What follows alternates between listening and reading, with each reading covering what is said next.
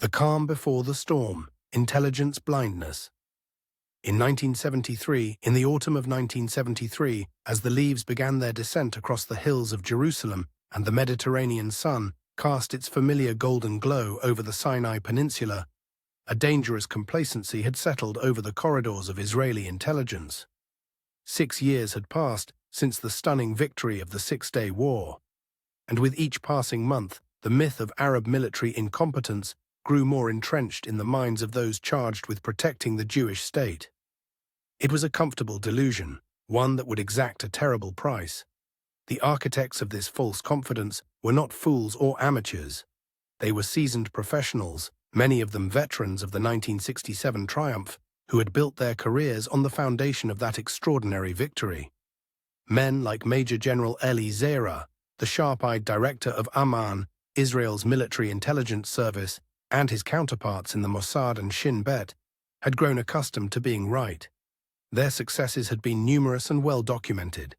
Their failures, when they occurred, were quickly buried beneath the weight of subsequent victories.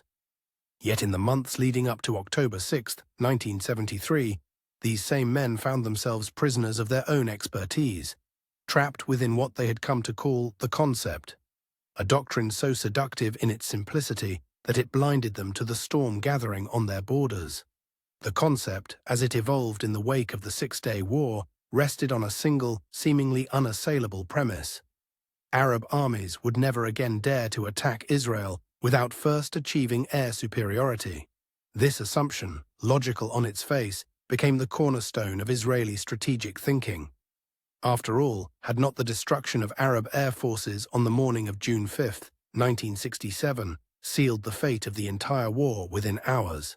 Had not every subsequent military engagement demonstrated the futility of challenging Israeli air power?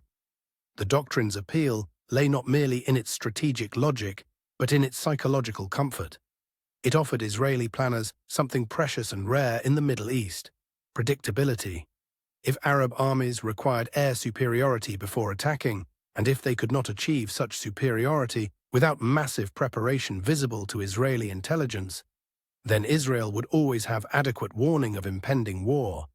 The burden of constant vigilance could be lifted, at least partially, from the shoulders of a nation that had known little peace since its founding. But the concept contained within it the seeds of its own destruction. Like a mathematical theorem that works perfectly until confronted with an exception it cannot accommodate, the doctrine assumed that Arab leaders would continue to think as they had in the past, that they would remain trapped within the same strategic paradigms that had led to their previous defeats. It assumed, in short, that they would not learn. The roots of Israeli overconfidence reached deep into the humiliating aftermath of the Six-Day War. In those heady days of June 1967, when Israeli forces had swept across the Sinai Peninsula with an ease that astonished even their own commanders, the image of Arab military incompetence had been seared into the collective memory of the Israeli defense establishment. Egyptian tanks abandoned in the desert, Syrian fortifications on the Golan heights stormed by paratroopers, Jordanian forces in headlong retreat across the West Bank. These scenes had created a narrative of Arab military inadequacy that proved remarkably persistent. The narrative was reinforced by a steady stream of intelligence reports that seemed to confirm Arab weaknesses. Egyptian soldiers, Israeli analysts noted, showed poor individual initiative. Syrian communications were chaotic and easily intercepted. Training standards remained abysmal, morale was low, and the gap between Arab military capabilities and Israeli ones appeared to be widening rather than narrowing. What these assessments failed to capture was the profound transformation taking place within Arab military circles, particularly in Egypt under the leadership of General Ahmed Ismail Ali, the methodical and determined Minister of War who had assumed his position in October 1972. Unlike his predecessors, Ismail Ali harbored no illusions about Egyptian military capabilities. He knew his forces could not match Israel's in a prolonged conflict, but he also understood something his Israeli counterparts had failed to grasp: that wars need not be won through military superiority alone. The presence of Soviet advisors in Egypt and Syria should have served as a warning signal to Israeli intelligence. By 1973, thousands of Soviet military personnel were stationed throughout the Arab world, bringing with them not only advanced weaponry, but also new tactical doctrines and training methods. The surface-to-air missile systems deployed along the Suez Canal, the modern tanks and artillery pieces flowing into Syrian depots, the intensive training programs conducted under Soviet supervision, all of these developments were duly noted by Israeli intelligence and just as routinely dismissed as insufficient to alter the fundamental balance of power. This dismissal reflected not merely analytical error, but a profound cultural blind spot. Israeli intelligence officers, many of them products of Western military academies or veterans of European conflicts, struggled to comprehend the patient, methodical approach favored by their Soviet-trained adversaries. The Russian way of war, with its emphasis on massive preparation, complex logistics, and carefully orchestrated deception, seemed alien to analysts accustomed to the improvised brilliance that had characterized Israeli military operations. The Soviets, for their part, understood the psychological dimension of the coming conflict in ways that neither Arab nor Israeli leaders fully appreciated. They knew that Egypt and Syria need not achieve total victory to accomplish their political objectives.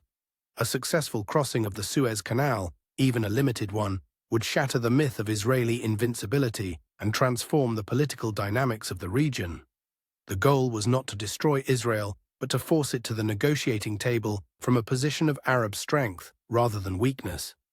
Throughout the spring and summer of 1973, as Egyptian and Syrian forces conducted what Israeli intelligence classified as routine training exercises, an elaborate deception campaign was unfolding along Israel's borders.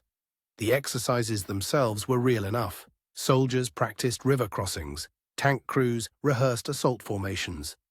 Artillery units calibrated their weapons, but their purpose was systematically misunderstood by Israeli observers. The genius of the Arab deception lay not in its complexity, but in its simplicity. By conducting repeated exercises that looked exactly like preparations for war, Egyptian and Syrian commanders gradually conditioned their Israeli counterparts to view such activities as normal.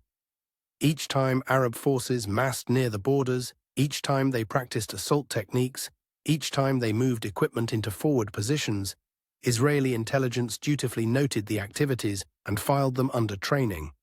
The pattern became so familiar that when the final genuine preparations for war began in early October, they appeared indistinguishable from the dozens of exercises that had preceded them. Colonel Ariel Shalev, one of Amman's most experienced analysts, would later recall the peculiar sense of déjà vu that pervaded the intelligence community during those crucial weeks. We had seen it all before, he reflected. The troop movements, the equipment deployments, the radio traffic. It was like watching a movie for the 20th time. You knew how it would end. Except this time, the ending was different. The deception campaign was aided by a careful manipulation of intelligence sources. Arab commanders fed false information to agents they knew or suspected were working for Israeli intelligence. Communications were deliberately allowed to be intercepted, but only those that reinforced the image of military exercises rather than war preparations. Even genuine intelligence about Arab intentions was carefully mixed with disinformation, creating a fog of confusion that obscured the true picture until it was too late. Israeli intelligence in 1973 operated within a structure that, while efficient in many respects, contained a fatal flaw: excessive compartmentalization. Information gathered by different agencies, Amman, Mossad, Shin Bet, and various technical intelligence units, was rarely shared in a comprehensive manner. Each organization jealously guarded its sources and methods, creating a system in which no single analyst or decision-maker possessed a complete picture of the intelligence landscape. This compartmentalization was not merely bureaucratic stubbornness, but reflected genuine security concerns. Intelligence services around the world operate on the principle that information should be shared only with those who have a need to know. The challenge lies in determining who needs to know what and when. In the months leading up to the Yom Kippur War, this principle was applied with such rigor that it prevented the kind of comprehensive threat assessment that might have revealed the true scope of Arab preparations. The problem was compounded by the hierarchical nature of intelligence analysis. Raw intelligence flowed upward through multiple layers of interpretation, with each level adding its own biases and assumptions. By the time information reached senior decision-makers, it had been filtered through so many analytical frameworks that its original meaning was often lost or distorted. What began as a report of unusual military activity might emerge at the top as confirmation that Arab forces were conducting routine exercises. Intelligence analysis, despite its pretensions to objectivity, is rarely conducted in a political vacuum. The analysts who sat in the basement offices of Amman and Mossad headquarters in Tel Aviv were acutely aware of the political implications of their assessments. They knew that their reports would be read by ministers and generals who had already formed their own opinions about Arab capabilities and intentions. They understood that intelligence estimates that contradicted prevailing wisdom would be scrutinized more carefully than those that confirmed it. This political dimension created subtle but powerful incentives for analysts to moderate their assessments, to hedge their bets, to avoid the kind of stark warnings that might embarrass their superiors if proved wrong. The result was a steady stream of intelligence reports that confirmed what Israeli leaders wanted to hear: that Arab armies remained incapable of serious military action against Israel. The political pressure was particularly intense during the summer of 1973, as Israel prepared for national elections scheduled for October 28. The ruling Labour Party, led by Golda Meir, had built its campaign around the theme of security and strength. Any suggestion that Arab armies might pose a serious threat to Israel would have undermined this message and potentially affected the outcome of the election. Israel's human intelligence network in the Arab world was extensive and generally regarded as highly effective. Agents and informants operated throughout the region, providing regular reports on military activities, political developments, and strategic planning. Yet this very success may have contributed to the intelligence failure of 1973. The problem with human intelligence, as any veteran spy will attest, is that it is only as good as the sources who provide it. In the Arab world of 1973, many of Israel's most valuable assets were military officers, government officials, and political figures who themselves were kept in the dark about the true scope of war preparations. The decision to attack Israel was known to only a handful of senior leaders in Egypt and Syria, and these individuals were either beyond the reach of Israeli intelligence or too well protected to be approached. Moreover, the very effectiveness of Israel's human intelligence network may have created a false sense of security. If Israeli agents were reporting that Arab armies were not preparing for war, then surely they were not preparing for war.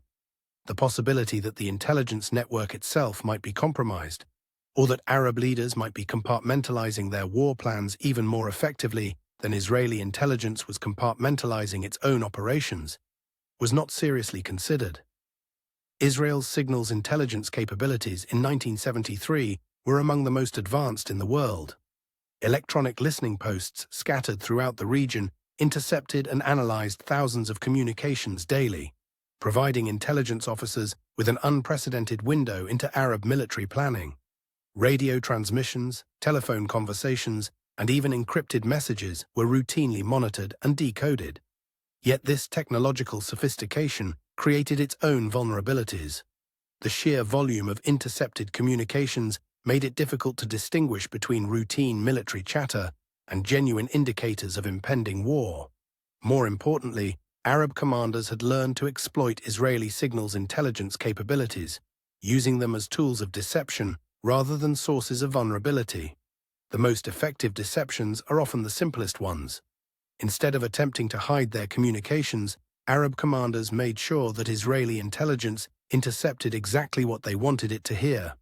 False radio traffic about training exercises, fabricated conversations about equipment maintenance, and carefully crafted discussions of personnel leave policies all found their way into Israeli intelligence reports, reinforcing the illusion that Arab armies were engaged in routine activities rather than war preparations. The intelligence failure of 1973 was not uniquely Israeli. American intelligence agencies, despite their global reach and sophisticated analytical capabilities, were equally blindsided by the Arab attack. The Central Intelligence Agency, the National Security Agency, and the Defense Intelligence Agency all failed to provide adequate warning of the impending war. This parallel failure reflected many of the same analytical biases that plagued Israeli intelligence. American analysts, like their Israeli counterparts, had become prisoners of their own assumptions about Arab military capabilities. They too believed that Arab armies would not attack without air superiority. And they too dismissed the military exercises along Israel's borders as routine training activities.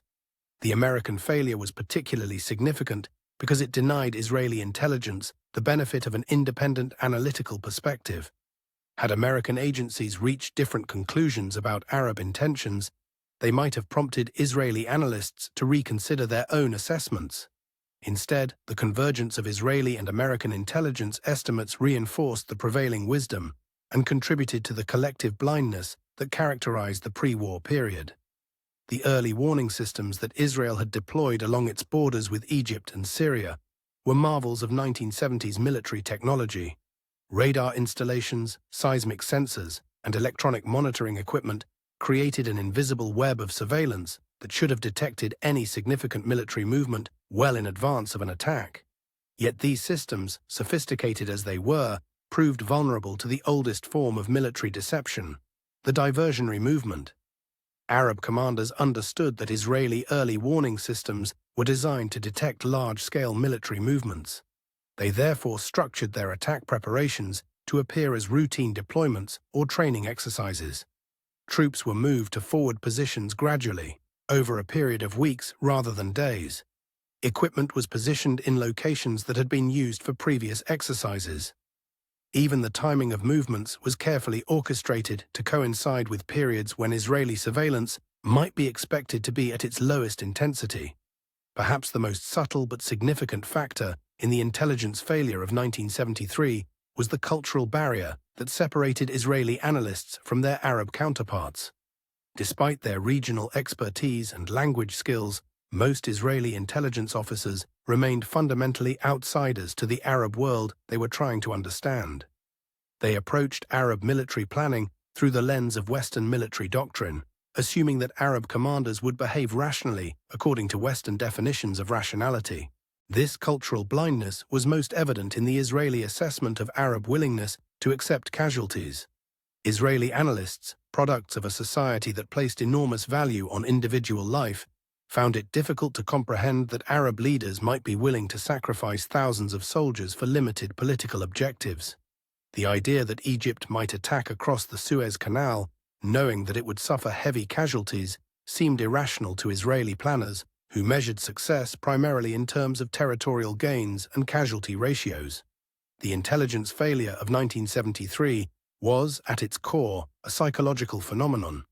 It reflected the natural human tendency to see what we expect to see, to interpret ambiguous information in ways that confirm our pre-existing beliefs, and to discount evidence that challenges our fundamental assumptions. Social psychologists call this phenomenon confirmation bias, and it affects not only individual decision-makers but entire institutions. In the case of Israeli intelligence, confirmation bias was reinforced by groupthink, the tendency for cohesive groups to suppress dissenting opinions and maintain the illusion of unanimity. The few analysts who expressed doubts about the conventional wisdom found themselves marginalized or ignored. Their warnings were dismissed as alarmist, their alternative interpretations rejected as unrealistic. The institutional culture of Israeli intelligence in 1973 discouraged the kind of red team analysis that might have challenged prevailing assumptions.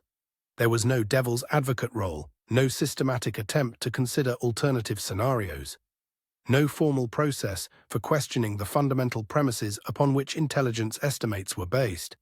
The result was an analytical echo chamber in which the same assumptions were repeated and reinforced until they acquired the force of revealed truth. 50 years after the Yom Kippur War, the release of previously classified documents has provided unprecedented insight into the scope and nature of the intelligence failure that preceded it. These documents, drawn from Israeli, American, and Soviet archives, reveal a picture of institutional blindness that was both more pervasive and more systematic than previously understood. The documents show that warning signs were not merely missed, but actively dismissed. Intelligence reports that contradicted the prevailing wisdom were often buried or ignored. Analysts who raised concerns about Arab military preparations were reassigned or marginalized. The very mechanisms that should have provided early warning of the impending attack were systematically undermined by the biases and assumptions of those who operated them. Perhaps most revealing are the internal memoranda and meeting minutes that show how intelligence estimates were shaped by political considerations. The documents reveal a pattern of self-censorship in which analysts moderated their assessments to avoid conflict with senior officials. They show how the compartmentalization of intelligence prevented a comprehensive understanding of the threat, and they demonstrate how the illusion of technological superiority masked fundamental analytical failures. As the sun set over the Mediterranean on October 5, 1973, the final preparations for war were being completed in Damascus and Cairo. Egyptian engineers checked their bridge-building equipment one last time. Syrian tank crews conducted final maintenance on their vehicles. Communications networks hummed with encrypted messages, coordinating the massive logistical effort required to launch a two-front attack. Yet in the basement offices of Israeli intelligence headquarters in Tel Aviv, the night shift settled into another routine evening of monitoring and analysis. The latest intelligence reports lay stacked on desks, their contents reflecting the same comfortable assumptions that had governed Israeli strategic thinking for the past 6 years. Arab armies were conducting training exercises. There was no immediate threat to Israeli security. The concept remained valid. In less than 18 hours, the comfortable certainties of the post-1967 era would be shattered by the thunder of artillery and the roar of jet engines. The intelligence failure of 1973 would stand as one of the most complete and consequential in modern military history, a reminder that the greatest dangers often come from the threats we cannot see, not because they are hidden, but because we have trained ourselves not to look.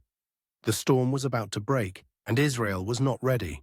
Sadat's gambit, the Egyptian decision to go to war. In the sweltering heat of a Cairo afternoon in July 1972, Anwar Sadat made a decision that would reshape the Middle East. Standing in his office at the Republican Palace, the Egyptian president gazed out at the Nile flowing past his windows, the same river that had witnessed the rise and fall of pharaohs, the conquests of Alexander, and the dreams of countless rulers who had sought to restore Egypt's glory. On this particular day, Sadat chose to gamble everything on a single audacious bet, that Egypt could go to war and win, not on the battlefield, but at the negotiating table. The decision to expel Soviet military advisors from Egypt that summer was not merely a diplomatic maneuver, but the first move in an elaborate strategic game that would culminate 15 months later in the thunder of artillery across the Suez Canal. It was a move that confounded his enemies, surprised his allies, and revealed the mind of a leader who understood that sometimes the greatest victories are won not through strength, but through the careful orchestration of weakness. Sadat had lived his entire political life in the shadow of Gamal Abdel Nasser, the charismatic leader who had transformed Egypt from a British client state into the champion of Arab nationalism. When Nasser died suddenly of a heart attack in September 1970, few observers gave his vice president much chance of survival. Sadat was widely regarded as a placeholder, a colorless functionary who would be swept aside by more dynamic rivals within months. The conventional wisdom proved spectacularly wrong. Sadat possessed qualities that his critics had failed to recognize: a gambler's instinct for calculated risk, a showman's understanding of political theater, and a pragmatist's willingness to abandon cherished beliefs when they no longer served his purposes. Where Nasser had been a revolutionary, Sadat was a dealmaker. Where Nasser had sought to lead the Arab world, Sadat was content to lead Egypt. And where Nasser had tied his fate to the Soviet Union, Sadat was prepared to court anyone who could help him achieve his goals. The goal itself was deceptively simple: the return of the Sinai Peninsula to Egyptian control. Everything else, the rhetoric of Arab unity, the ideology of socialism, the alliance with Moscow, was negotiable. This clarity of purpose made Sadat a far more dangerous adversary than the Israelis had imagined.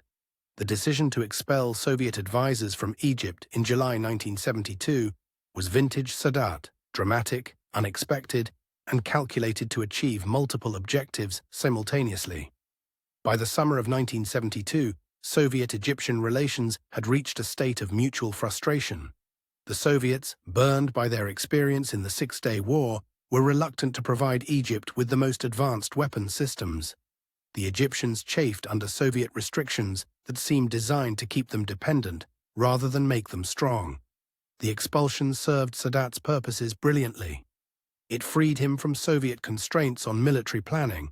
The Russians had consistently opposed Egyptian plans for a canal crossing, arguing that such an operation would be suicidal without air superiority. It sent a signal to Washington that Egypt was no longer a Soviet proxy, creating incentives for American engagement that would prove crucial in the war's aftermath. Most importantly, it was a masterstroke of strategic deception. In Tel Aviv, Israeli intelligence analysts interpreted the expulsion as evidence that Egypt was moving away from military confrontation toward political accommodation. The irony was exquisite. At the very moment when Sadat was making his final preparations for war, his enemies were congratulating themselves on his apparent turn toward peace. Without the Russians, one Israeli analyst noted in a classified assessment, the Egyptians couldn't organize a parade, let alone a war. The coordination between Egypt and Syria in planning the October attack was one of the war's best-kept secrets. The relationship between Sadat and Syrian President Hafez al-Assad had never been warm. The pragmatic Egyptian and the ideological Ba'athist represented different strands of Arab nationalism. Yet by early 1973, both leaders had concluded that their best hope for recovering lost territory lay in coordinated military action. The secret meetings between Egyptian and Syrian military planners began in earnest in February 1973, conducted with operational security that impressed even professional intelligence officers. The genius of the partnership lay not in its military coordination, but in its psychological impact on Israeli planning. Israeli intelligence services found it difficult to imagine that two countries with such different systems and objectives could successfully coordinate a complex military operation. Assad's commitment was driven by his understanding that Israel's greatest strategic advantage lay in its ability to fight enemies sequentially rather than simultaneously. Egyptian planners focused on the limited objective of establishing a bridgehead across the Suez Canal. Syrian planners initially hoped for complete reconquest of the Golan Heights. Only through months of careful negotiation did the two sides agree on a strategy that accommodated their different capabilities. Behind the military preparations lay a diplomatic revolution orchestrated by King Faisal of Saudi Arabia, whose austere personal style masked one of the most sophisticated strategic minds in the Middle East. Faisal's support for Sadat's war plans was motivated by religious conviction, political calculation, and personal pique. The king viewed Israeli control of Jerusalem's Islamic holy sites as a religious affront, but he was also a realist who understood that the Arab world's greatest asset was not its armies but its oil reserves. The coordination between Cairo and Riyadh began in late 1972. Faisal's commitment to use oil as a weapon was conditional on Egyptian military success, but it provided Sadat with powerful leverage over Western Europe and Japan, created incentives for American involvement in post-war diplomacy, and demonstrated to the Arab world that Egypt was not acting alone. The expulsion of Soviet advisors created a paradox central to Egyptian war planning. While Sadat had removed Soviet personnel, he had not severed the relationship entirely.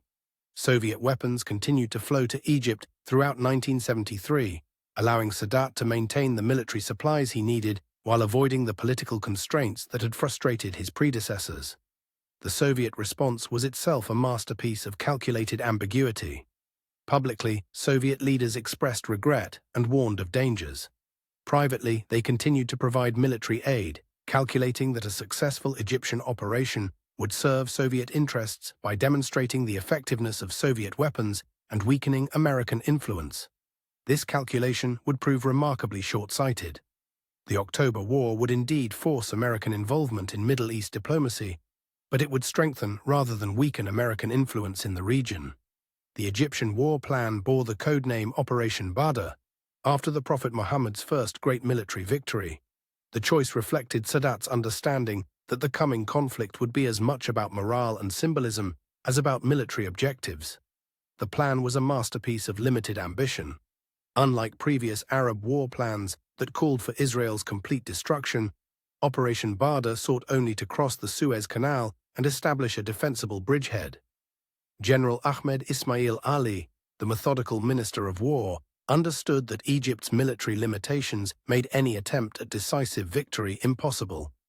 But a successful canal crossing would accomplish something more valuable. It would shatter the myth of Israeli invincibility and force a reconsideration of the post-1967 status quo. The tactical elements exploited Israeli weaknesses while minimizing Egyptian vulnerabilities.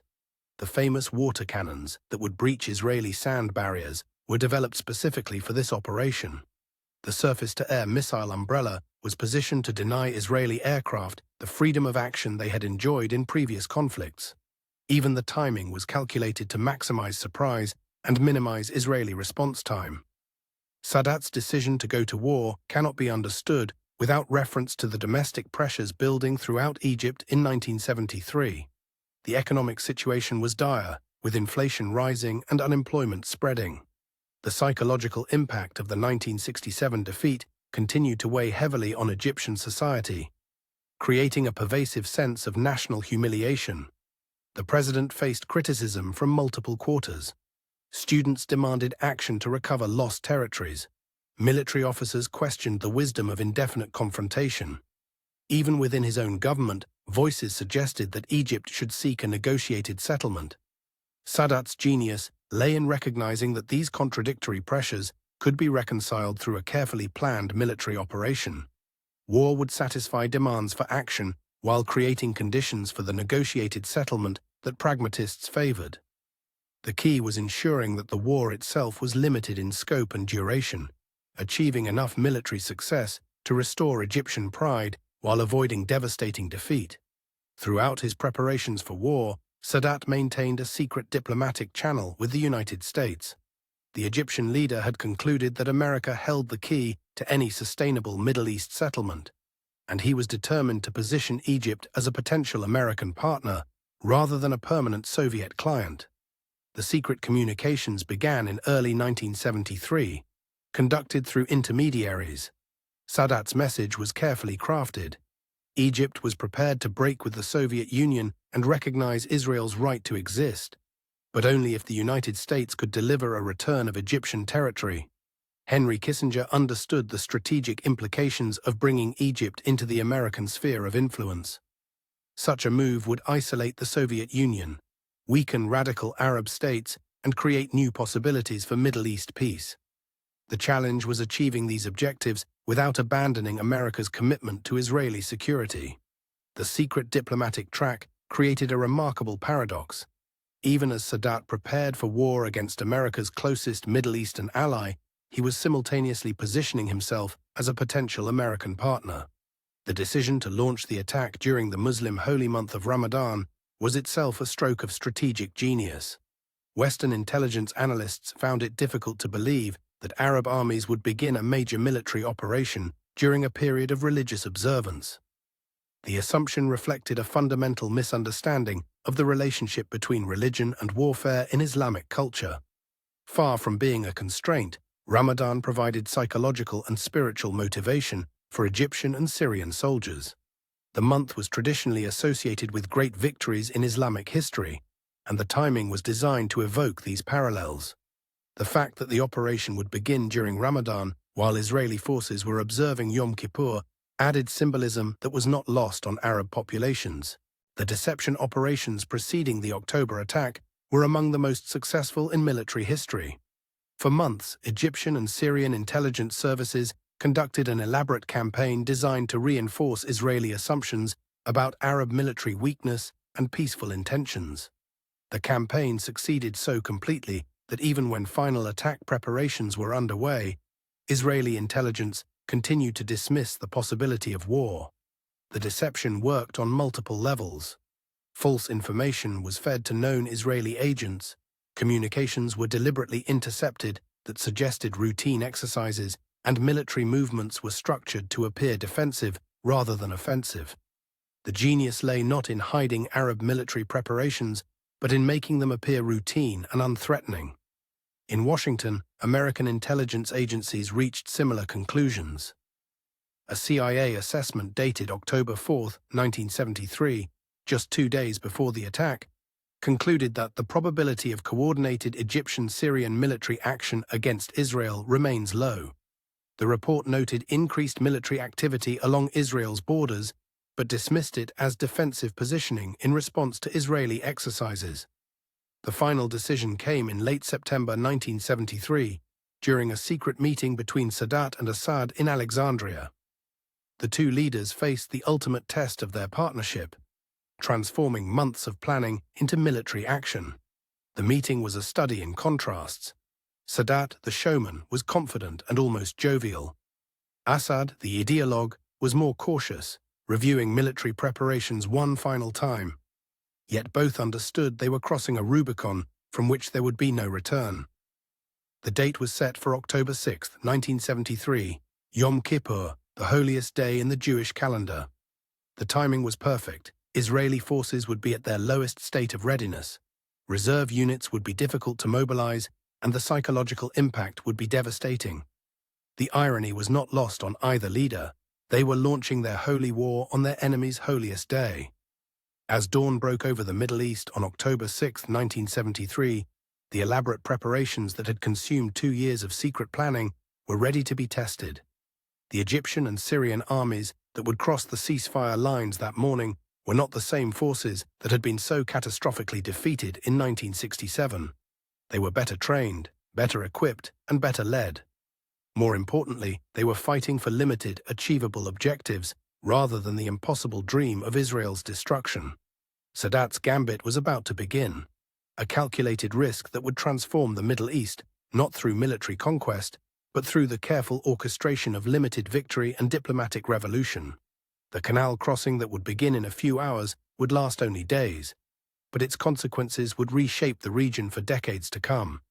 In the end, Sadat's greatest triumph would not be the bridges thrown across the Suez Canal, but the bridge he built between war and peace, between the battlefield and the negotiating table. The man who had lived in Nasser's shadow was about to step into the light of history, armed with nothing more than audacity and the unshakable belief that sometimes the impossible becomes inevitable when guided by the right combination of cunning and courage. Assad's alliance, Syria's path to war.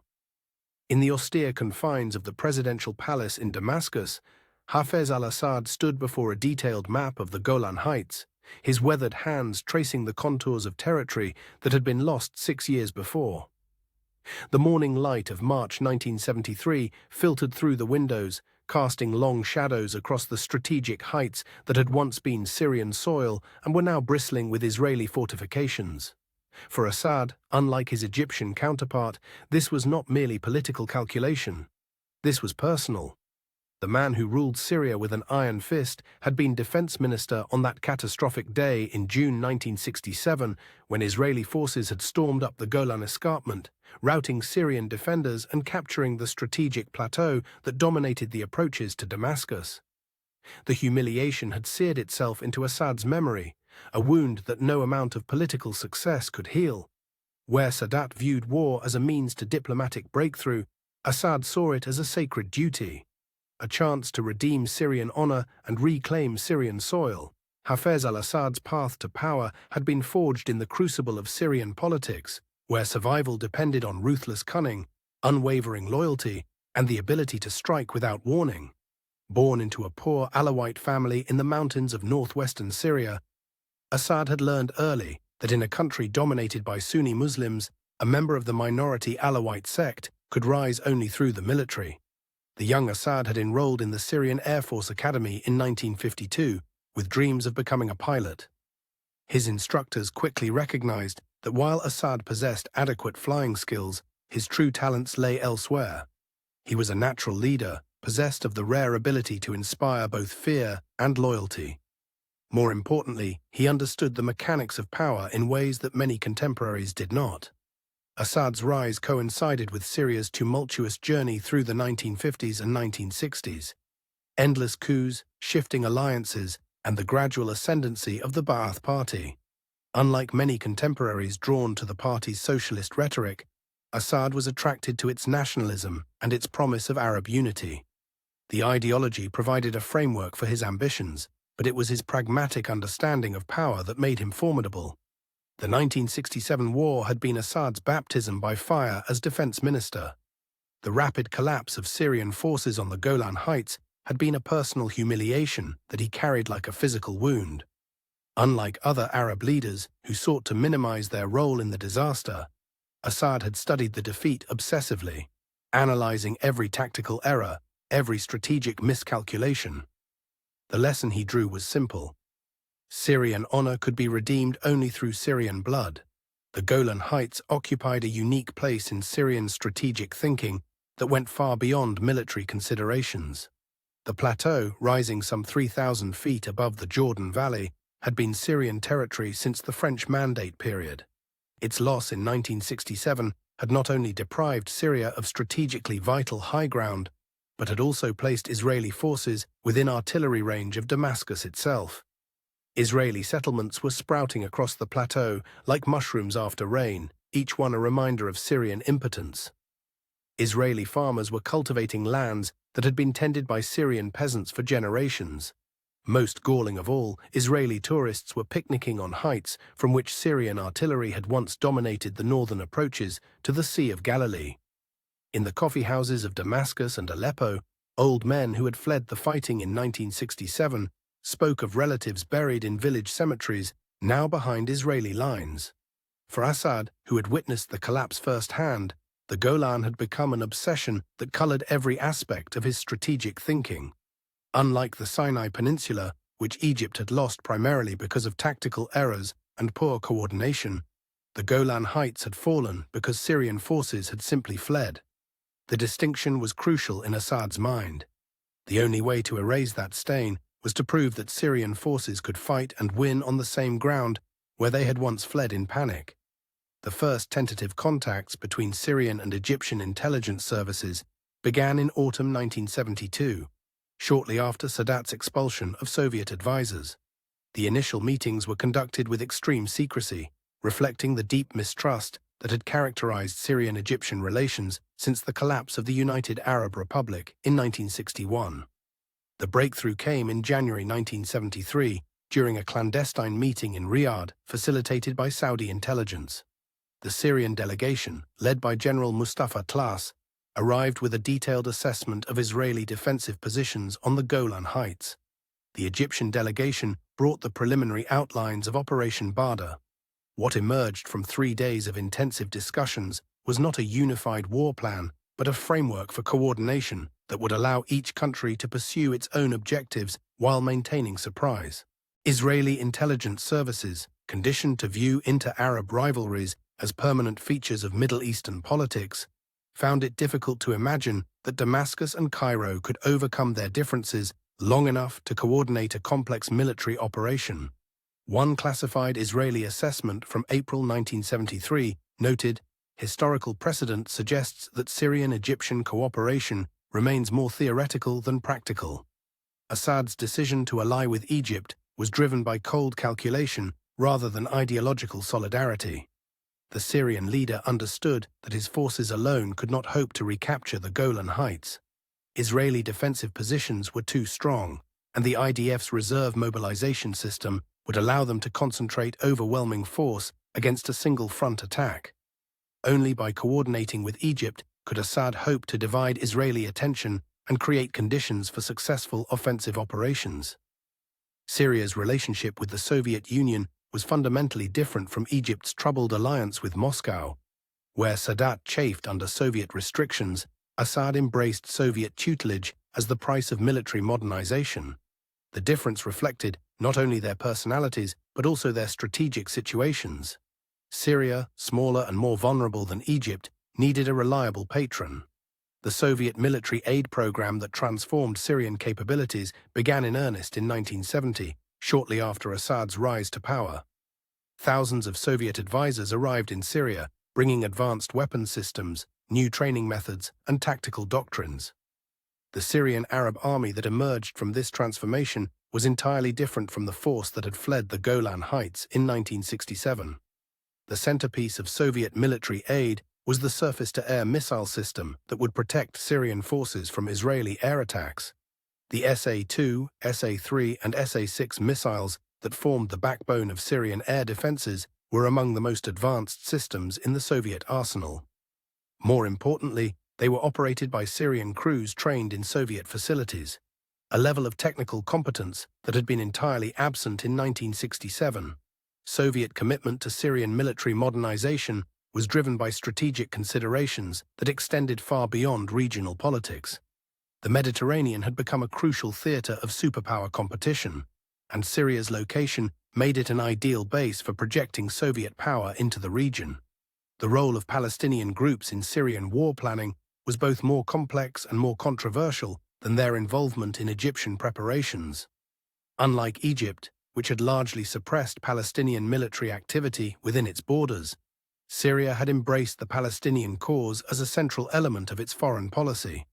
The largest Palestinian organization operating from Syrian territory was the Popular Front for the Liberation of Palestine General Command, PFLP-GC, led by Ahmed Jibril, a former Syrian army officer who had maintained close ties to Damascus intelligence services. In March 1973, Jibril met secretly with Assad in Damascus to discuss Palestinian participation in the coming war.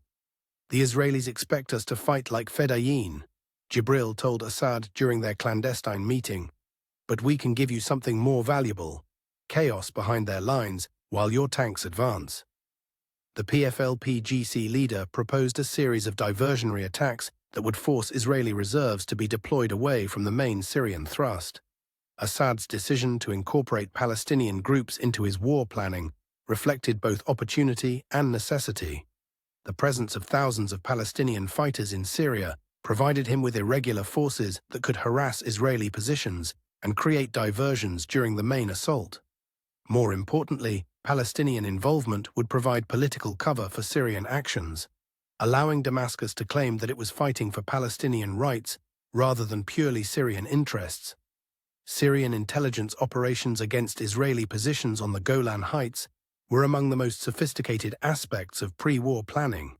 Unlike Egyptian intelligence, which focused primarily on strategic deception, Syrian intelligence concentrated on tactical reconnaissance and target identification. The Syrian intelligence effort was coordinated by General Ali Duba, a methodical officer who had built his reputation on careful attention to detail. Under Duba's direction, Syrian intelligence services conducted a systematic survey of Israeli positions, using human intelligence, signals intelligence, and aerial reconnaissance to build a comprehensive picture of enemy capabilities. The human intelligence component was particularly impressive. Syrian agents, many recruited from the Druze communities that straddled the Syrian-Israeli border, provided regular reports on Israeli troop movements, equipment deployments, and defensive preparations. These reports were supplemented by signals intelligence gathered from Syrian listening posts throughout the region. The intelligence picture that emerged was both encouraging and sobering. Israeli defensive positions on the Golan Heights were formidable, anchored by a series of fortified strongpoints that could withstand sustained artillery bombardment. However, the positions were also thinly manned, with Israeli forces relying on early warning systems and rapid reinforcement rather than static defense. In Tel Aviv, Israeli intelligence analysts reviewing Syrian activities reached conclusions that would prove disastrously wrong. A Mossad assessment from August 1973 noted, "Syrian military exercises appear consistent with defensive preparations rather than offensive planning.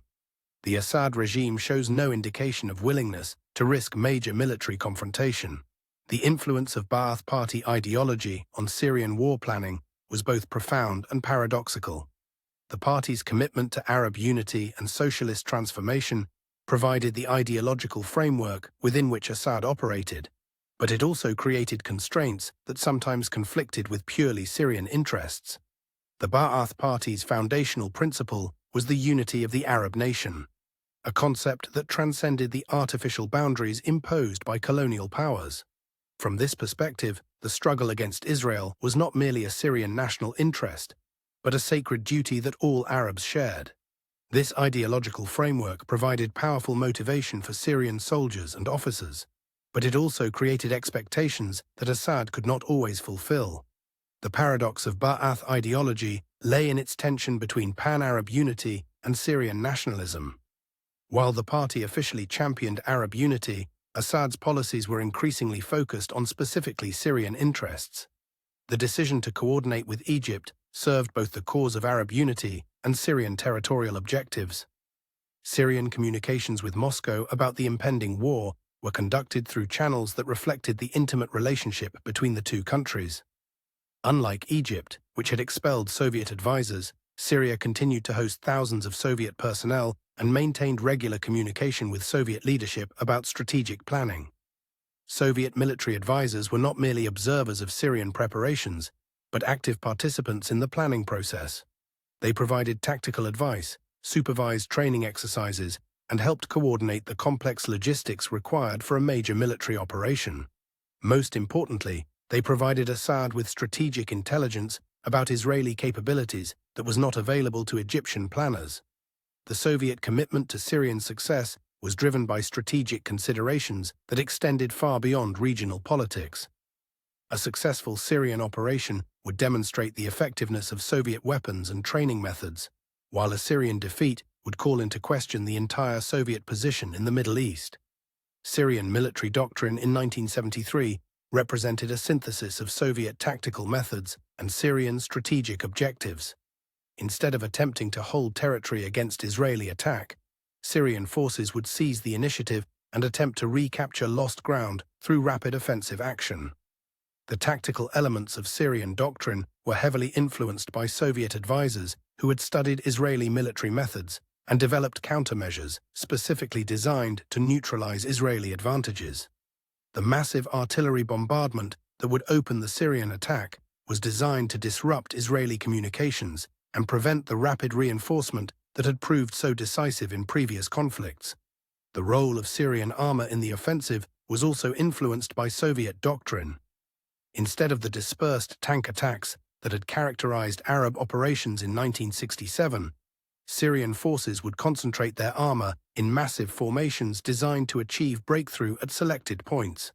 The tactic was risky, but offered the possibility of achieving decisive results before Israeli reserves could be mobilized.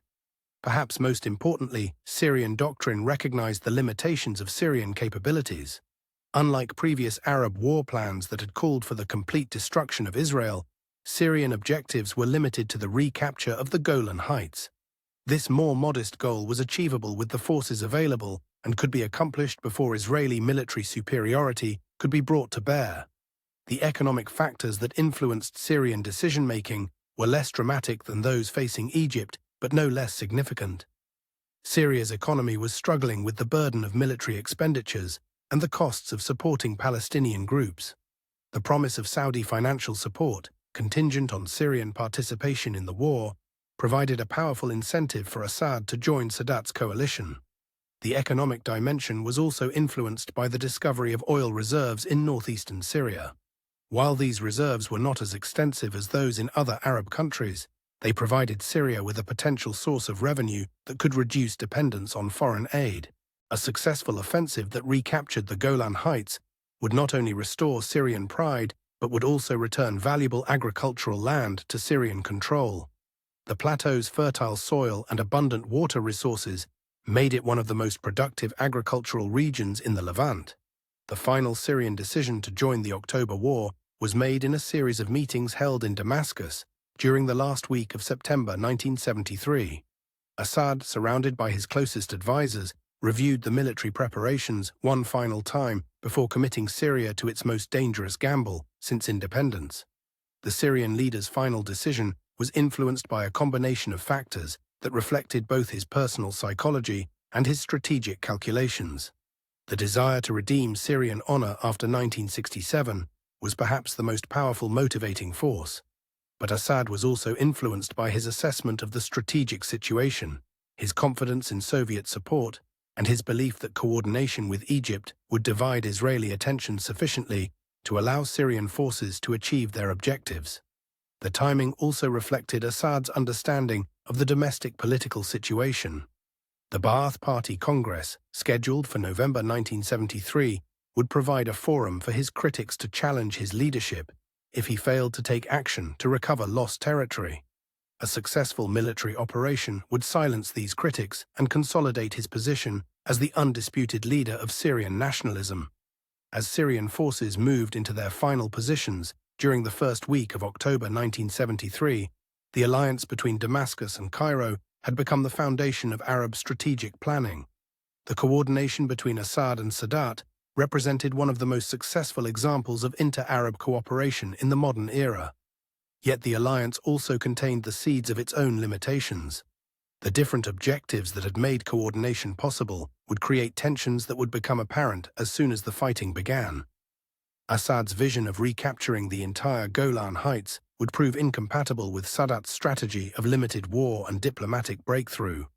On the morning of October 6, 1973, as Syrian artillery batteries prepared to open fire on Israeli positions, Assad stood once again before the map of the Golan Heights that had dominated his thoughts for 6 years.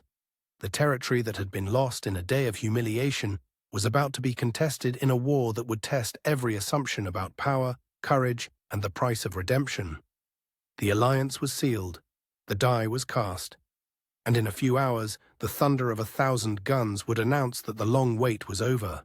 The surprise attack, October 6, 1973. At precisely 1:55 p.m. on October 6, 1973, the holiest day in the Jewish calendar, the Middle East exploded into war. Across 200 miles of ceasefire lines, from the Mediterranean coast to the volcanic hills of the Golan Heights, the carefully orchestrated deception that had consumed 2 years of Arab planning reached its devastating climax. In the space of 5 minutes, more than 4,000 artillery pieces opened fire simultaneously, shattering the Yom Kippur silence with a thunderclap that would echo through history. The timing was perfect, the coordination flawless, the surprise complete. As Israeli families gathered for the final prayers of the Day of Atonement, Egyptian sappers were already placing explosive charges against the sand ramparts of the Bar Lev line. As Syrian gunners adjusted their sights on Israeli positions atop the Golan Heights, their Egyptian counterparts were launching the first of 10,500 shells that would fall on Israeli positions in the opening hour alone. The storm that Sadat and Assad had been brewing in secret had finally broken, and Israel was caught completely unprepared. The Egyptian assault began with a sound that veterans would compare to the crack of doom itself. Along the entire length of the Suez Canal, from Port Said in the north to the Gulf of Suez in the south, Egyptian artillery opened fire in a coordinated barrage that had been rehearsed dozens of times but never executed with such precision. The 130mm guns, 122mm howitzers, and multiple rocket launchers that formed the backbone of Egyptian firepower had been positioned and repositioned so many times during the preceding months that Israeli observers had ceased to pay attention to their movements. Colonel Amnon Reshev, commanding the 14th Armored Brigade in central Sinai, was conducting a routine inspection of his forward positions when the barrage began. "The earth simply exploded," he would later recall. "I had been in the 6-day war, but I had never heard anything like this. It was as if the world was ending." Within minutes, his communications with brigade headquarters had been severed, his forward observation posts destroyed, and his carefully prepared defensive positions transformed into smoking craters. The psychological impact of the barrage was as devastating as its physical effects. Israeli soldiers who had grown accustomed to the superiority of their own artillery suddenly found themselves on the receiving end of a bombardment that exceeded anything in their experience. The myth of Israeli military superiority, carefully cultivated over 6 years of relative quiet, began to crumble with the first shells. 300 miles to the north, Syrian artillery was delivering an equally devastating blow to Israeli positions on the Golan Heights. The 1,000 guns that Assad had assembled for the assault, more artillery than had been employed in any single operation since the Second World War, concentrated their fire on the 17 Israeli strongpoints that formed the backbone of the Golan's defense. Lieutenant Colonel Yair Nafshi, commanding the Golan Brigade's northern sector, was eating a late lunch when the Syrian barrage began. "The sound was incredible," he remembered. "It was like standing inside a drum while someone beat it with hammers. The bunkers shook, the lights went out, and the radio went dead. For the first time in my military career, I thought we might actually lose. Even as the artillery barrage continued, the first wave of Egyptian assault troops was already crossing the Suez Canal. The crossing itself was a masterpiece of military engineering that had been planned down to the smallest detail. Egyptian sappers, working with equipment that had been secretly modified for this specific operation, began breaching the massive sand barriers that the Israelis had constructed along the eastern bank of the canal. The famous water cannons, high-pressure pumps that could cut through sand and earth like knives through butter, had been developed specifically for this moment. Within minutes, the carefully constructed ramparts that had taken months to build were being washed away by torrents of water. The gaps that appeared in the Israeli defenses were soon filled with Egyptian soldiers, their faces blackened with camouflage paint, their assault rifles at the ready. Captain Ahmed Badawi, leading the first company of Egyptian commandos to cross the canal, would later describe the moment. "We had trained for this crossing 100 times, but when we actually did it, it felt like a dream. The water was warm, the current was strong, and the Israeli positions were silent. For the first time in 6 years, Egyptian soldiers were fighting on the east bank of the canal. The Israeli response was initially confused and disorganized.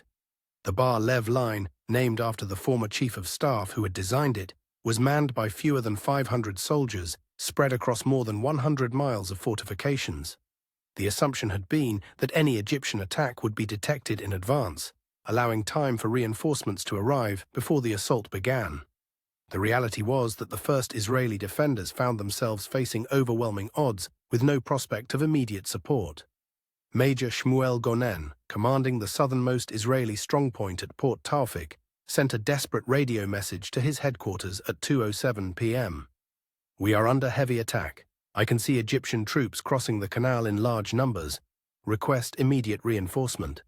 The message was among the last coherent communications received from the Bar Lev line positions that afternoon. On the Golan Heights, Syrian armored formations were beginning their assault on Israeli positions with a coordination and precision that would have been impossible just 6 years earlier. The 1,400 tanks that Assad had assembled for the attack, more armor than most European armies possessed, advanced in carefully coordinated waves, their movements synchronized by radio communications that had been rehearsed during months of seemingly routine exercises. The Israeli defenders, caught completely off guard, struggled to respond to the Syrian onslaught. The 177 Israeli tanks that constituted the entire armored strength of the Golan Heights were scattered across the plateau, many of them unmanned because their crews were observing the Yom Kippur fast. The few Israeli units that did manage to engage the Syrian advance found themselves outnumbered by margins that made effective resistance nearly impossible. Colonel Yitzhak ben Shoham, commanding the Golan Brigade, attempted to coordinate the Israeli response from his headquarters at Nafak. His first situation report, transmitted at 2:18 p.m., captured the magnitude of the crisis. Massive Syrian attack in progress. Estimate 500-plus tanks advancing on multiple axes. Our forces are engaged but heavily outnumbered. Request immediate reinforcement. The Syrian advance was spearheaded by the 7th Infantry Division, commanded by General Omar Abrash, a methodical officer who had spent years studying Israeli defensive tactics. Abrash's forces, supported by massive artillery preparation and protected by sophisticated air defense systems, advanced with a determination that surprised even their own commanders. The Israelis fought well, Abrash would later acknowledge, but they were simply overwhelmed. "We had planned for this moment for years, and when it came, our soldiers knew exactly what to do. There was no confusion, no hesitation. We attacked, and they retreated." Perhaps the most shocking development of the first hour was the effectiveness of Egyptian and Syrian air defense systems. The Israeli Air Force, which had dominated Middle Eastern skies since 1967, suddenly found itself facing a sophisticated network of surface-to-air missiles that had been carefully positioned and expertly operated. The first Israeli aircraft to be shot down was a Phantom F-4 conducting a reconnaissance mission over the canal. The pilot, Major Giora Furman, ejected safely but was captured by Egyptian forces within minutes of hitting the ground. His fate was reported to Israeli Air Force headquarters at 2:32 p.m., marking the beginning of what would become the most costly day in the history of Israeli military aviation. Colonel Ran Ronen, commanding the Israeli Air Force's Operations Center, received the first reports of Syrian missile activity at 2:35 p.m. Multiple SAM launches detected, aircraft engaged over Golan Heights. Estimate extensive missile coverage throughout operational area. The report represented a fundamental shift in the strategic balance that had favored Israel since 1967. The Syrian air defense system, coordinated by Soviet advisors who had studied Israeli tactics extensively, proved remarkably effective at denying Israeli aircraft the freedom of action they had enjoyed in previous conflicts. The SA-2, SA-3, and SA-6 missiles that formed the backbone of Syrian air defenses were operated by crews who had been trained to Israeli standards and equipped with the most advanced systems in the Soviet arsenal. The Israeli command structure, caught completely off guard by the coordinated assault, struggled to respond effectively to the crisis. The assumption that any Arab attack would be detected in advance had shaped Israeli planning for years, creating a system that was optimized for deliberate response rather than immediate reaction. General Shmuel Golan, commanding Israeli forces in the Sinai, was attending Yom Kippur services when the attack began. His chief of staff, Colonel Giora Lev, attempted to coordinate the initial response from Southern Command headquarters, but the breakdown in communications made effective command and control nearly impossible. "We had no clear picture of what was happening," Lev would later admit. The first reports were fragmentary and often contradictory. Some units reported heavy fighting, others reported nothing unusual. It took us hours to understand the scope of the attack. The situation was similar on the Golan Heights, where General Yitzhak Hofi, commanding Northern Command, was equally unprepared for the scale of the Syrian assault. His first comprehensive situation report, transmitted to General Headquarters in Tel Aviv at 2:47 p.m., revealed the magnitude of the crisis. Syrian attack appears to be general offensive rather than limited probe. Multiple penetrations reported. The situation is serious. The Egyptian crossing of the Suez Canal represented one of the most impressive feats of military engineering in modern warfare. The operation, which had been planned and rehearsed for months, was executed with a precision that impressed even Israeli observers. Within the first hour of the attack, Egyptian forces had established 11 separate bridgeheads on the eastern bank of the canal, each supported by pontoon bridges and ferry operations that had been carefully coordinated. The success of the crossing was due in large part to the meticulous planning that had preceded it. Every aspect of the operation, from the placement of assault boats to the timing of engineer operations, had been rehearsed repeatedly during the months of apparent training exercises. The result was a military operation that unfolded with the precision of a Swiss watch. Colonel Fuad Aziz Ghali, commanding the Egyptian Second Army's engineer units, supervised the construction of the first bridge across the canal. "We had practiced this operation so many times that we could have done it blindfolded," he recalled. Every man knew his job, every piece of equipment was in the right place at the right time. It was the culmination of 2 years of preparation. The Israeli response to the crossing was hampered by the breakdown in communications and the absence of reserve forces. The few Israeli units that did attempt to interfere with the Egyptian operation found themselves facing overwhelming odds and sophisticated defensive systems that had been established to protect the crossing sites. As the scope of the Arab attack became clear, Israeli authorities began the complex process of mobilizing reserve forces.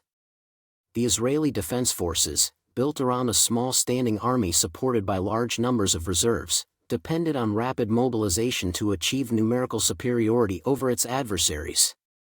The timing of the attack, on Yom Kippur, created unprecedented challenges for the mobilization process. Defense Minister Moshe Dayan, who had been attending religious services, received the first reports of the attack at 3:20 p.m. His immediate reaction, according to witnesses, was disbelief. "This can't be happening. Not today, not like this." The man who had been the architect of Israel's victory in 1967 suddenly found himself confronting the possibility of defeat. The mobilization process itself was complicated by the religious observance of Yom Kippur.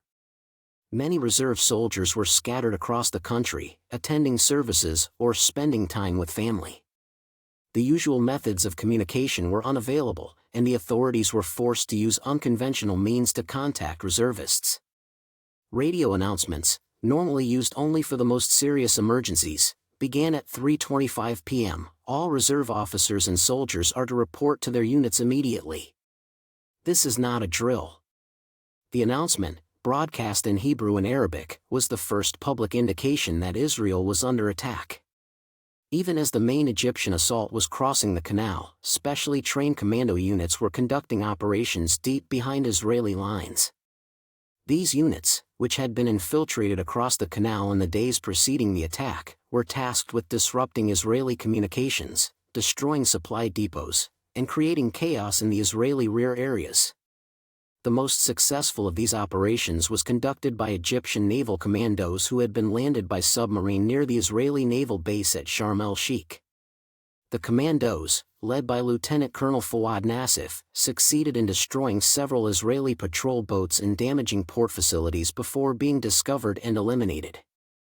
"We had no idea they were there," admitted Captain Yoel Shur, the Israeli naval commander at Sharm el-Sheikh. "They appeared out of nowhere, conducted their mission, and disappeared." It was a level of sophistication that we had not expected from Egyptian forces.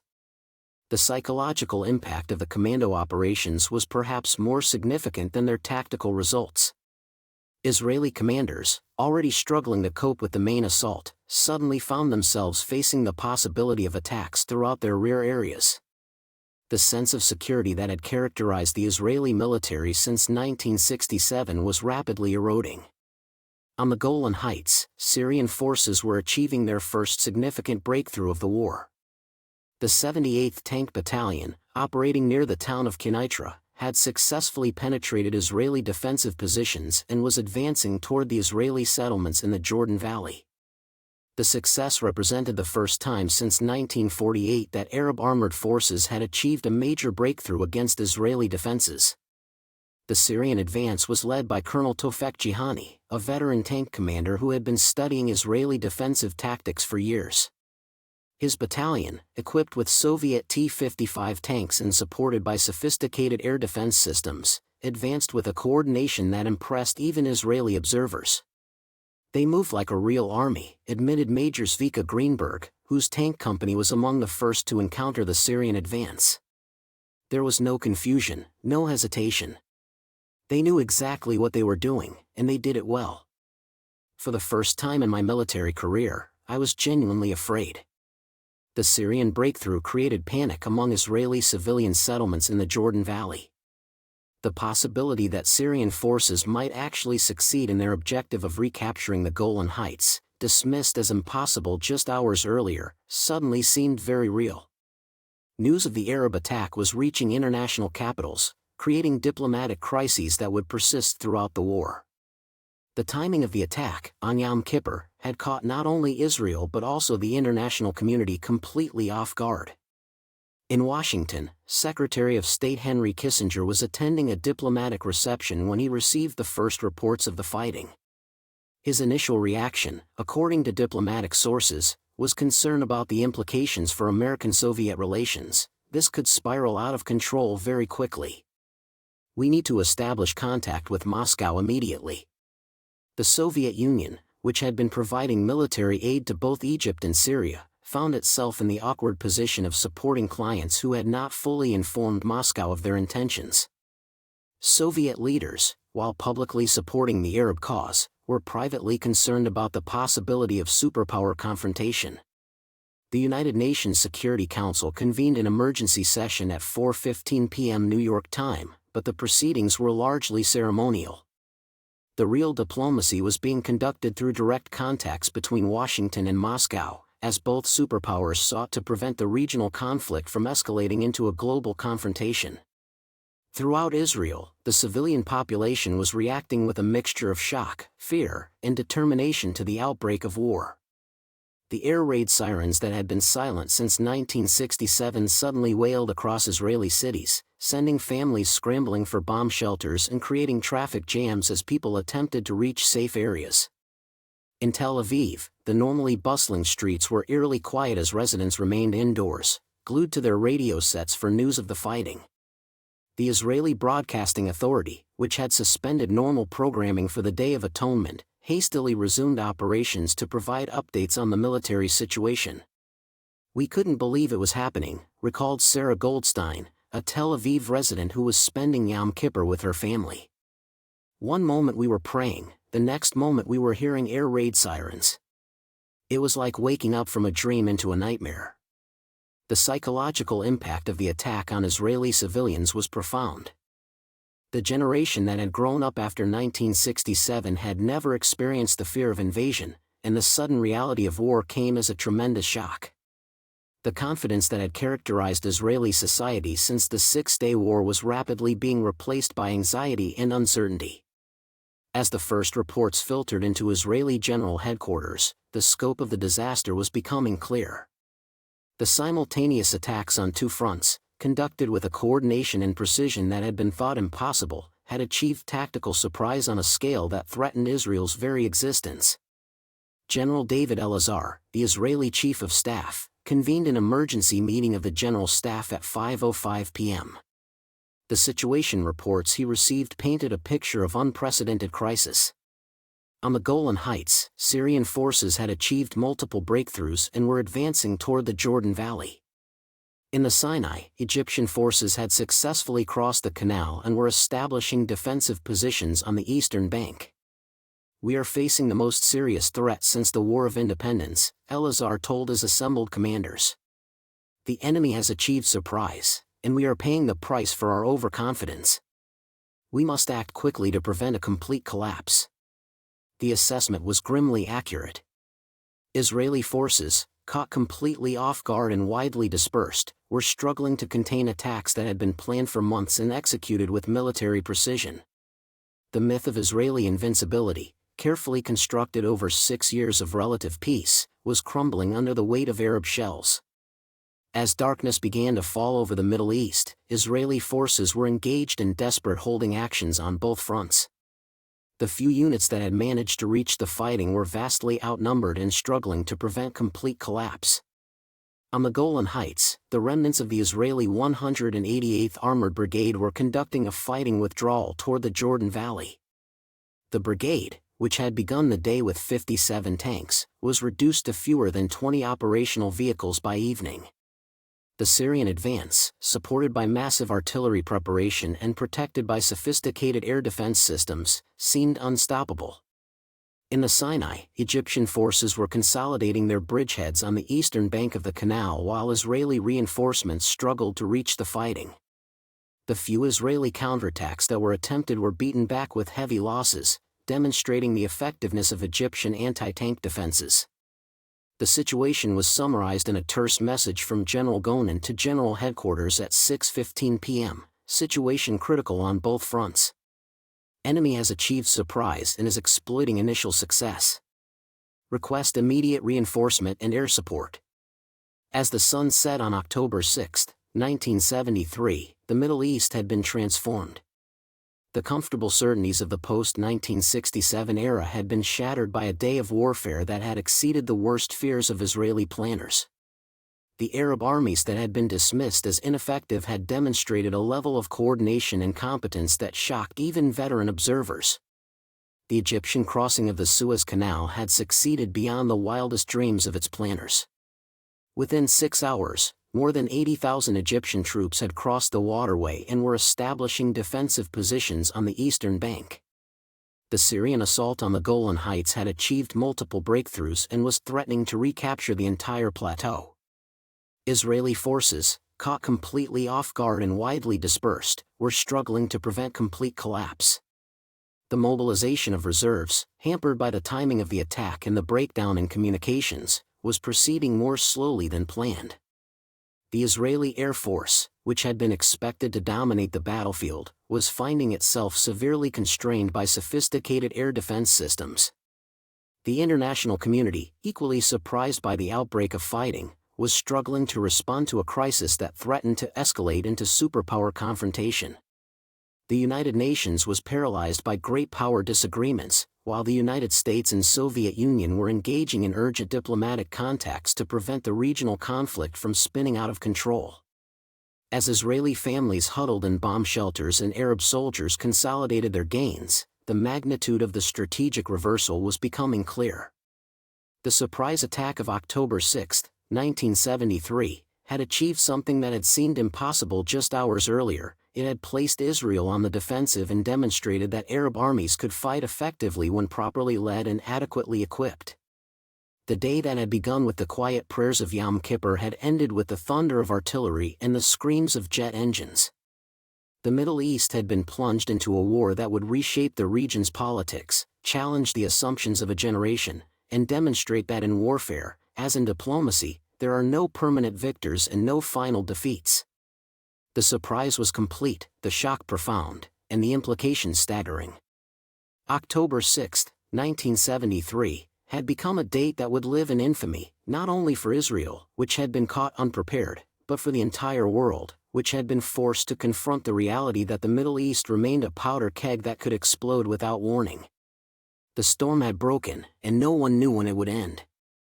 Intelligence failure analysis: how the surprise succeeded. In the stark conference room of the Knesset building in Jerusalem, 8 months after the guns fell silent, Justice Shimon Agranat raised his gavel and called to order the commission that would dissect one of the most complete intelligence failures in modern military history. The white-haired Supreme Court president, chosen to lead the inquiry into Israel's near-catastrophic surprise in October 1973, possessed the judicial temperament necessary to examine a disaster that had shaken the foundations of Israeli society. Before him sat the architects of Israel's intelligence apparatus, men who had built their careers on the assumption that they could see threats coming, that their networks of agents and electronic sensors provided an impenetrable shield against surprise attack. Now they faced the humbling task of explaining how Arab armies had assembled for war under their very noses, how deception had triumphed over surveillance, and how the most sophisticated intelligence community in the Middle East had been rendered blind by its own expertise. The story that emerged from months of testimony was not merely one of missed signals or bureaucratic incompetence. It was a tale of institutional hubris, cognitive blindness, and the dangerous seduction of past success. The intelligence failure of October 1973 had been years in the making, woven from threads of overconfidence, analytical rigidity, and a profound misunderstanding of the enemy's capabilities and intentions. The Commission's final report, delivered in April 1974, was devastating in its precision. In language that was clinical yet damning, Justice Agranat and his colleagues dissected the anatomy of failure with surgical accuracy.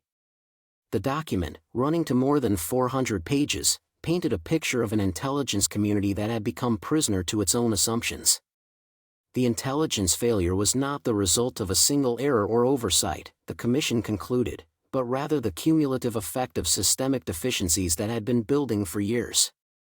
The intelligence services had created a conceptual framework that was so rigid it could not accommodate contradictory evidence, so self-referential that it had lost touch with reality. The Commission's most damning finding concerned what it termed the concept, the doctrine that Arab armies would not attack without first achieving air superiority. This assumption, logical in its origins, had hardened into dogma that colored every aspect of intelligence analysis.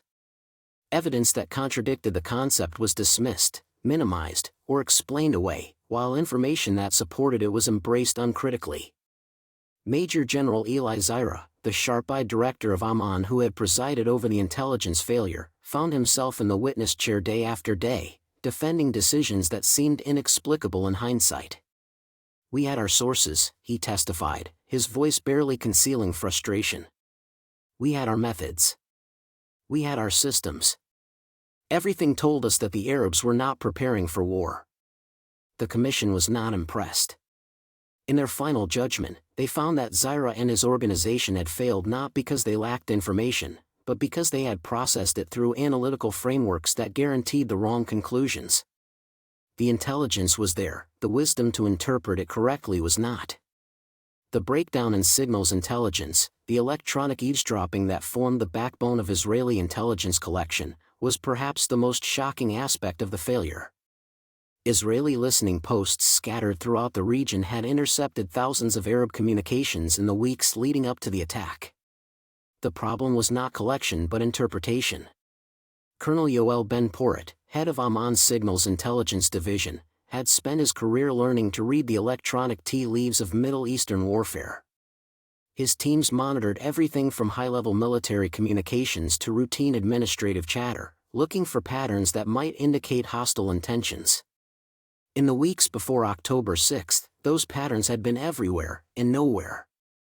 The Arabs were talking constantly, Ben Porat testified before the Agranat Commission. We intercepted planning sessions, coordination meetings, logistics discussions. But we interpreted everything through the lens of our assumptions.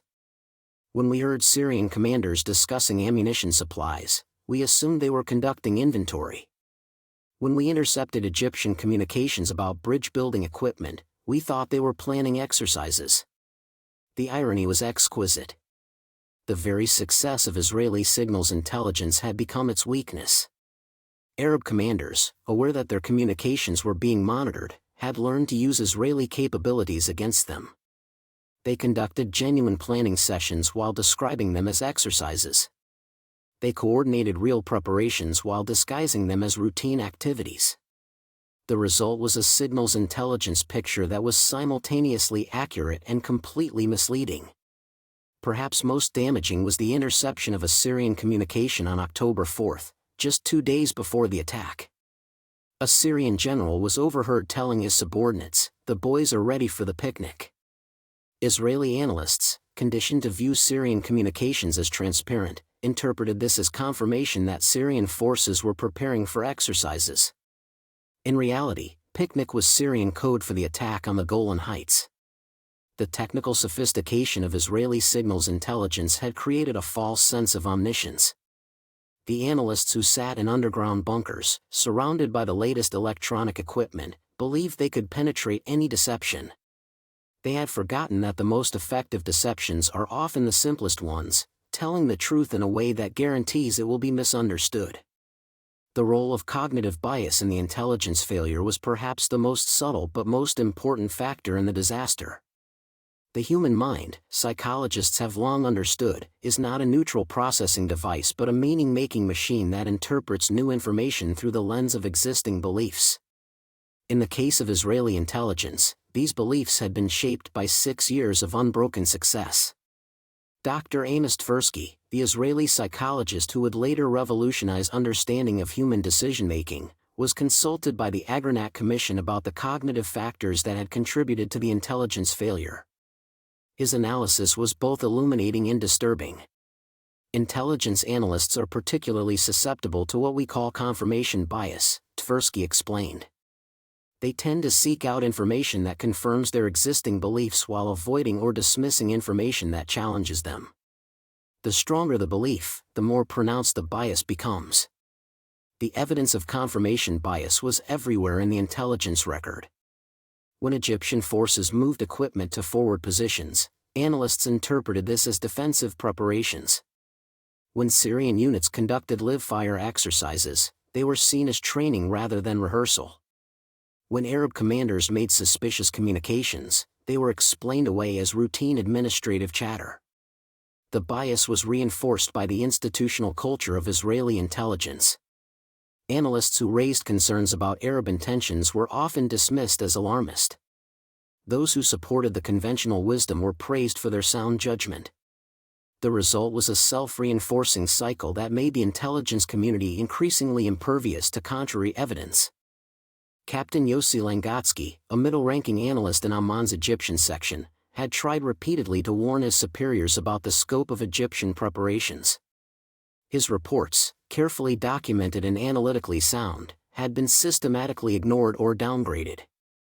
"I felt like Cassandra," he testified. "I could see what was coming, but no one would listen." The commission found that Langotsky's experience was not unique. Throughout the intelligence community, junior and middle-level officers had expressed concerns about Arab intentions, only to be overruled by superiors who were more confident in their analytical frameworks than in their subordinates' instincts. One of the most damaging aspects of the intelligence failure was the inability to integrate information from different sources effectively.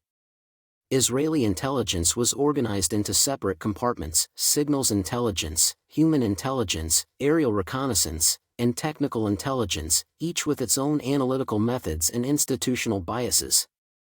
The theory behind compartmentalization was sound. By separating different types of intelligence, the system could protect sources and methods while allowing specialists to focus on their areas of expertise. The practice, however, created a situation where no single analyst or decision-maker had access to the complete picture. Lieutenant Colonel David Gedalia, who served as a liaison between different intelligence branches, described the problem in stark terms. We had pieces of a puzzle scattered across different offices, but no one was putting them together. Each section saw part of the picture, but the whole picture was invisible. The Egyptian deception campaign exploited this fragmentation brilliantly. Egyptian intelligence services fed false information to human intelligence sources while conducting genuine preparations that were visible to technical intelligence. The result was a collection of contradictory reports that could not be reconciled within the existing analytical framework. The Syrian deception was even more sophisticated. Syrian intelligence services allowed Israeli agents to observe genuine military exercises while conducting war preparations that were indistinguishable from training. At the same time, they fed false information to Israeli signals intelligence that reinforced the impression of routine activity. The failure to integrate these different intelligence streams was not merely a technical problem but a conceptual one. The intelligence community had become so specialized that analysts lost sight of the broader picture. They were experts in their narrow fields but amateurs in strategic thinking. The timing of the Arab attack, on Yom Kippur, the holiest day in the Jewish calendar, was not accidental. Arab planners had studied Israeli society and recognized that the Day of Atonement represented the moment of maximum vulnerability. Israeli intelligence services, like Israeli society as a whole, operated on reduced schedules during the holiday period. The impact of the holiday schedule on intelligence operations was more profound than anyone had anticipated. Key personnel were away from their posts, communication systems operated with skeleton crews, and the normal flow of intelligence analysis was disrupted. The few analysts who remained on duty found themselves overwhelmed by the volume of information requiring evaluation. Major Rachel Raviv, who was one of the few senior analysts on duty during the holiday weekend, described the situation. We were trying to process 3 days' worth of intelligence with about a quarter of our normal staff.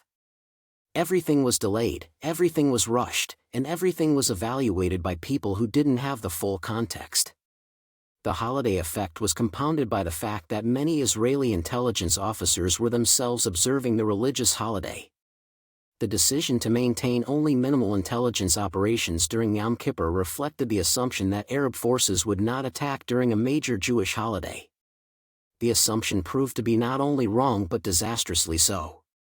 Arab intelligence services had studied Israeli holiday patterns and timed their final preparations to coincide with periods of reduced Israeli surveillance. The result was that some of the most crucial intelligence indicators were collected during periods when the analytical capability to evaluate them was at its lowest. The breakdown in communication between intelligence agencies and decision-makers was another crucial factor in the failure. Israeli intelligence had created a system that was excellent at collecting information but poor at communicating its significance to those who needed to act on it. The problem was not merely technical but cultural.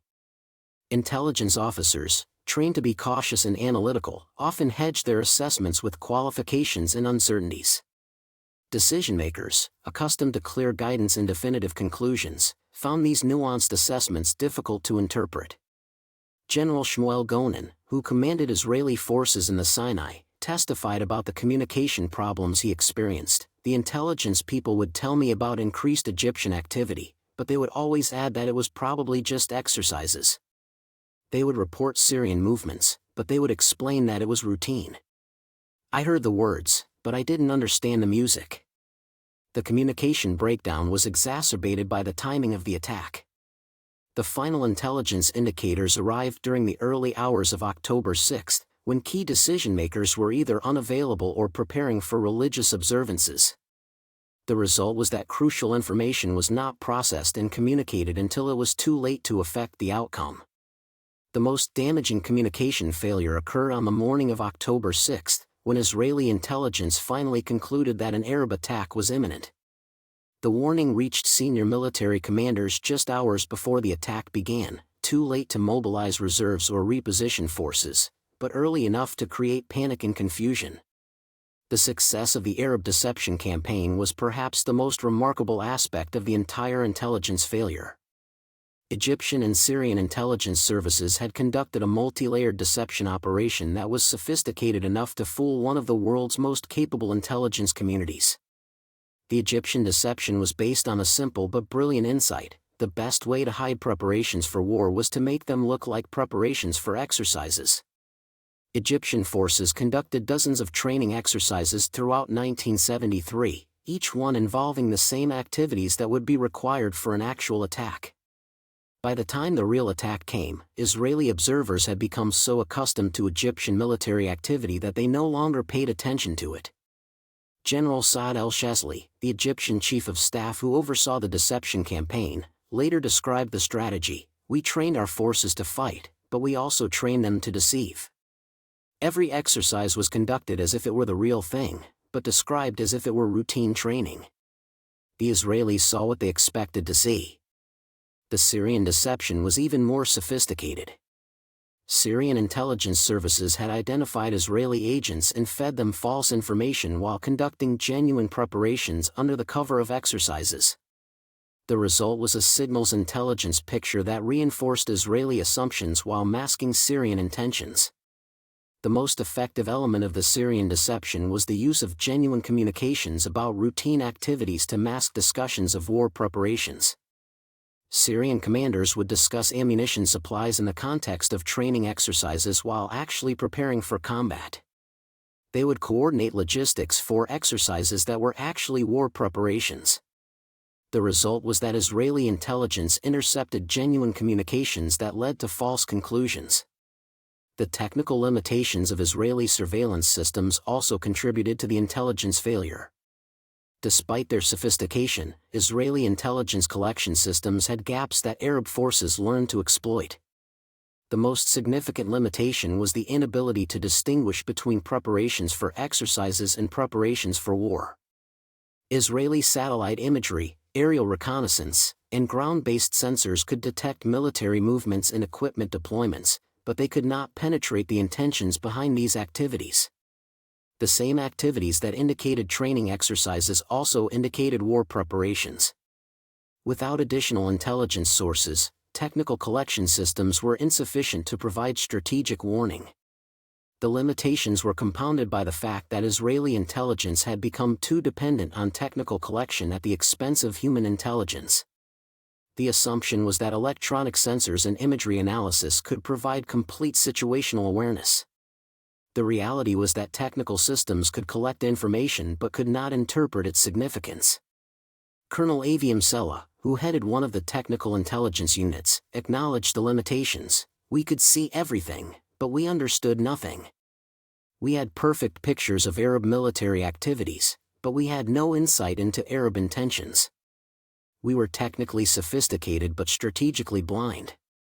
The technical limitations were also evident in the failure to detect the final Arab preparations.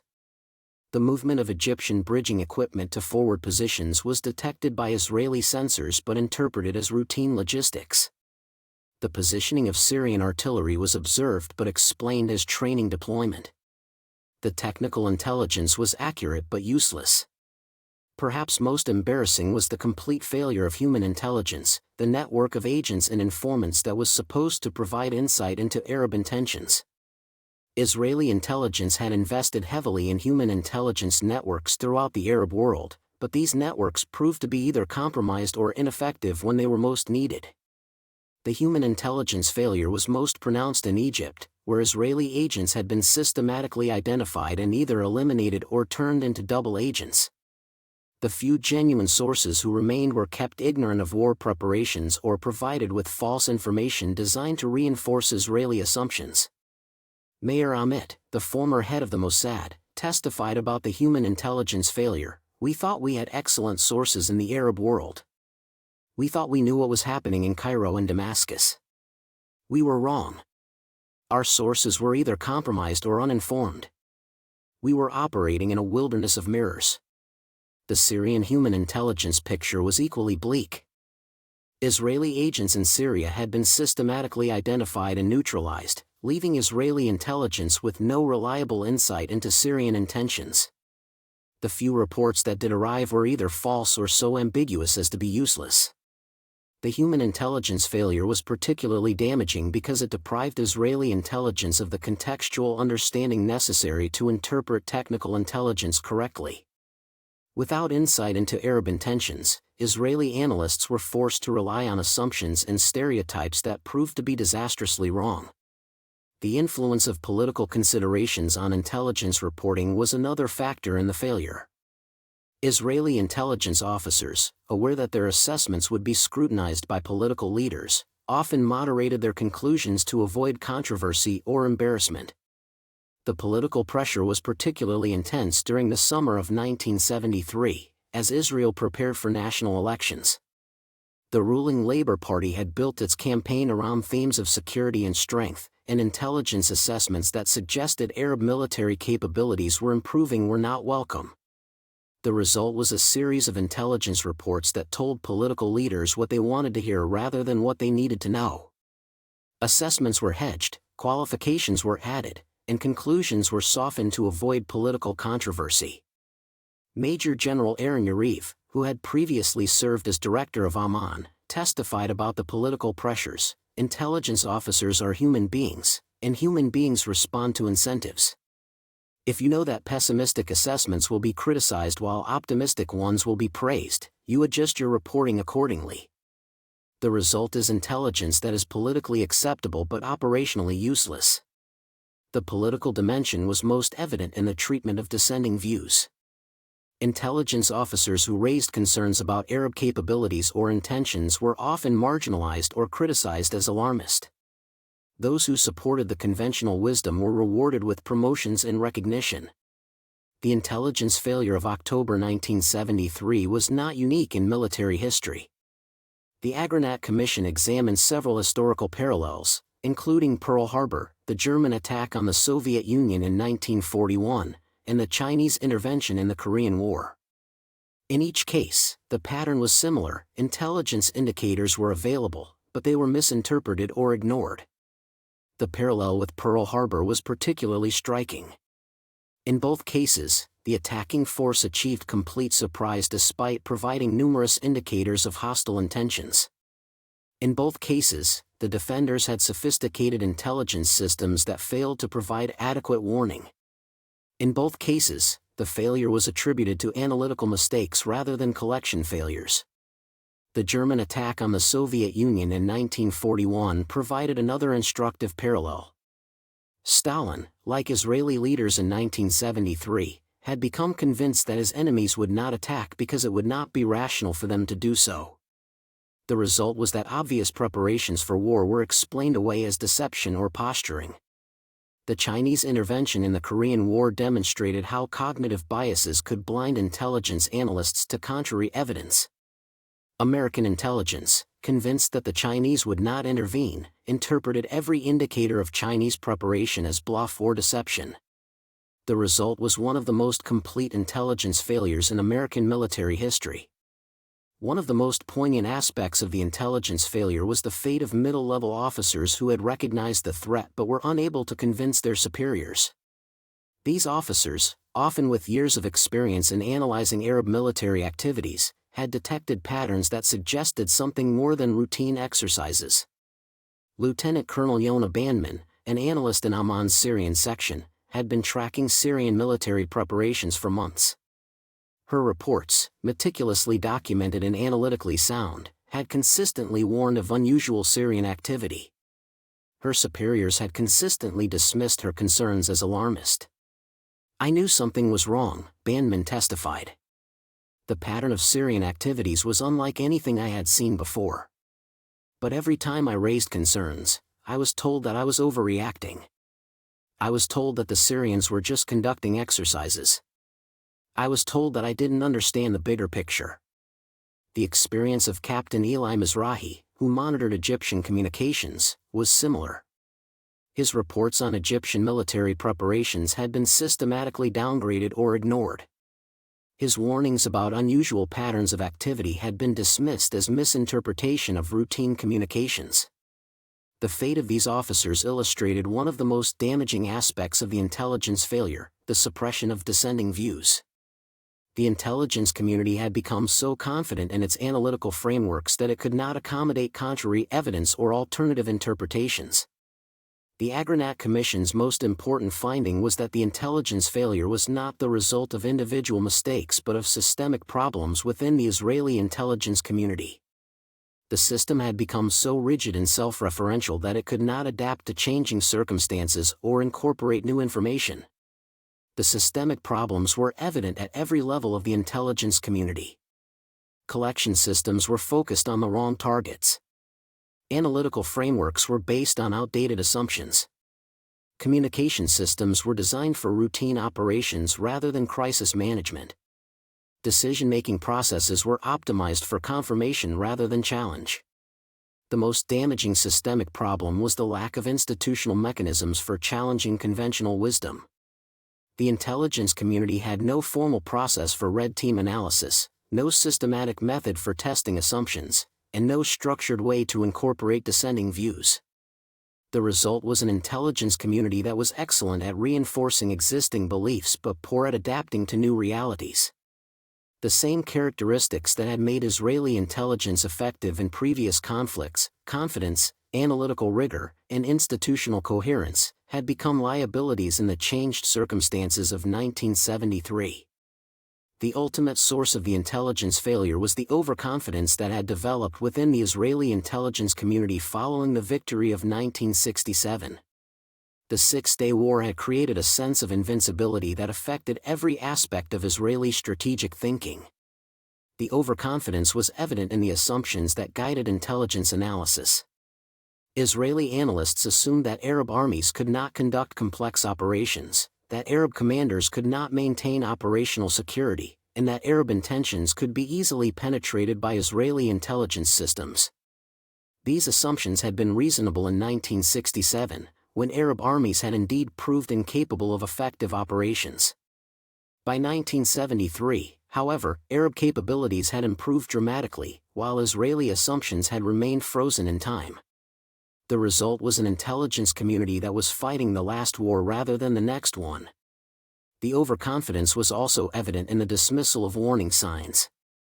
Israeli intelligence officers, convinced of their own analytical superiority, found it difficult to believe that Arab forces could conduct successful deception operations. The possibility that Israeli intelligence might be wrong seemed more remote than the possibility that Arab forces were conducting the most sophisticated deception campaign in military history. The Agranat Commission's final report was a devastating indictment of the Israeli intelligence community's failures. The Commission found that the intelligence failure was not the result of bad luck or unavoidable circumstances but of systematic deficiencies that had been years in the making. The Commission's recommendations were comprehensive and far-reaching. They called for fundamental changes in the structure of the intelligence community, new procedures for analytical assessment, and improved mechanisms for communicating intelligence to decision-makers. Most importantly, they called for a cultural change that would make the intelligence community more open to dissenting views and more willing to challenge its own assumptions. The human cost of the intelligence failure was enormous. The surprise attack of October 6, 1973, had cost Israel thousands of casualties and had brought the country to the brink of defeat. The psychological cost was perhaps even greater. The intelligence failure had shattered the confidence of a generation and had forced a fundamental reassessment of Israeli strategic assumptions. The legacy of the intelligence failure would persist long after the guns fell silent. The men who had presided over the disaster would carry the burden of responsibility for the rest of their careers. The institutions they had led would be reformed and restructured. The assumptions they had held would be questioned and abandoned. But perhaps the most important legacy was the lesson that intelligence, like all human endeavors, is fallible. The most sophisticated systems can fail, the most experienced analysts can be wrong, and the most confident assumptions can be shattered by the harsh reality of events. The price of that lesson, paid in blood and tears in October 1973, was almost too high to bear. In the end, the intelligence failure of 1973 was not just a professional catastrophe but a human tragedy, a reminder that the fog of war can descend even on those whose job it is to see clearly through the darkness. The surprise that shattered the Yom Kippur peace was not just a military defeat but a failure of imagination, a collapse of wisdom, and a testament to the dangerous allure of certainty in an uncertain world. The superpower shadow war U.S. and Soviet involvement at 3:47 a.m. Washington time on October 7, 1973, the red telephone in Henry Kissinger's Georgetown home shattered the pre-dawn silence with its distinctive ring. The Secretary of State, who had been awakened twice already by urgent cables from the Middle East, reached for the receiver with the weary resignation of a man who understood that the regional war that had erupted 24 hours earlier was about to become something far more dangerous. The voice on the other end belonged to Anatoly Dobrinin, the Soviet ambassador whose diplomatic skills had helped navigate the superpowers through a decade of Cold War crises. But there was an edge to Dobrinin's usually measured tone that sent a chill through Kissinger's sleep-deprived mind. "Henry," the ambassador said, dispensing with diplomatic formalities, "we need to talk. Immediately." Within hours, the two men would be seated across from each other in the secure conference room of the State Department, beginning a series of conversations that would determine whether the Middle East war remained a regional conflict or escalated into the global confrontation that both superpowers had spent years trying to avoid. The stakes could not have been higher: nuclear weapons, global alliances, and the entire architecture of détente hung in the balance as American and Soviet leaders struggled to manage a crisis that neither had anticipated but both would be forced to navigate. The Yom Kippur War had begun as an Arab-Israeli conflict, but it would quickly evolve into something far more complex and dangerous, a shadow war between the superpowers that would test every assumption about crisis management in the nuclear age.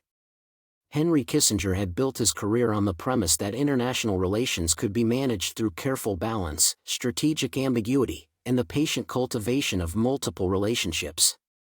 The Harvard professor turned diplomat had spent years constructing a framework of détente with the Soviet Union while maintaining America's commitment to Israeli security. The outbreak of war in the Middle East threatened to destroy both achievements simultaneously. The first reports from the Middle East had reached Kissinger at a Washington dinner party on the evening of October 6. His initial reaction, according to witnesses, was one of controlled alarm rather than panic. "This changes everything," he told his aide, Winston Lord, as they hurried back to the State Department. "The question is whether we can contain it or whether it will contain us." Kissinger's immediate concern was not the military situation in the Middle East, that would be determined by forces already in motion, but the diplomatic implications of the crisis. The Soviet Union had armed and trained the Arab forces that were now attacking Israel. The United States was committed to Israeli security and would be expected to provide support. The collision course was obvious, but the outcome was not predetermined. The Secretary of State's first priority was to establish communication with Moscow before the crisis could spiral out of control. His experience during the Cuban Missile Crisis, when he had served as a consultant to the Kennedy administration, had taught him that superpower confrontations could escalate with terrifying speed unless both sides maintained constant dialogue. The initial American assessment, prepared by the CIA and delivered to Kissinger at 6:30 a.m. on October 7, painted a sobering picture of Soviet involvement. Soviet military advisors were almost certainly aware of Arab war preparations, the report concluded. The scale and sophistication of the Arab attack suggests extensive Soviet planning assistance. Moscow may have encouraged the attack as a means of testing American resolve. Kissinger's response was characteristically nuanced. Rather than condemning Soviet involvement, he sought to create incentives for Soviet restraint. "We need to give them a way out," he told his staff during an emergency meeting on the morning of October 7. "If we corner them, they'll fight. If we give them options, they might choose cooperation over confrontation." In Moscow, Soviet leaders were grappling with their own version of the crisis management challenge. The Politburo, meeting in emergency session on the morning of October 7, faced a dilemma that had been years in the making. The Soviet Union had invested heavily in Arab military capabilities, but it had not been fully informed of Arab intentions to use those capabilities in a major war.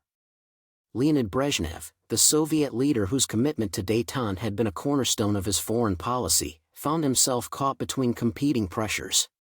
The Arab allies that Moscow had armed and trained were now engaged in a war that could destroy the carefully constructed relationship with the United States. But abandoning those allies would undermine Soviet credibility throughout the developing world. The Soviet dilemma was complicated by the fact that Moscow had not been consulted about the timing of the Arab attack. Egyptian President Anwar Sadat and Syrian President Hafez al-Assad had deliberately kept their Soviet patrons in the dark about their specific intentions, fearing that Moscow would attempt to prevent the war. The result was that Soviet leaders found themselves committed to supporting a war they had not planned and might not have approved. Foreign Minister Andrei Gromyko, the veteran diplomat who had served as Moscow's chief negotiator with the West for more than 2 decades, argued for a cautious approach. "We must support our Arab friends," he told the Politburo, "but we must not allow this conflict to destroy our relationship with the Americans. The stakes are too high for both sides." The Soviet military leadership, led by Defense Minister Andrei Grechko, took a more aggressive position. "The Americans will support Israel regardless of our actions," Grechko argued. "Our choice is simple: we can support our allies effectively, or we can watch them be destroyed while we do nothing. There is no middle ground." The debate within the Politburo reflected broader tensions within Soviet foreign policy. The commitment to supporting revolutionary movements and anti-Western allies conflicted with the desire to maintain stable relations with the United States. The Middle East war would force Moscow to choose between these competing priorities.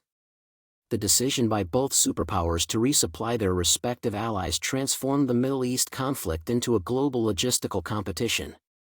Within 48 hours of the war's outbreak, Soviet transport aircraft were flying around-the-clock missions to deliver weapons and ammunition to Egypt and Syria, while American cargo planes were preparing for similar missions to Israel. The Soviet resupply operation, codenamed Operation Caucasus, was a massive undertaking that demonstrated the extent of Moscow's commitment to its Arab allies. More than 200 Soviet transport flights would deliver 15,000 tons of military equipment to Egypt and Syria during the first week of the war alone.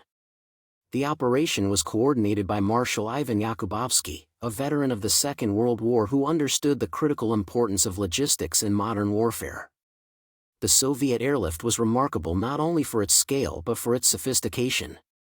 The weapons being delivered were among the most advanced in the Soviet arsenal, including SA-6 surface-to-air missiles, AT-3 anti-tank missiles, and T-62 tanks. More importantly, the deliveries included replacement equipment for weapons that had been destroyed in combat, suggesting that Soviet intelligence was providing real-time battlefield assessments to Moscow. The American response was initially more cautious. President Richard Nixon, weakened by the Watergate scandal and distracted by domestic political crises, was reluctant to authorize a massive resupply operation that might escalate the conflict. The initial American deliveries to Israel were limited to ammunition and spare parts, reflecting Washington's hope that the war would end quickly without requiring major American intervention. The turning point came on October 9, when Israeli Prime Minister Golda Meir sent an urgent message to Nixon warning that Israel faced the possibility of military defeat without immediate American assistance. The message, delivered through back-channel communications, painted a stark picture of Israeli losses and requested immediate delivery of advanced weapons systems. Nixon's response was swift and decisive.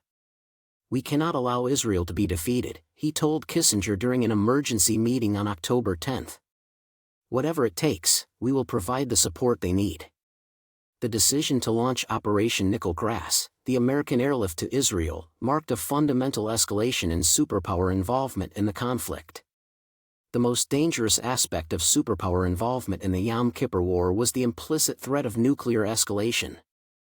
Both the United States and Soviet Union possessed massive nuclear arsenals, and both had developed doctrines that contemplated the use of nuclear weapons in certain circumstances.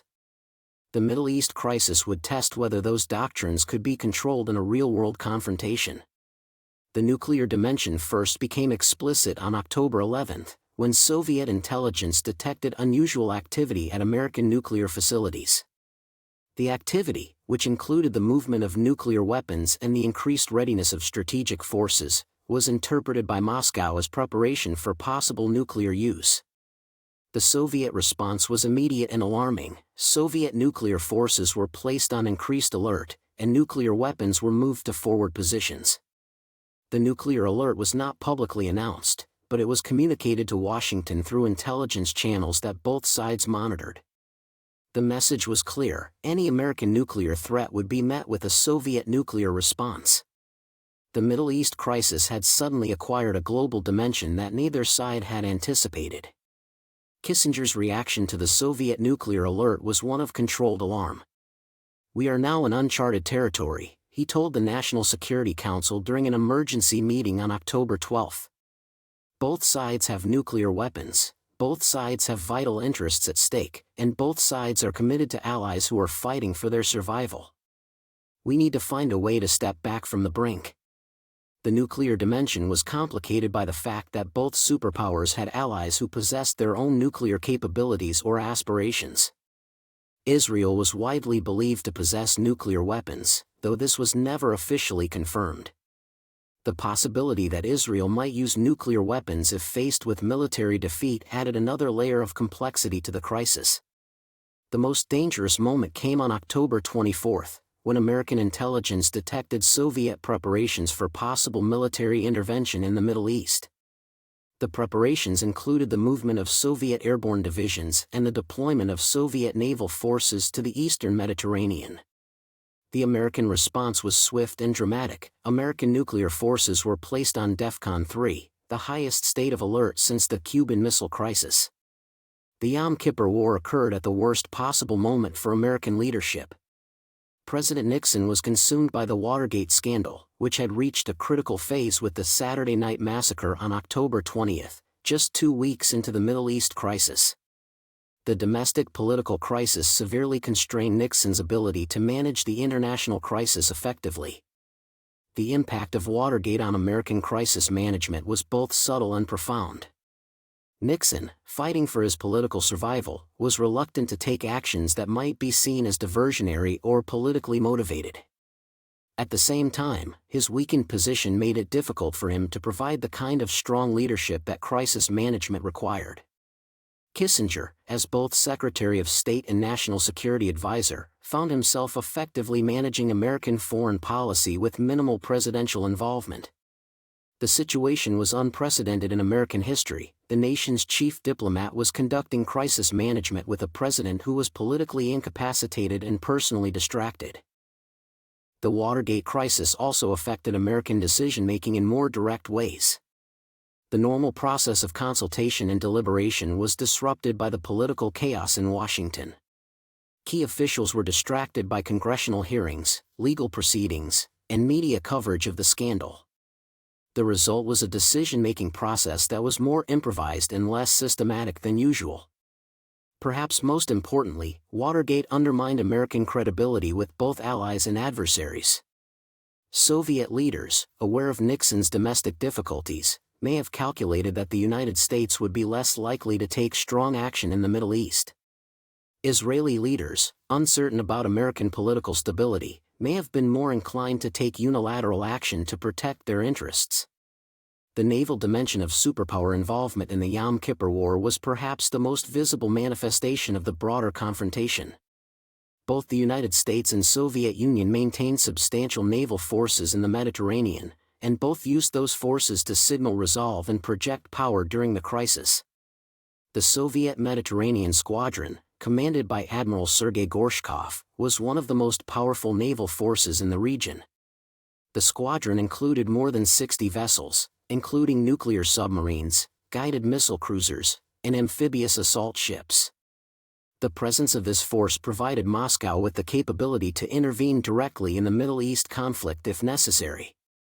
The American Sixth Fleet, based in the Mediterranean since the end of the Second World War, was equally formidable.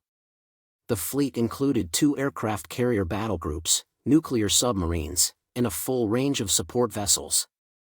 The fleet's mission was to maintain American influence in the region and to provide support for American allies when necessary. The naval confrontation began on October 8, when Soviet naval forces began shadowing American vessels in the eastern Mediterranean. The shadowing was conducted according to established protocols, but the proximity of the vessels and the tension of the situation created numerous opportunities for miscalculation or accident. The most dangerous incident occurred on October 13, when a Soviet destroyer approached within 200 yards of the American aircraft carrier USS Independence. The Soviet vessel, apparently conducting surveillance of American flight operations, came close enough to interfere with aircraft launches. The American response was immediate. Fighter aircraft were launched to escort the Soviet vessel away from the carrier. The incident was resolved without violence, but it demonstrated how quickly the naval confrontation could escalate. Both sides had powerful forces in close proximity, both were operating under rules of engagement that authorized defensive action, and both were under pressure to demonstrate resolve to their respective allies. Throughout the crisis, American and Soviet leaders maintained constant communication through a variety of diplomatic channels. The most important of these was the direct communication between Kissinger and Dobrynin, who met almost daily during the most intense phase of the crisis. The Kissinger-Dobrynin channel had been established during the early years of détente and had proven effective in managing previous crises. The two men had developed a relationship of mutual respect and professional trust that allowed them to communicate frankly about their respective positions and concerns. The conversations between Kissinger and Dobrynin during the Yom Kippur War were among the most important diplomatic exchanges of the Cold War era. The transcripts, declassified years later, reveal the delicate balance that both men sought to maintain between supporting their allies and avoiding superpower confrontation. "We both understand the stakes," Kissinger told Dobrynin during their meeting on October 12. "Neither of us wants this conflict to escalate beyond the Middle East. But both of us have commitments that we cannot abandon. We need to find a way to honor those commitments without destroying everything we have built together." Dobrynin's response was equally measured. "The Soviet Union will support its Arab friends, just as the United States supports Israel. But we have no desire to fight the United States over the Middle East. There must be a way to manage this crisis that preserves both our interests and our relationship." The back-channel communications were supplemented by formal diplomatic exchanges through the United Nations and other international forums. But the real work of crisis management was conducted in private meetings between the two superpowers' most experienced diplomats. The economic dimension of the Yom Kippur War added another layer of complexity to superpower crisis management. On October 17, the Organization of Arab Petroleum Exporting Countries, OPEC, announced an oil embargo against the United States and other countries supporting Israel. The embargo would have profound implications for the global economy and for American foreign policy. The oil embargo was not merely an economic weapon but a political one. By threatening the energy supplies of Western nations, Arab oil producers sought to pressure those nations to change their policies toward the Middle East conflict. The weapon was particularly effective because it exploited Western dependence on Middle Eastern oil. The American response to the oil embargo was complicated by domestic political considerations.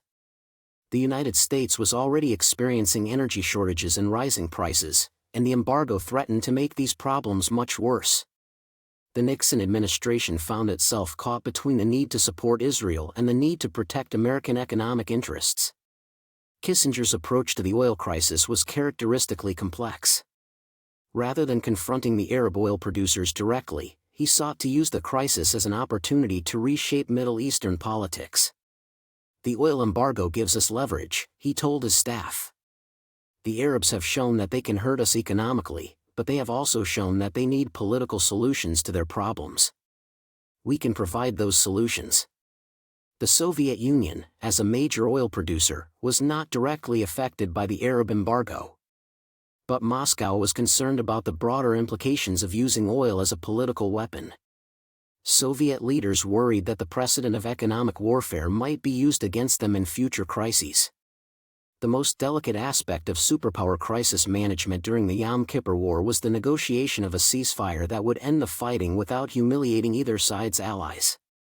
The negotiations, conducted primarily through the United Nations but managed behind the scenes by the superpowers, required extraordinary diplomatic skill and political courage. The first ceasefire resolution, passed by the UN Security Council on October 22, was the result of intensive negotiations between Kissinger and Soviet leaders. The resolution called for an immediate ceasefire and the implementation of UN Resolution 242, which had been passed after the 1967 war but never implemented.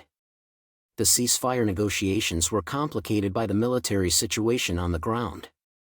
Israeli forces had achieved significant tactical successes, particularly in the encirclement of the Egyptian Third Army, and were reluctant to accept a ceasefire that would prevent them from exploiting these gains. Arab forces, while having achieved their initial objectives, were facing increasing pressure from Israeli counterattacks. The most dangerous moment in the ceasefire negotiations came on October 24, when the ceasefire broke down and fighting resumed. Israeli forces, apparently seeking to complete the encirclement of the Egyptian Third Army, continued their advance despite the UN resolution. The Soviet response was swift and alarming. Moscow threatened to intervene unilaterally to enforce the ceasefire. The Soviet threat of unilateral intervention created the most serious superpower confrontation of the entire crisis. American intelligence detected Soviet preparations for possible military action, including the movement of airborne divisions and the deployment of naval forces. The American response was the nuclear alert that brought the world closer to nuclear war than at any time since the Cuban Missile Crisis. The resolution of the superpower crisis required both sides to step back from confrontation and find face-saving solutions for their respective allies. The process was managed primarily by Kissinger, who used a combination of pressure and inducement to bring all parties to agreement. The key breakthrough came on October 25, when Kissinger proposed the deployment of a UN peacekeeping force that would include troops from non-aligned nations but would exclude both American and Soviet forces. The proposal provided a way for both superpowers to disengage from direct military involvement while maintaining their political commitments to their allies. The peacekeeping proposal was acceptable to both superpowers because it addressed their primary concerns. The United States could claim that it had prevented Soviet military intervention in the Middle East. The Soviet Union could claim that it had forced the United States to accept international supervision of the ceasefire. The final resolution of the crisis required extensive negotiations with the regional parties. Israel had to be persuaded to accept the ceasefire and allow the resupply of the encircled Egyptian Third Army. Egypt and Syria had to be convinced to accept the ceasefire despite their failure to achieve their maximum objectives. The superpower management of the Yom Kippur War provided important lessons about crisis management in the nuclear age. The most important lesson was that even the most sophisticated crisis management mechanisms could be overwhelmed by the pace and complexity of modern warfare. Both superpowers had developed elaborate procedures for managing international crises, but these procedures were tested to their limits by the Middle East War. The speed of military developments, the complexity of alliance relationships, and the pressure of domestic political considerations all combined to create a crisis management challenge that was more difficult than either side had anticipated. The crisis also demonstrated the importance of maintaining communication channels between adversaries. The Kissinger-Dobrynin relationship proved crucial in preventing the crisis from escalating to nuclear confrontation. Without this channel, misunderstandings and miscalculations might have led to catastrophic consequences. Perhaps most importantly, the crisis showed that superpower competition could not be completely controlled or managed. Despite the best efforts of both American and Soviet leaders, the Middle East War had brought the world closer to nuclear confrontation than either side had intended.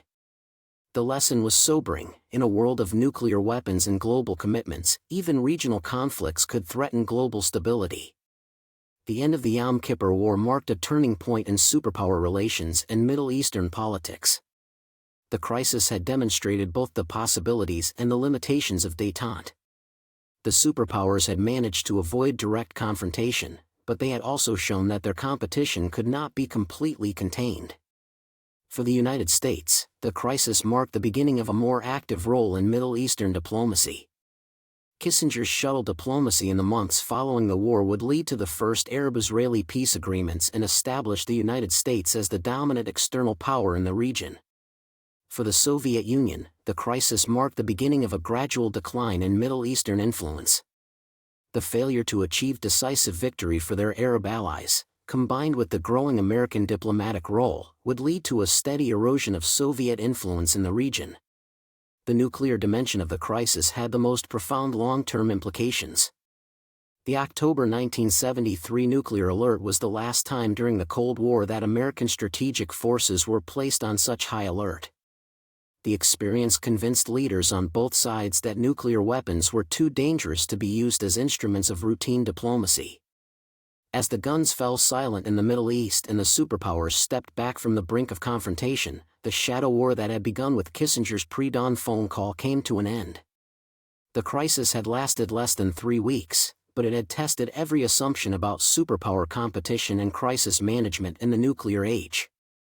The men who had managed the crisis, Kissinger and Dobrynin, Nixon and Brezhnev, the generals and diplomats who had worked around the clock to prevent catastrophe, could take satisfaction in having avoided the ultimate disaster. But they could not escape the sobering realization that they had come closer to nuclear war than anyone had intended or anticipated.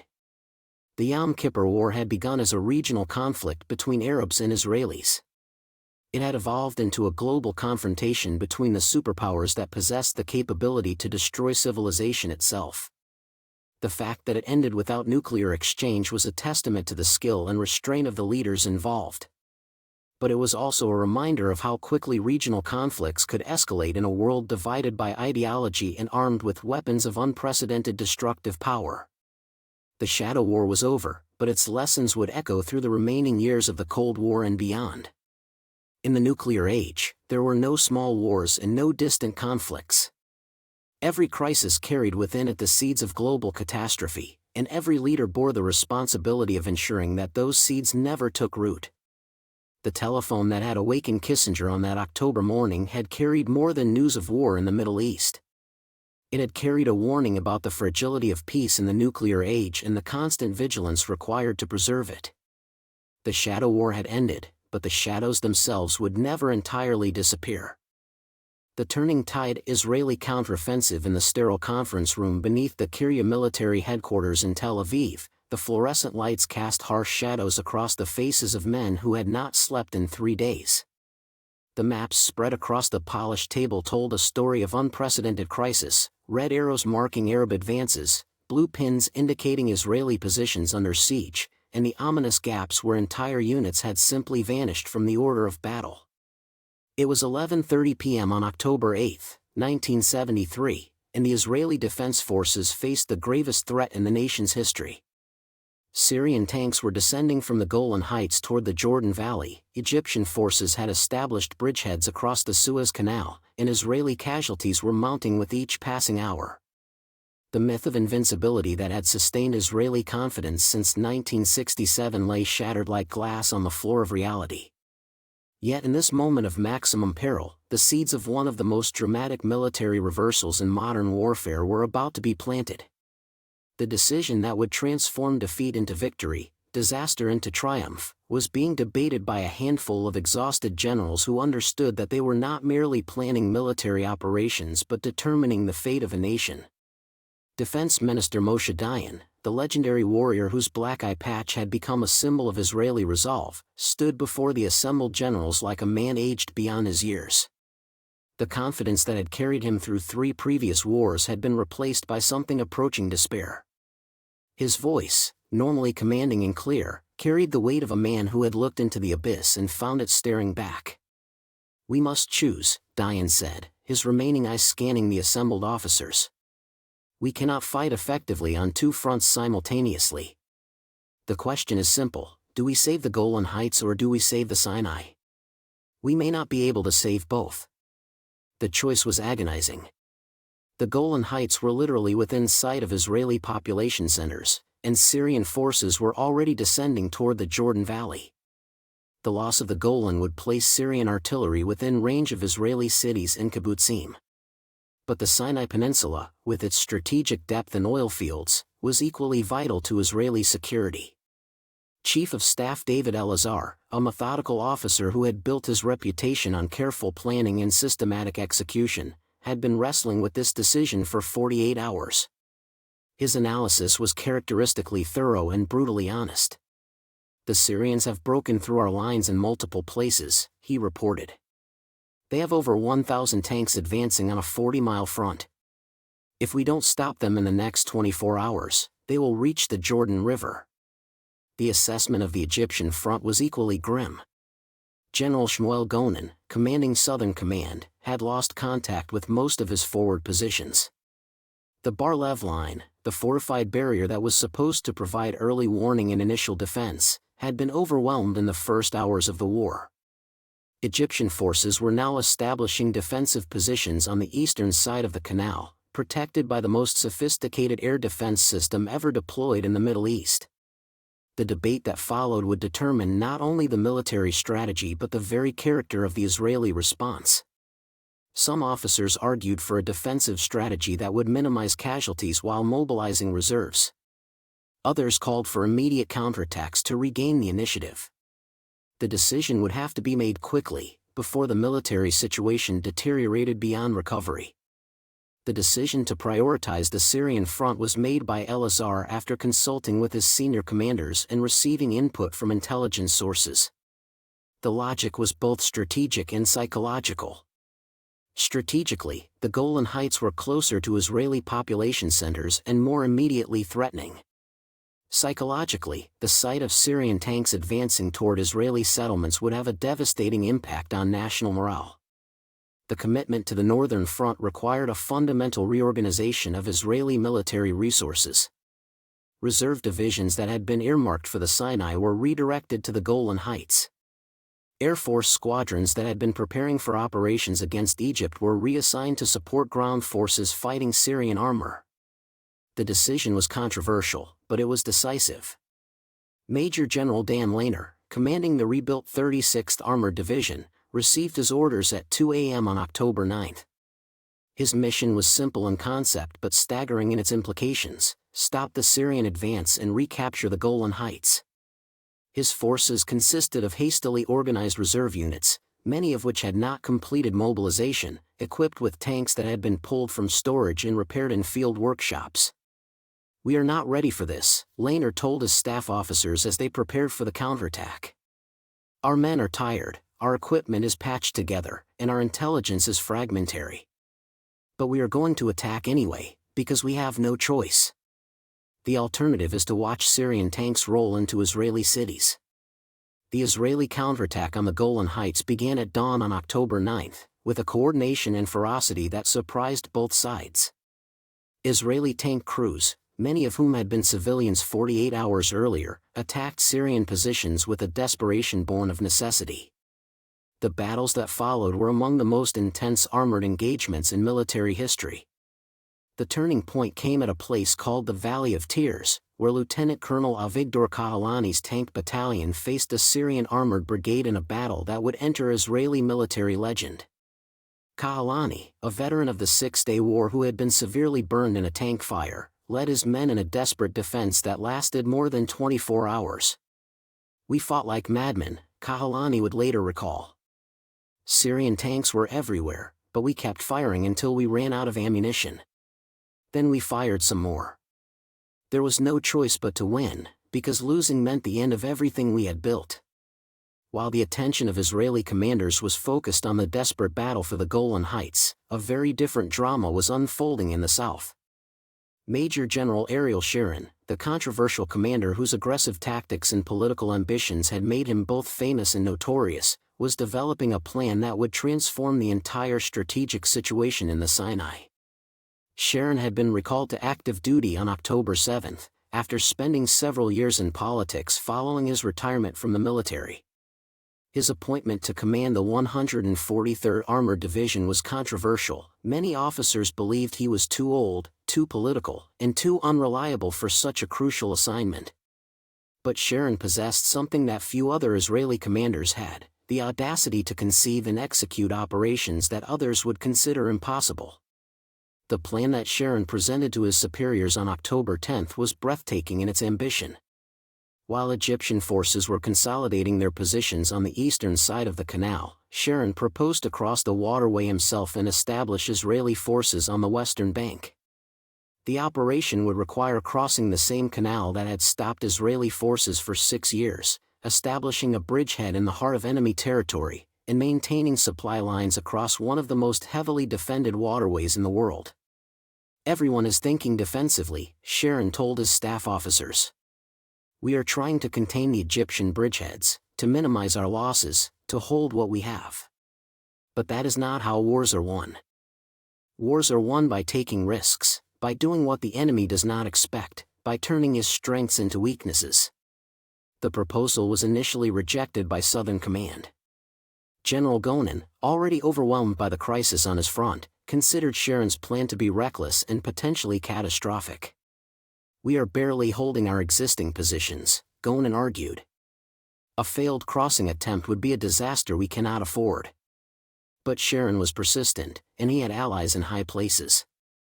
Defense Minister Dayan, despite his initial pessimism, was intrigued by the boldness of the plan. Chief of Staff Elazar, while cautious, recognized that conventional defensive tactics were not working. Most importantly, Prime Minister Golda Meir, the grandmother figure who had become Israel's war leader, understood that desperate times required desperate measures. The decision to approve Sharon's crossing was made on October 12, during a meeting of the Israeli War Cabinet. The debate was intense, with several ministers arguing that the operation was too risky. But Meir, drawing on her years of experience in Israeli politics, cut through the arguments with characteristic directness. "We did not create this state to play it safe," she told the assembled ministers.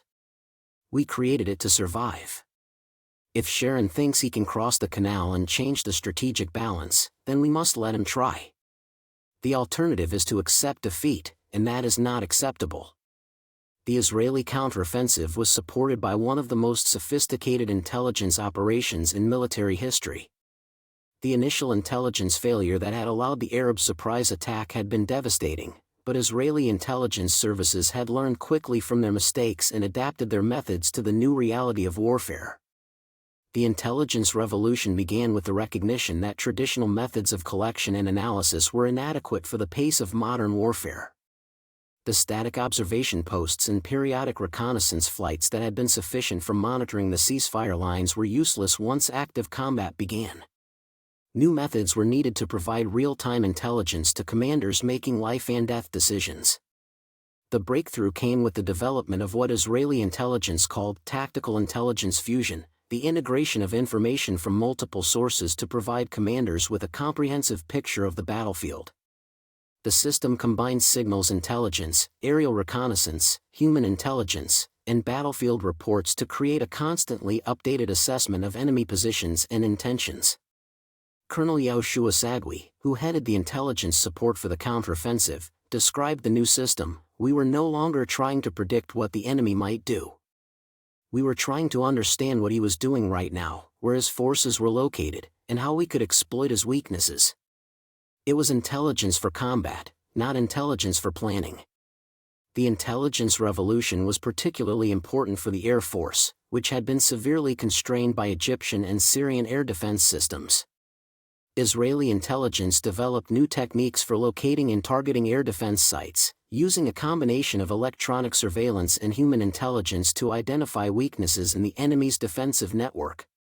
The most significant intelligence breakthrough came with the identification of gaps in the Egyptian air defense system along the Suez Canal. Israeli intelligence officers, working around the clock to analyze enemy deployments, discovered that the Egyptian air defense umbrella was not uniform. There were corridors where Israeli aircraft could operate with reduced risk, and these corridors could be exploited to support ground operations. The Israeli Air Force, which had been the decisive factor in the 1967 war, faced its greatest challenge in the sophisticated air defense systems that Egypt and Syria had deployed. The SA-2, SA-3, and SA-6 missiles that protected Arab forces were among the most advanced in the world, operated by crews who had been trained to Israeli standards. The initial Israeli Air Force operations had been costly failures. pilots who had grown accustomed to dominating Middle Eastern skies suddenly found themselves facing missile systems that could shoot down their aircraft with devastating effectiveness. The psychological impact was as severe as the material losses. The Israeli Air Force had lost its confidence along with its aircraft. The turnaround began with the development of new tactics specifically designed to counter the Arab air defense systems. Israeli pilots, working with intelligence officers and electronic warfare specialists, developed techniques for avoiding missiles, jamming radar systems, and attacking air defense sites. The breakthrough came on October 11, when Israeli aircraft successfully attacked Syrian air defense sites on the Golan Heights. The operation, planned and executed with surgical precision, demonstrated that the Arab air defense umbrella was not impenetrable. More importantly, it restored confidence to Israeli pilots who had begun to doubt their own capabilities. Colonel Ran Ronan, commanding the Air Force Operations Center, described the psychological impact. Our pilots had been flying scared for 4 days. They had seen their friends shot down, they had watched their aircraft destroyed, and they had begun to believe that we could not win in the air. The successful attack on the Syrian missile sites changed everything. Suddenly, we remembered that we were still the Israeli Air Force. The Air Force's return to effectiveness was crucial to the success of the ground counteroffensive. Israeli aircraft, operating from bases throughout the country, began providing close air support to ground forces, interdicting enemy supply lines, and attacking strategic targets deep in enemy territory. The most dramatic Air Force operation came on October 13, when Israeli aircraft attacked the headquarters of the Syrian General Staff in Damascus. The attack, conducted by F-4 Phantom jets flying at treetop level, demonstrated Israeli capability to strike targets throughout the region. The psychological impact was enormous. Syrian commanders suddenly realized that they were vulnerable to Israeli retaliation regardless of their air defense systems. The Israeli counteroffensive was ultimately decided by a series of massive tank battles that would rank among the largest armored engagements in military history. These battles, fought simultaneously on the Golan Heights and in the Sinai Peninsula, would determine not only the outcome of the war but the future balance of power in the Middle East. The battle for the Golan Heights reached its climax on October 11, when Israeli reserve forces launched a coordinated counterattack against Syrian positions throughout the plateau. The operation, commanded by General Lehner, involved more than 300 Israeli tanks advancing against prepared Syrian defensive positions. The fighting was intense and bloody. Syrian forces, reinforced by Iraqi and Jordanian units, had established strong defensive positions and were supported by sophisticated anti-tank weapons. Israeli forces, many of them hastily organized reserve units, attacked with a ferocity that surprised both sides. The turning point came at a position known as Tel Shams, where Israeli forces broke through Syrian lines and began advancing toward the pre-war ceasefire line. The breakthrough was achieved by a combined arms team led by Colonel Ori Or, whose tank battalion had been reduced to fewer than 20 operational vehicles. "We attacked because we had to," Or later recalled. "There was no choice but to advance. The Syrians were dug in, they had good positions, and they fought well. But we wanted it more. We needed it more. And in the end, that made the difference." The tank battles in the Sinai were equally dramatic but more complex. Egyptian forces had established strong defensive positions on the eastern side of the canal, protected by anti-tank missiles and supported by artillery. Israeli counterattacks had been repeatedly repulsed with heavy losses. The situation changed dramatically with Sharon's crossing of the Suez Canal. The operation, launched on the night of October 15, was a masterpiece of military engineering and tactical execution. Israeli forces, using prefabricated bridges and amphibious vehicles, established a bridgehead on the western side of the canal and began advancing toward Egyptian rear areas. The crossing was opposed by Egyptian forces, but the surprise was complete. Within 24 hours, Israeli forces had established a substantial bridgehead and were advancing toward the Egyptian rear bases. The strategic situation had been transformed overnight. The Israeli counteroffensive was supported by a series of special operations that demonstrated the continuing superiority of Israeli special forces. These operations, conducted by elite units throughout the region, provided intelligence, disrupted enemy communications, and created psychological pressure on Arab commanders. The most significant commando operation was conducted by Unit 269, an elite naval commando unit that had been specially trained for operations behind enemy lines. The unit's mission was to infiltrate Egyptian rear areas and attack strategic targets that could not be reached by conventional forces. The operation began on October 12, when 12 Israeli commandos were landed by submarine on the Egyptian coast near Alexandria.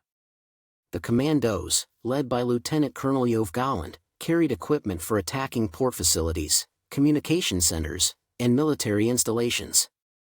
The mission was accomplished with surgical precision. The commandos attacked and destroyed several Egyptian radar installations, disrupted communications between Egyptian headquarters and field units, and created panic among Egyptian rear area personnel. The psychological impact was as important as the material damage. Egyptian commanders suddenly realized that they were vulnerable to Israeli attack throughout their territory. Similar operations were conducted against Syrian targets. Israeli commandos, operating from bases in Lebanon, attacked Syrian communication centers, supply depots, and command posts. The operations were small in scale but large in impact, creating uncertainty and fear among Syrian commanders who had previously felt secure in their rear areas. The commando operations also provided valuable intelligence about enemy capabilities and intentions.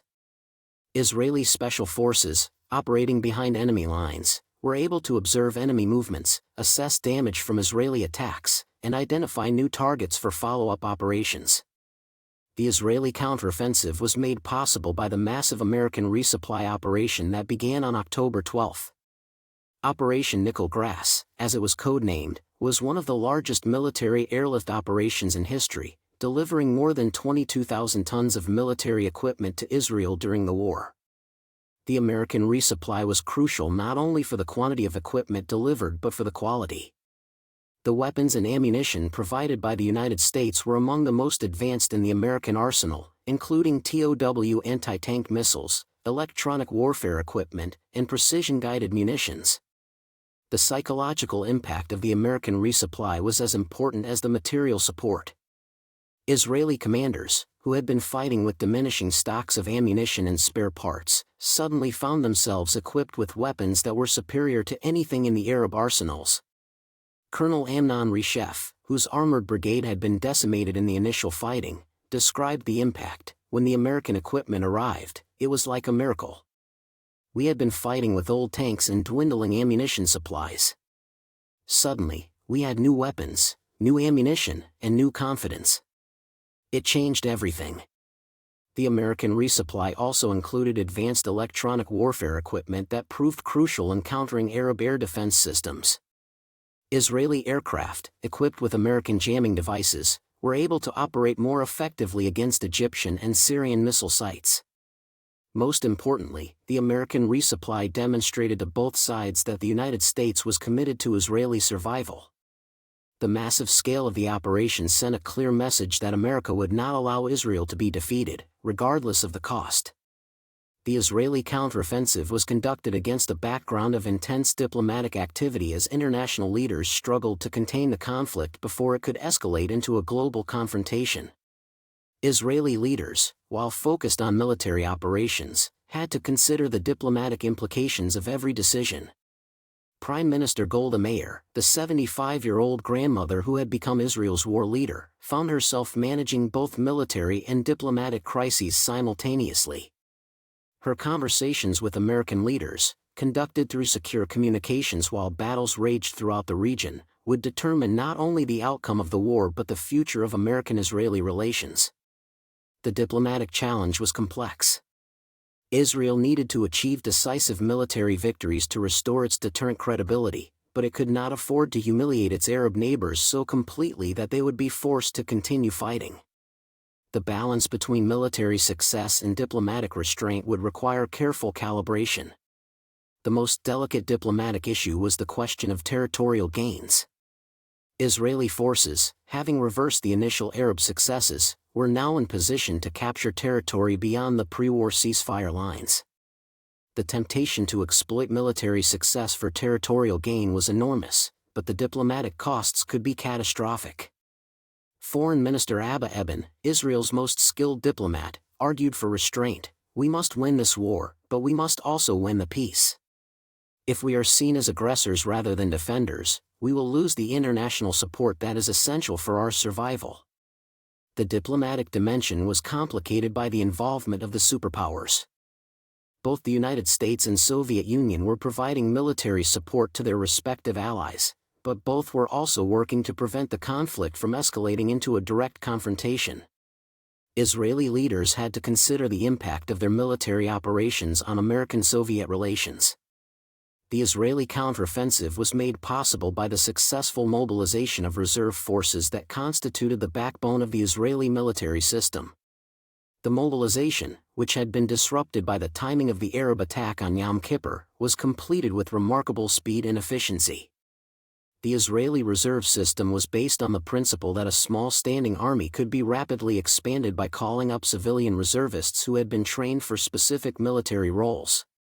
The system required extensive peacetime preparation, sophisticated communications, and precise coordination between civilian and military authorities.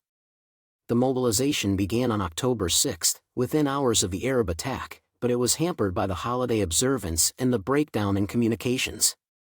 Many reservists were scattered throughout the country, attending religious services or spending time with family. The normal methods of communication were unavailable, and the authorities were forced to use unconventional means to contact reservists. The breakthrough came with the decision to use radio broadcasts to summon reservists. The broadcasts, transmitted in Hebrew and Arabic, provided code words that indicated which units were being mobilized and where they should report. The system was improvised but effective. Within 72 hours, more than 300,000 reservists had been mobilized and equipped. The quality of the reserve forces was as impressive as the speed of mobilization. Many reservists were veterans of previous wars who brought experience and expertise that could not be replicated through training. Others were specialists in technical fields who provided skills that were essential for modern warfare. Major General Kalman Magan, who commanded one of the reserve divisions, described the mobilization. These were not professional soldiers, but they were professional Israelis. They understood what was at stake, they knew their jobs, and they were determined to succeed. The speed with which they organized and deployed was remarkable. The Israeli counteroffensive demonstrated the crucial importance of integrating intelligence and military operations. The initial intelligence failure had been devastating, but Israeli intelligence services had learned from their mistakes and developed new methods for supporting combat operations. The integration began with the recognition that intelligence collection and analysis had to be conducted at the speed of combat. The traditional model of intelligence assessment, careful analysis followed by written reports, was inadequate for the pace of modern warfare. New methods were needed to provide real-time intelligence to commanders making tactical decisions. The breakthrough came with the development of intelligence liaison teams that were embedded with combat units. These teams, composed of intelligence officers and communication specialists, provided direct support to unit commanders and ensured that intelligence was immediately available where it was needed. The system was particularly effective in supporting the Air Force. Intelligence officers, working directly with pilots and air controllers, were able to provide real-time information about enemy air defense systems, target locations, and battle damage assessment. The result was a dramatic improvement in Air Force effectiveness. The intelligence-military fusion was also crucial for the success of Sharon's Canal crossing. Intelligence officers, working with engineering and logistics specialists, provided detailed information about Egyptian defensive positions, crossing sites, and supply routes. The operation would have been impossible without this level of intelligence support. The Israeli counteroffensive was conducted against a background of intense media attention as journalists from around the world covered the most significant Middle Eastern conflict since 1967. Israeli authorities, recognizing the importance of public opinion, developed sophisticated methods for managing media coverage while maintaining operational security. The challenge was complex. Israeli leaders needed to maintain public morale and international support, but they also had to prevent the release of information that could compromise military operations. The balance between transparency and security required careful management. The solution was a system of controlled access that allowed journalists to cover the war while protecting sensitive information. Military censors reviewed all reports before publication, but the censorship was conducted with a light touch that preserved the credibility of the coverage. The most dramatic media moment came on October 16, when Israeli journalists were allowed to accompany Sharon's forces across the Suez Canal. The footage of Israeli tanks on the western side of the canal, transmitted around the world, had enormous psychological impact. The image of Israeli forces in Egypt demonstrated that the military balance had been decisively reversed. The media coverage also played a crucial role in maintaining public morale. Israeli civilians, following the war through television and radio broadcasts, were able to track the progress of the counteroffensive and understand that the initial defeats were being reversed. The decisive moment of the Israeli counteroffensive came on October 18, when Israeli forces achieved breakthrough on both fronts simultaneously. On the Golan Heights, Israeli forces had not only stopped the Syrian advance but had begun advancing toward Damascus. In the Sinai, Sharon's bridgehead had been expanded and reinforced, and Israeli forces were advancing toward Cairo. The strategic situation had been completely transformed. Arab forces, which had achieved surprise and initial success, were now fighting desperate defensive battles against Israeli forces that had regained the initiative. The momentum that had favored the Arabs during the first week of the war had decisively shifted to Israel. The transformation was psychological as well as military. Israeli commanders, who had been fighting desperate holding actions just days earlier, were now planning offensive operations deep in enemy territory. The confidence that had been shattered by the initial Arab success had been restored by the dramatic reversals. The turning point was perhaps best captured by a message from General Elazar to his commanders on October 18, "We have turned the corner. The enemy is retreating, our forces are advancing, and victory is within reach. But we must not become overconfident. The war is not over until it is over." The Israeli counteroffensive had succeeded beyond the wildest expectations of its planners. Syrian forces had been driven back beyond the pre-war ceasefire lines, Egyptian forces were trapped and isolated, and Israeli forces were within striking distance of both Damascus and Cairo. The military balance had been decisively reversed. But the victory had come at enormous cost. Israeli casualties exceeded 2,500 killed and 7,000 wounded, losses that were proportionally higher than those suffered by the United States during the entire Vietnam War. The economic cost was equally staggering, with military expenditures consuming nearly half of Israel's gross national product. The psychological cost was perhaps the highest of all. The myth of Israeli invincibility had been shattered, replaced by a more sober understanding of the limits of military power. The confidence that had characterized Israeli society since 1967 had been replaced by a recognition that survival required constant vigilance and enormous sacrifice. But the counteroffensive had also demonstrated the resilience of Israeli society and the effectiveness of Israeli military institutions. The nation that had been caught by surprise on October 6 had rallied to achieve one of the most dramatic military reversals in modern history. The Israeli counteroffensive of October 1973 would become a defining moment in Middle Eastern history. The military operations that had begun as desperate defensive actions had evolved into one of the most successful military campaigns in modern warfare. The lessons learned would influence military thinking for decades to come. For Israel, the counteroffensive demonstrated that initial defeats could be overcome through determination, skill, and superior organization. The reserve system that had been tested to its limits had proven its worth. The integration of intelligence and military operations had shown the importance of information warfare in modern combat. For the Arab world, the counteroffensive provided sobering lessons about the limits of surprise and the importance of sustained military capability. The initial successes that had seemed so promising had been reversed by an enemy that refused to accept defeat. For the international community, the counteroffensive demonstrated the continuing volatility of the Middle East and the danger that regional conflicts could escalate into global confrontations. The involvement of the superpowers had shown how quickly local wars could become global crises. The tide had turned, but the cost of turning it had been enormous.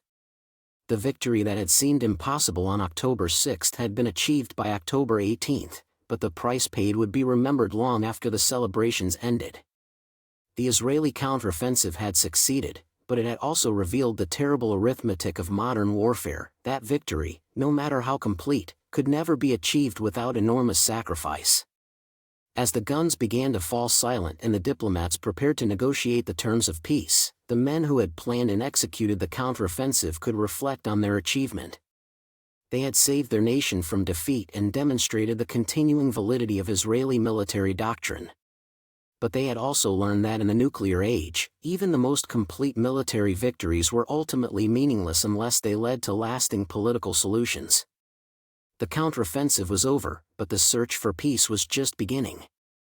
The nuclear shadow, secret nuclear alerts and threats in the pre-dawn darkness of October 9, 1973, a convoy of unmarked trucks wound through the hills of the Negev desert, their headlights cutting through the cool desert air like probing fingers. The vehicles carried no identifying markings, their drivers wore no uniforms, and their destination appeared on no official maps. Yet the cargo they transported would cast a shadow over the Yom Kippur War that extended far beyond the battlefields of the Sinai and Golan Heights. The convoy was bound for a facility that officially did not exist, carrying weapons that Israel had never acknowledged possessing, on a mission that would remain classified for decades. But the very existence of that convoy, and the decisions that had set it in motion, would fundamentally alter the calculus of the Middle East crisis and force the world's superpowers to confront the terrifying reality of nuclear weapons in the hands of a nation fighting for its survival. The nuclear dimension of the Yom Kippur War represented the most dangerous aspect of a conflict that had already brought the world closer to global catastrophe than any crisis since the Cuban Missile Crisis. For in the desert south of Dimona, in the underground bunkers beneath the Negev, lay the ultimate expression of Israeli strategic doctrine, the weapons that could ensure national survival even at the cost of regional annihilation. The reactor at Dimona had been shrouded in secrecy since its construction began in 1958, a joint venture between Israel and France that had been cloaked in the euphemistic language of peaceful nuclear research. The facility, officially designated as the Negev Nuclear Research Center, had been the subject of intense international speculation for more than a decade, but its true purpose remained one of the most closely guarded secrets in the Middle East. By 1973, the reactor had been operating for more than a decade, and Western intelligence agencies had developed sophisticated assessments of its capabilities. The CIA's National Intelligence Estimate, prepared in September 1973, just weeks before the war, concluded that Israel possessed the technical capability to produce nuclear weapons and had probably assembled a small number of nuclear devices. The assessment was based on years of intelligence collection that had penetrated some of the most secure facilities in Israel. American satellites had photographed the Dimona reactor, electronic surveillance had monitored its operations, and human intelligence sources had provided insights into Israeli nuclear activities. The picture that emerged was of a sophisticated program that had progressed far beyond research into actual weapons production. Dr. Avner Cohen, who would later become the leading historian of the Israeli nuclear program, described the significance of the intelligence assessment. By 1973, the question was not whether Israel had nuclear weapons, but how many it had and under what circumstances it might use them. The ambiguity that had protected the program for years was giving way to a more dangerous certainty. The Soviet Union possessed even more detailed intelligence about Israeli nuclear capabilities.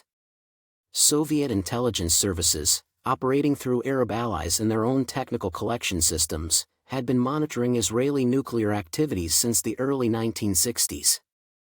Their assessments were more alarmist than American evaluations, suggesting that Israel possessed not merely a few nuclear devices but a substantial arsenal. The Soviet assessment was summarized in a classified report prepared for the Politburo in August 1973. The Zionist entity has developed nuclear weapons capabilities that pose a direct threat to the socialist countries of the Middle East. The possibility of nuclear escalation must be considered in any regional conflict involving Israeli survival. The most closely guarded secret of the Yom Kippur War was the decision, made sometime during the first 48 hours of the conflict, to place Israeli nuclear forces on their highest state of alert. The decision was made by a small group of senior officials who understood that they were crossing a threshold that could never be uncrossed. The nuclear alert was not a spontaneous reaction to battlefield developments but part of a carefully planned escalation ladder that had been developed over years of strategic planning. Israeli nuclear doctrine, while never officially articulated, was based on the principle that nuclear weapons represented the ultimate guarantee of national survival, a Samson option that could be exercised if conventional defenses failed. The alert was triggered by the scale of the Arab attack and the initial collapse of Israeli defenses. Defense Minister Moshe Dayan, who had been briefed on nuclear contingencies throughout his career, made the fateful recommendation to Prime Minister Golda Meir during the early hours of October 7. The conversation, according to sources familiar with the discussion, was brief and decisive. "The situation is worse than we thought," Dayan reportedly told Meir. "We may need to consider all options." The euphemism was understood by both participants. Within hours, Israeli nuclear forces had been placed on alert, and preparations began for what intelligence officials called the demonstration option. The Israeli nuclear alert was detected by American intelligence agencies within 24 hours of its implementation. The National Security Agency, monitoring communications throughout the Middle East, intercepted coded messages that suggested unusual activity at Israeli nuclear facilities. The intelligence was immediately forwarded to the White House, where it created panic among senior officials. Henry Kissinger, who received the intelligence report on the morning of October 8, understood immediately the implications of an Israeli nuclear alert. "This changes everything," he told his staff. "We are no longer managing a regional conflict. We are managing a nuclear crisis." The Secretary of State immediately ordered a comprehensive review of American nuclear policy and began urgent consultations with Soviet leaders.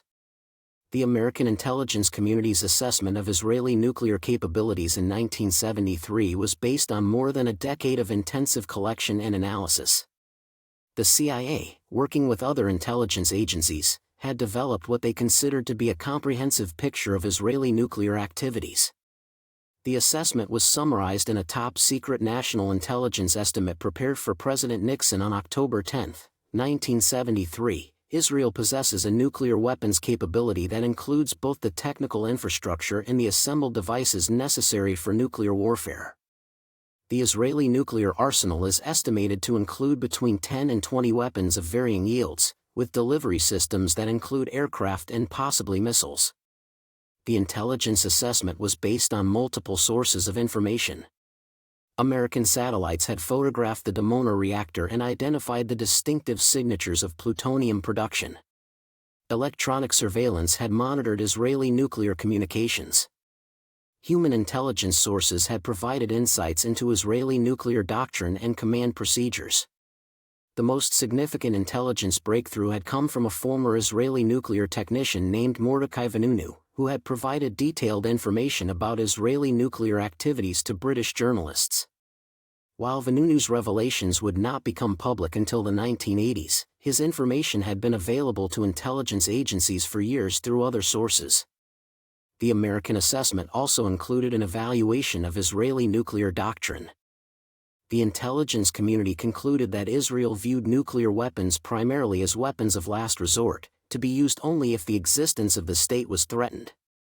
However, the assessment also noted that Israeli nuclear doctrine was deliberately ambiguous, designed to create uncertainty among potential adversaries.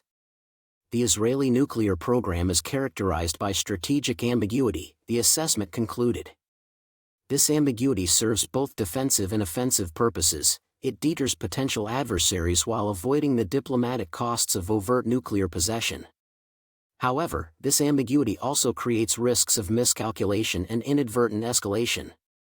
The Soviet Union's response to Israeli nuclear capabilities was shaped by both strategic concerns and ideological considerations. Moscow viewed Israeli nuclear weapons as a direct threat to Soviet allies in the Middle East and a dangerous precedent for nuclear proliferation throughout the developing world. The Soviet assessment of Israeli nuclear capabilities was more alarmist than American evaluations. Soviet intelligence agencies, operating through extensive networks in the Middle East, had developed detailed information about Israeli nuclear activities. Their conclusions were summarized in a classified report prepared for the Politburo in 1973. The Israeli nuclear program represents a direct threat to the security of socialist countries in the Middle East, the report concluded. The possibility of nuclear escalation in any regional conflict involving Israeli survival must be considered a primary factor in Soviet strategic planning. The Soviet response to Israeli nuclear capabilities included both diplomatic and military measures. Diplomatically, Moscow had attempted to prevent Israeli nuclear development through international pressure and arms control agreements.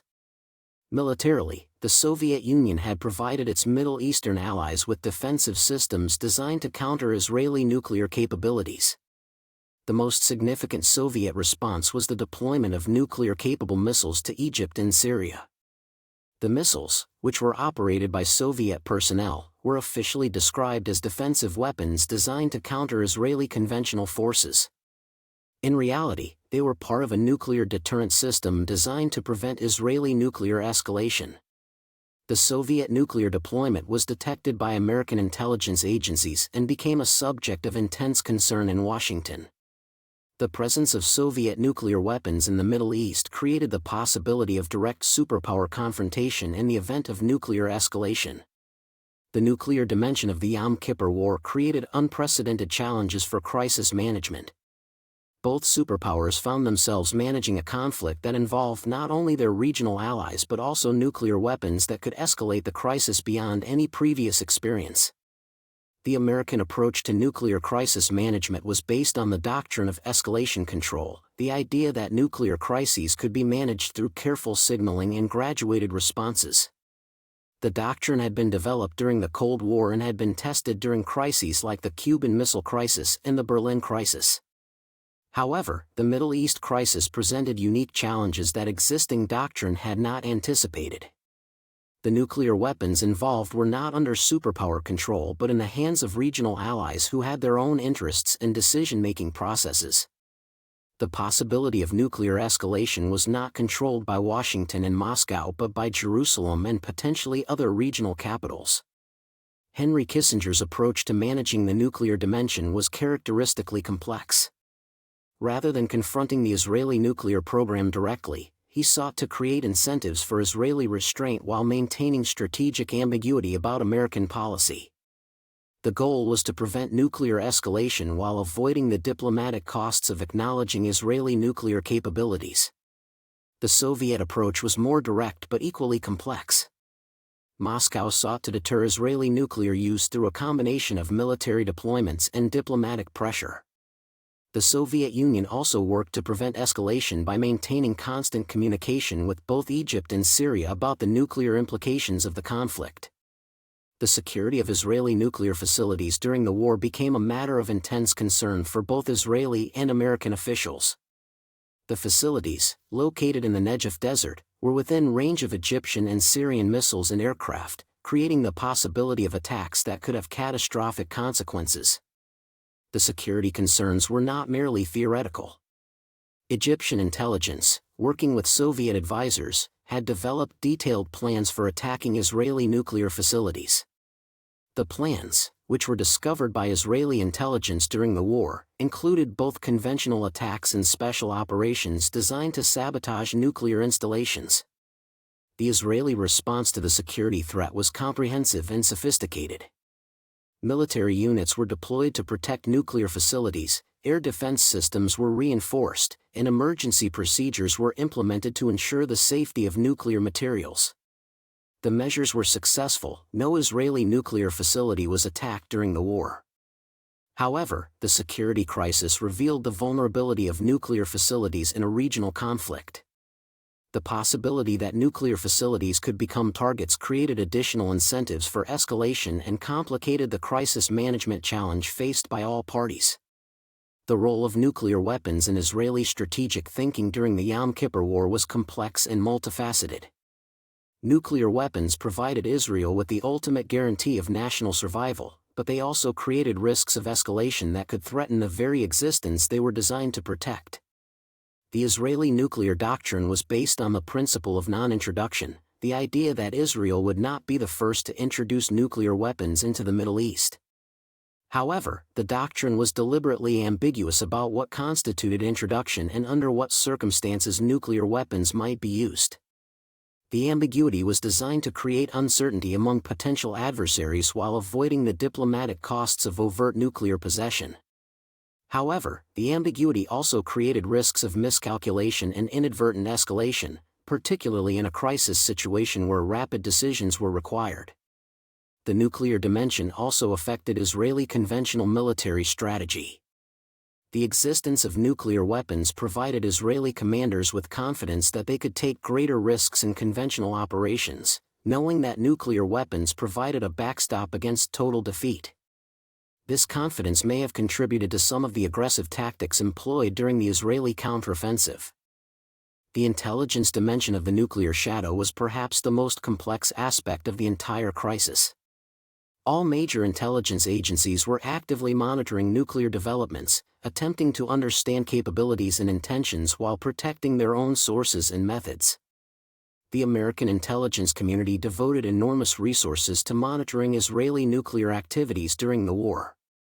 The National Security Agency intercepted Israeli nuclear communications, the CIA analyzed Israeli nuclear decision-making, and the Defense Intelligence Agency assessed Israeli nuclear capabilities. The intelligence picture that emerged was both comprehensive and concerning. American intelligence agencies concluded that Israel possessed significant nuclear capabilities and had placed those capabilities on alert during the crisis. The intelligence also suggested that Israeli nuclear doctrine was more aggressive than previously understood. The Soviet intelligence assessment was even more alarmist.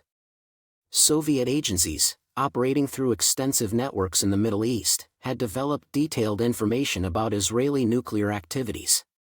Their conclusions were that Israel possessed a substantial nuclear arsenal and was prepared to use it if necessary. The intelligence war also involved efforts to protect nuclear information from adversaries. All parties employed sophisticated counterintelligence measures designed to prevent penetration of their nuclear programs. The measures were largely successful, but the intelligence war created additional tensions that complicated crisis management. The nuclear dimension of the Yom Kippur War necessitated unprecedented communication between the superpowers. Both the United States and Soviet Union understood that nuclear escalation could lead to global catastrophe, and both worked to prevent such escalation through constant dialogue. The most important communication channel was the direct line between Henry Kissinger and Soviet Foreign Minister Andrei Gromyko. The two men spoke multiple times during the crisis, with nuclear escalation being a constant concern in their conversations. The communications were supplemented by intelligence sharing between the superpowers.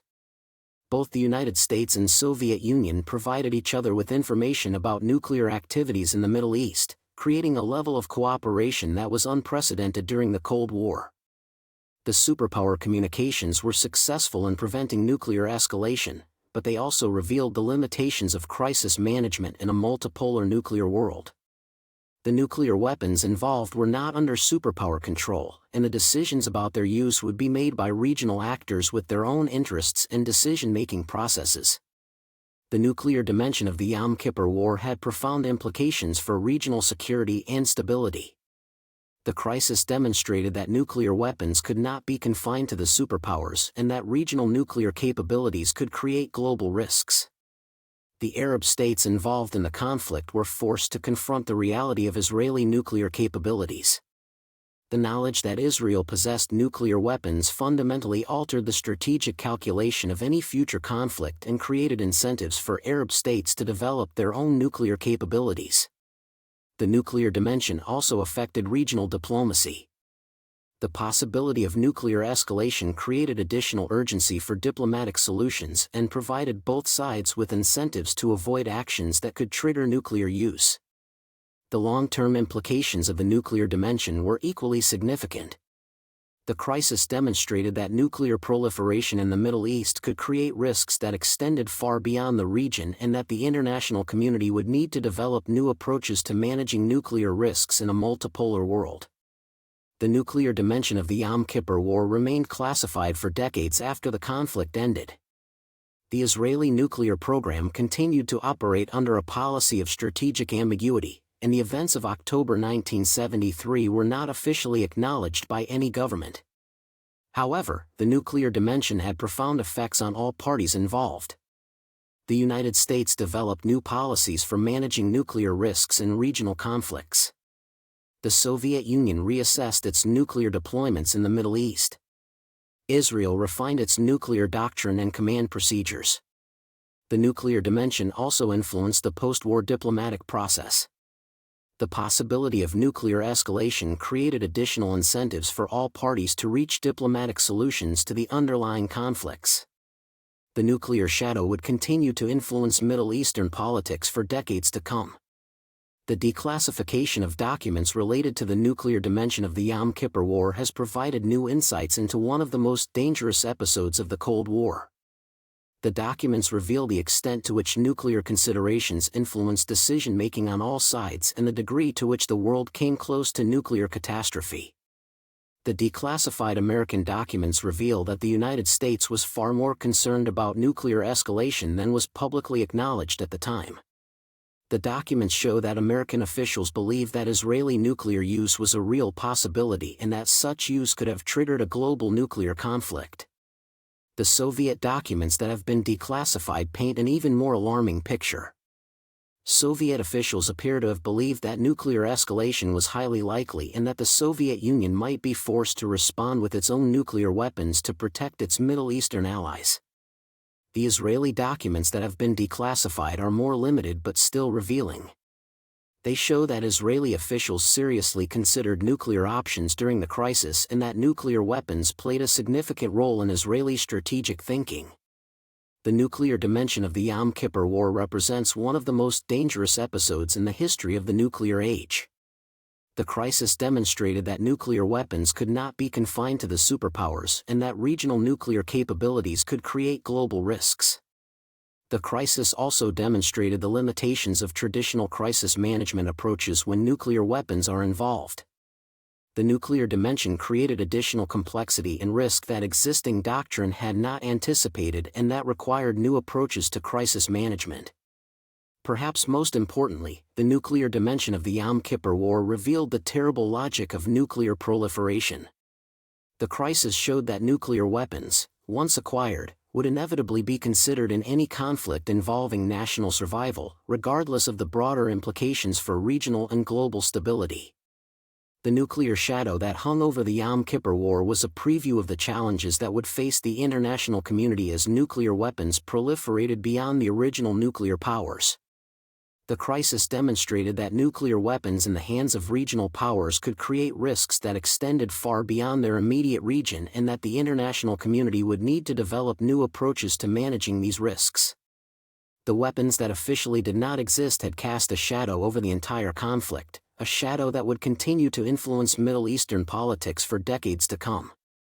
The nuclear dimension of the Yom Kippur War was a reminder that in the nuclear age, regional conflicts could have global implications and that the price of miscalculation could be civilization itself. The convoy that had wound through the Negev desert in the pre-dawn hours of October 9, 1973, had been carrying more than weapons. It had been carrying the ultimate expression of human technological capability and human folly, the power to destroy not only enemies but civilization itself. The nuclear shadow of the Yom Kippur War was a reminder that in the nuclear age, there were no small wars and no distant conflicts. Every crisis carried within it the seeds of global catastrophe, and every leader bore the responsibility of ensuring that those seeds never took root. The nuclear dimension of the Yom Kippur War had passed without catastrophe, but the shadow it cast would never entirely disappear. In the desert facilities of Dimona, in the missile silos of the superpowers, in the strategic calculations of regional powers, the nuclear shadow would continue to influence the politics of the Middle East and the world.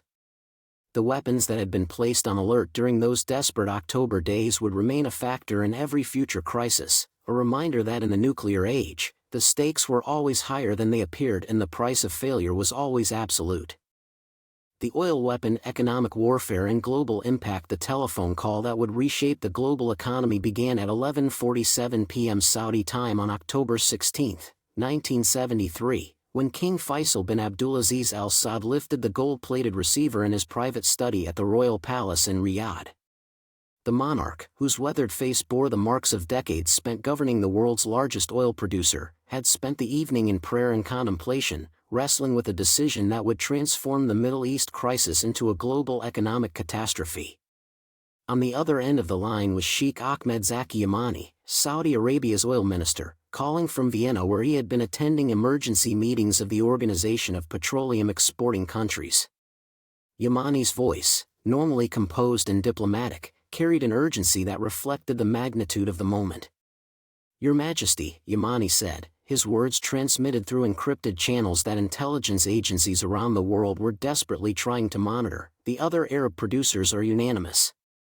They are demanding that we join the embargo immediately. The pressure is intense, and the political consequences of refusing may be severe."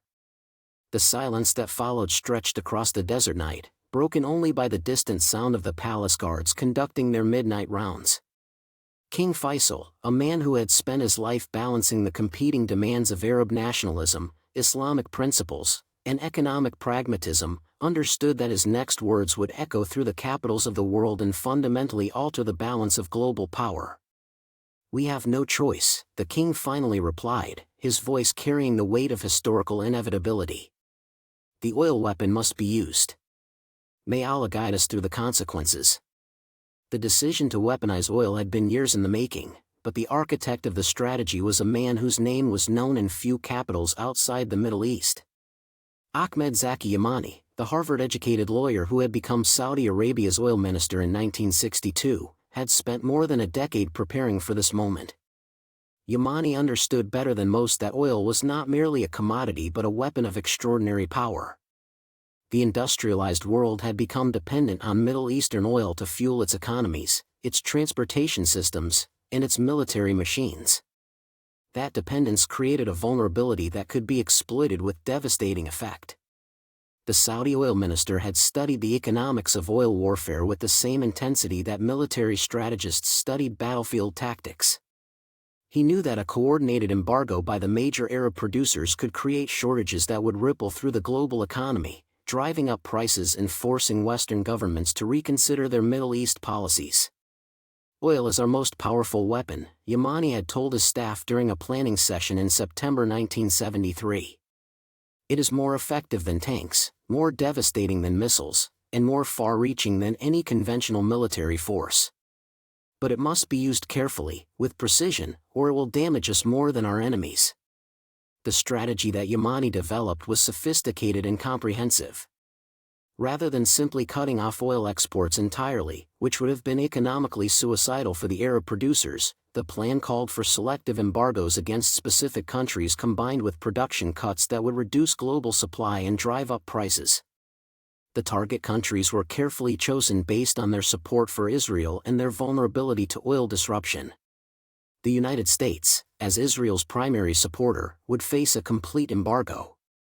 The Netherlands, which had allowed Israeli arms shipments to pass through its territory, would be similarly isolated. Other European countries and Japan would be offered the opportunity to maintain oil supplies in exchange for changes in their Middle East policies. The production cuts were calculated to create maximum economic disruption while preserving the long-term viability of the oil-producing states. The Arab producers would reduce output by 5% initially, with additional cuts of 5% each month until their political objectives were achieved. The implementation of the oil weapon began on October 17, 1973, in the conference room of the Hotel Imperial in Vienna, where the Arab members of OPEC had gathered for an emergency meeting.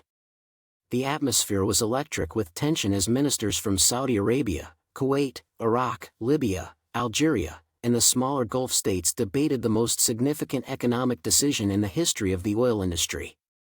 The meeting had been called by the Kuwaiti oil minister, who had been authorized by his government to propose the embargo strategy. The Kuwaiti proposal was radical: a complete embargo on oil shipments to the United States and any other country that supported Israel, combined with production cuts that would reduce global oil supply by 25%. The debate that followed was intense and sometimes acrimonious. The Saudi representatives, led by Yamani, argued for a more gradual approach that would allow time for diplomatic solutions. The Libyan and Algerian representatives, reflecting the radical positions of their governments, demanded immediate and comprehensive action. The most dramatic moment came when the Iraqi representative, reflecting Baghdad's complex relationship with both the Soviet Union and the Arab cause, proposed that the embargo be extended to include all Western countries, regardless of their position on Israel.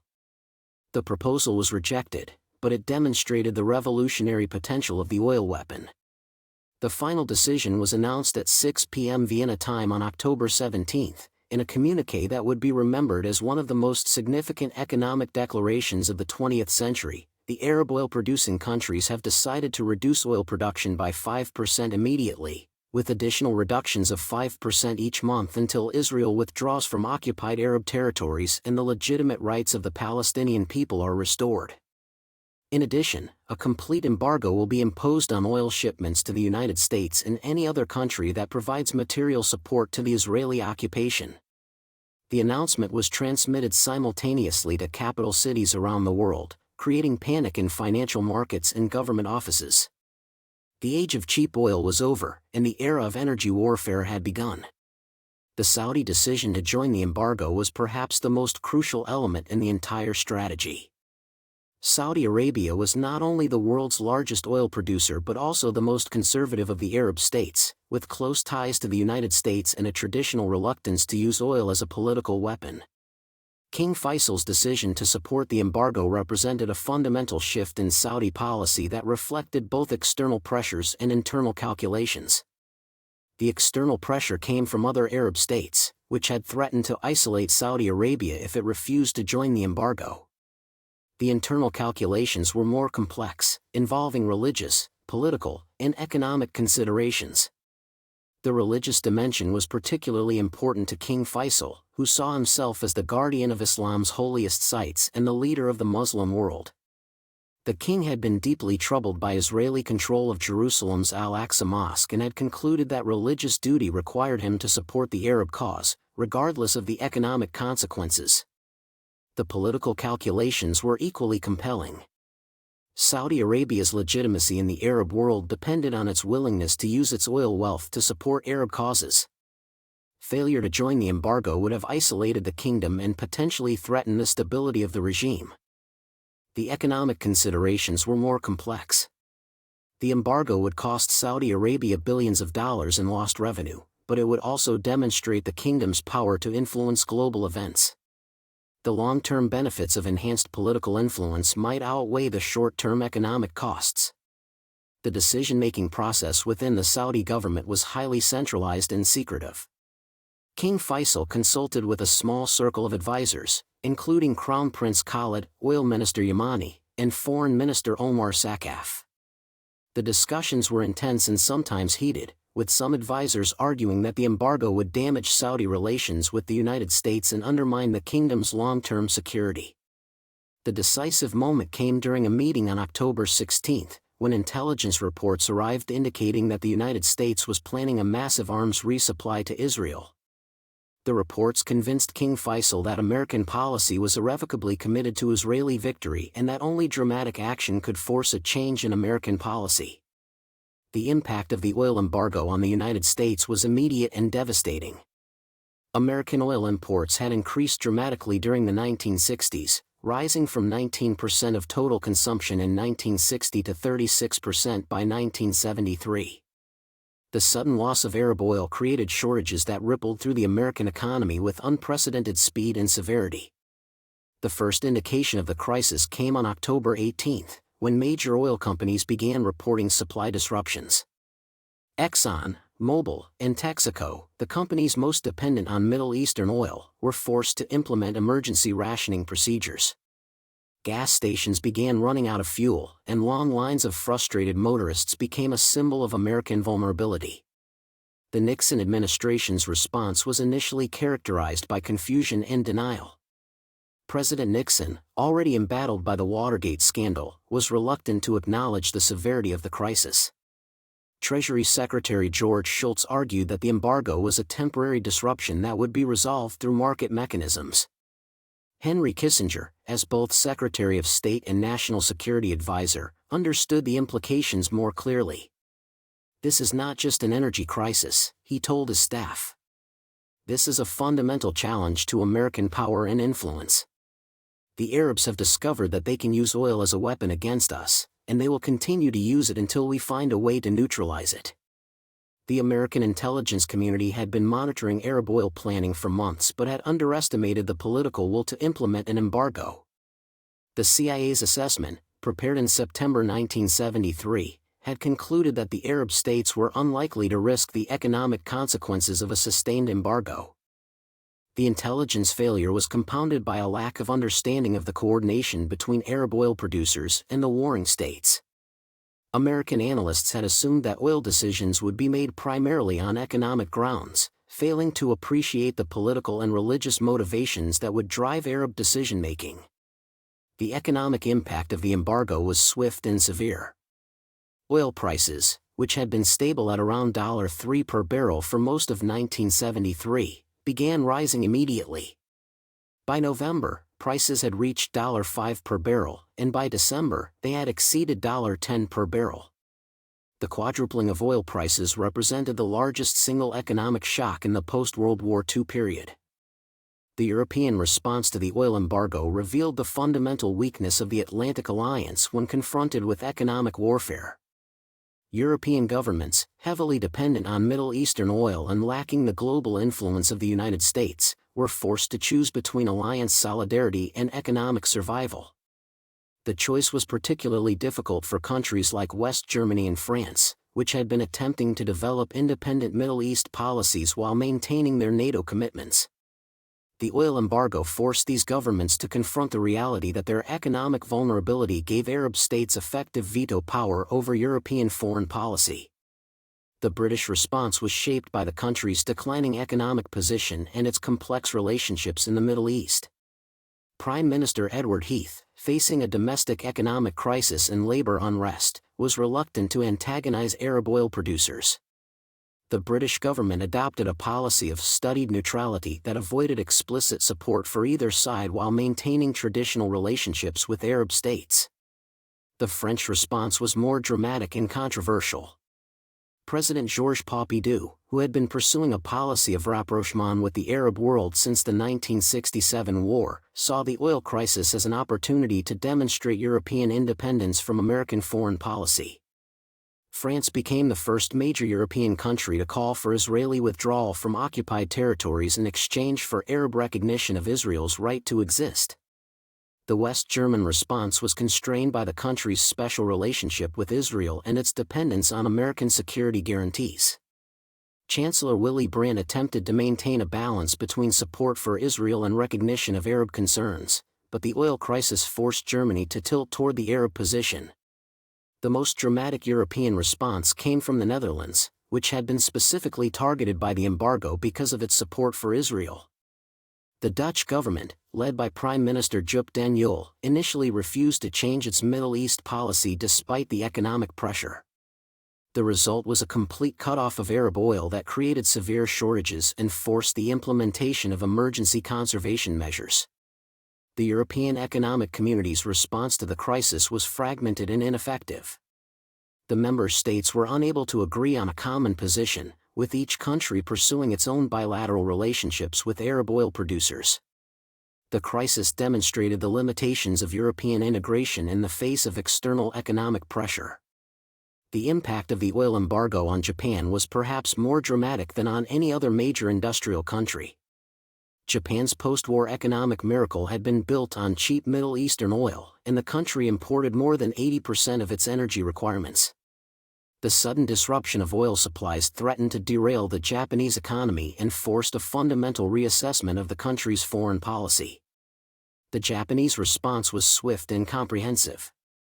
Prime Minister Kakuei Tanaka, who had been pursuing a policy of close economic ties with the Arab world, immediately ordered a review of Japan's Middle East policy. The government implemented emergency conservation measures and began exploring alternative energy sources. The most significant Japanese response was a dramatic shift in policy toward the Arab-Israeli conflict. On November 22, 1973, the Japanese government issued a statement calling for Israeli withdrawal from occupied territories in recognition of Palestinian rights. The statement represented a complete reversal of Japan's previous policy of neutrality and demonstrated the power of the oil weapon to force political change. The Japanese policy shift was accompanied by a massive expansion of economic relationships with Arab countries. Japanese companies, supported by government financing, began investing billions of dollars in Arab oil-producing countries. The investments were designed to secure long-term oil supplies and to demonstrate Japan's commitment to the Arab cause. The Japanese response to the oil crisis also included a major expansion of energy conservation programs and alternative energy research. The government implemented mandatory fuel rationing, promoted public transportation, and began developing nuclear power as an alternative to oil. These measures would have lasting effects on Japanese energy policy and would serve as a model for other countries facing similar challenges. The oil embargo created unprecedented opportunities for the Soviet Union to exploit Western vulnerabilities and advance its strategic objectives. The Soviet Union was not only immune to the embargo but actually benefited from higher oil prices, as it was a major oil exporter. The crisis demonstrated the advantages of energy independence and the risks of dependence on politically unstable regions. The Soviet response to the oil crisis was carefully calibrated to maximize strategic advantage while avoiding direct confrontation with the United States. Moscow provided diplomatic support to the Arab embargo while offering to increase oil exports to Western countries at market prices. The policy allowed the Soviet Union to profit from the crisis while positioning itself as a reliable energy supplier. The Soviet Union also used the oil crisis to advance its relationships with Arab countries. Moscow provided technical assistance to Arab oil producers and offered to help them develop alternative markets for their oil. The assistance was designed to reduce Arab dependence on Western markets and to create long-term relationships that would serve Soviet strategic interests. The intelligence dimension of the Soviet response was particularly sophisticated. Soviet intelligence services worked closely with Arab governments to monitor Western responses to the embargo and to identify pressure points that could be exploited. The intelligence cooperation provided the Soviet Union with unprecedented insights into Western decision-making processes and strategic vulnerabilities. The Soviet exploitation of the oil crisis extended beyond immediate economic opportunities to longer-term strategic objectives. Moscow used the crisis to demonstrate the vulnerability of the Western alliance and to encourage European independence from American leadership. The policy was successful in creating tensions within NATO and in promoting European neutrality in Middle Eastern conflicts.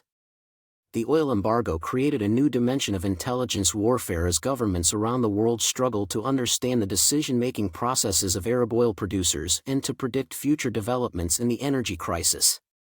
The intelligence challenges were unprecedented, requiring new methods of collection and analysis. The American intelligence community devoted enormous resources to monitoring Arab oil decision-making. The CIA and NSA worked together to intercept communications between Arab oil ministers and to penetrate the decision-making processes of key oil-producing countries. The intelligence collection was complicated by the secretive nature of Arab oil policy and the sophisticated counterintelligence measures employed by Arab governments. The most significant intelligence breakthrough came through technical collection against Saudi Arabia. American intelligence agencies were able to monitor communications between King Faisal and his advisors, providing insights into Saudi decision-making that were crucial for American policy development. The intelligence revealed that Saudi policy was driven more by political and religious considerations than by economic calculations. The intelligence picture was complicated by the role of international oil companies, which had their own intelligence networks and their own relationships with Arab governments. The companies provided governments with information about Arab oil policy while also conducting their own negotiations with Arab officials. The dual role of the oil companies created confusion and sometimes conflicting intelligence assessments. The Soviet intelligence effort was equally sophisticated and more successful in some respects. Soviet intelligence services had been operating in the Middle East for decades and had developed extensive networks of contacts within Arab governments. The intelligence networks provided Moscow with advance warning of Arab oil policy decisions and insights into Western vulnerabilities. The intelligence war also included efforts to protect energy infrastructure from sabotage and terrorist attack. Western intelligence agencies worked closely with oil companies to develop security measures for oil facilities and transportation systems. The measures were successful in preventing major attacks during the crisis, but they highlighted the vulnerability of energy infrastructure to asymmetric threats. The international oil companies found themselves at the center of the oil crisis, caught between the demands of Arab governments and the pressures of Western consumers. The companies were forced to navigate a complex web of political, economic, and legal challenges while maintaining their business relationships in both the Middle East and Western markets. The major oil companies, Exxon, Mobil, Texaco, Chevron, and Shell, had been operating in the Middle East for decades and had developed close relationships with Arab governments. These relationships were based on mutual economic benefit, but they also created vulnerabilities that could be exploited during political crises. The company's initial response to the embargo was to comply with Arab demands while seeking to minimize the impact on their Western operations. The companies argued that they had no choice but to follow the instructions of host governments and that any attempt to circumvent the embargo would result in the loss of their Middle Eastern operations. The corporate response included extensive negotiations with Arab governments designed to secure exemptions or modifications to the embargo. The negotiations were conducted in secret and involved complex arrangements that sometimes contradicted the public positions of Western governments. The company's primary concern was to maintain their long-term relationships with Arab governments while managing the immediate crisis. The most controversial corporate response came from companies that attempted to circumvent the embargo through complex trading arrangements. Some companies bought oil from non-Arab sources and sold it to embargoed countries while simultaneously selling Arab oil to non-embargoed countries. These arrangements were technically legal but violated the spirit of the embargo and created political problems for Western governments. The oil companies also played a crucial role in intelligence collection and diplomatic communication. Company executives, who maintained regular contact with Arab officials, provided Western governments with information about Arab decision-making and intentions. The information was often more current and accurate than that available through official diplomatic channels. The oil embargo's most lasting impact was the transformation of global energy markets through the quadrupling of oil prices. The price increases, which began in October 1973 and continued through the first quarter of 1974, represented the largest single economic shock in the post-World War II period. The price increases were driven by multiple factors, including the production cuts implemented by Arab producers, the disruption of supply chains caused by the embargo, and speculative trading in oil futures markets. The combination of reduced supply and increased demand created a perfect storm that drove prices to unprecedented levels. The economic impact of the price increases was immediate and severe. Inflation rates in most Western countries doubled or tripled, unemployment increased as energy-intensive industries cut production, and economic growth slowed dramatically. The price shock created the first global recession since the 1930s and fundamentally altered the structure of the world economy. The price increases also had profound effects on global financial markets. The massive transfer of wealth from oil-consuming to oil-producing countries created new patterns of international investment and fundamentally altered the structure of international finance.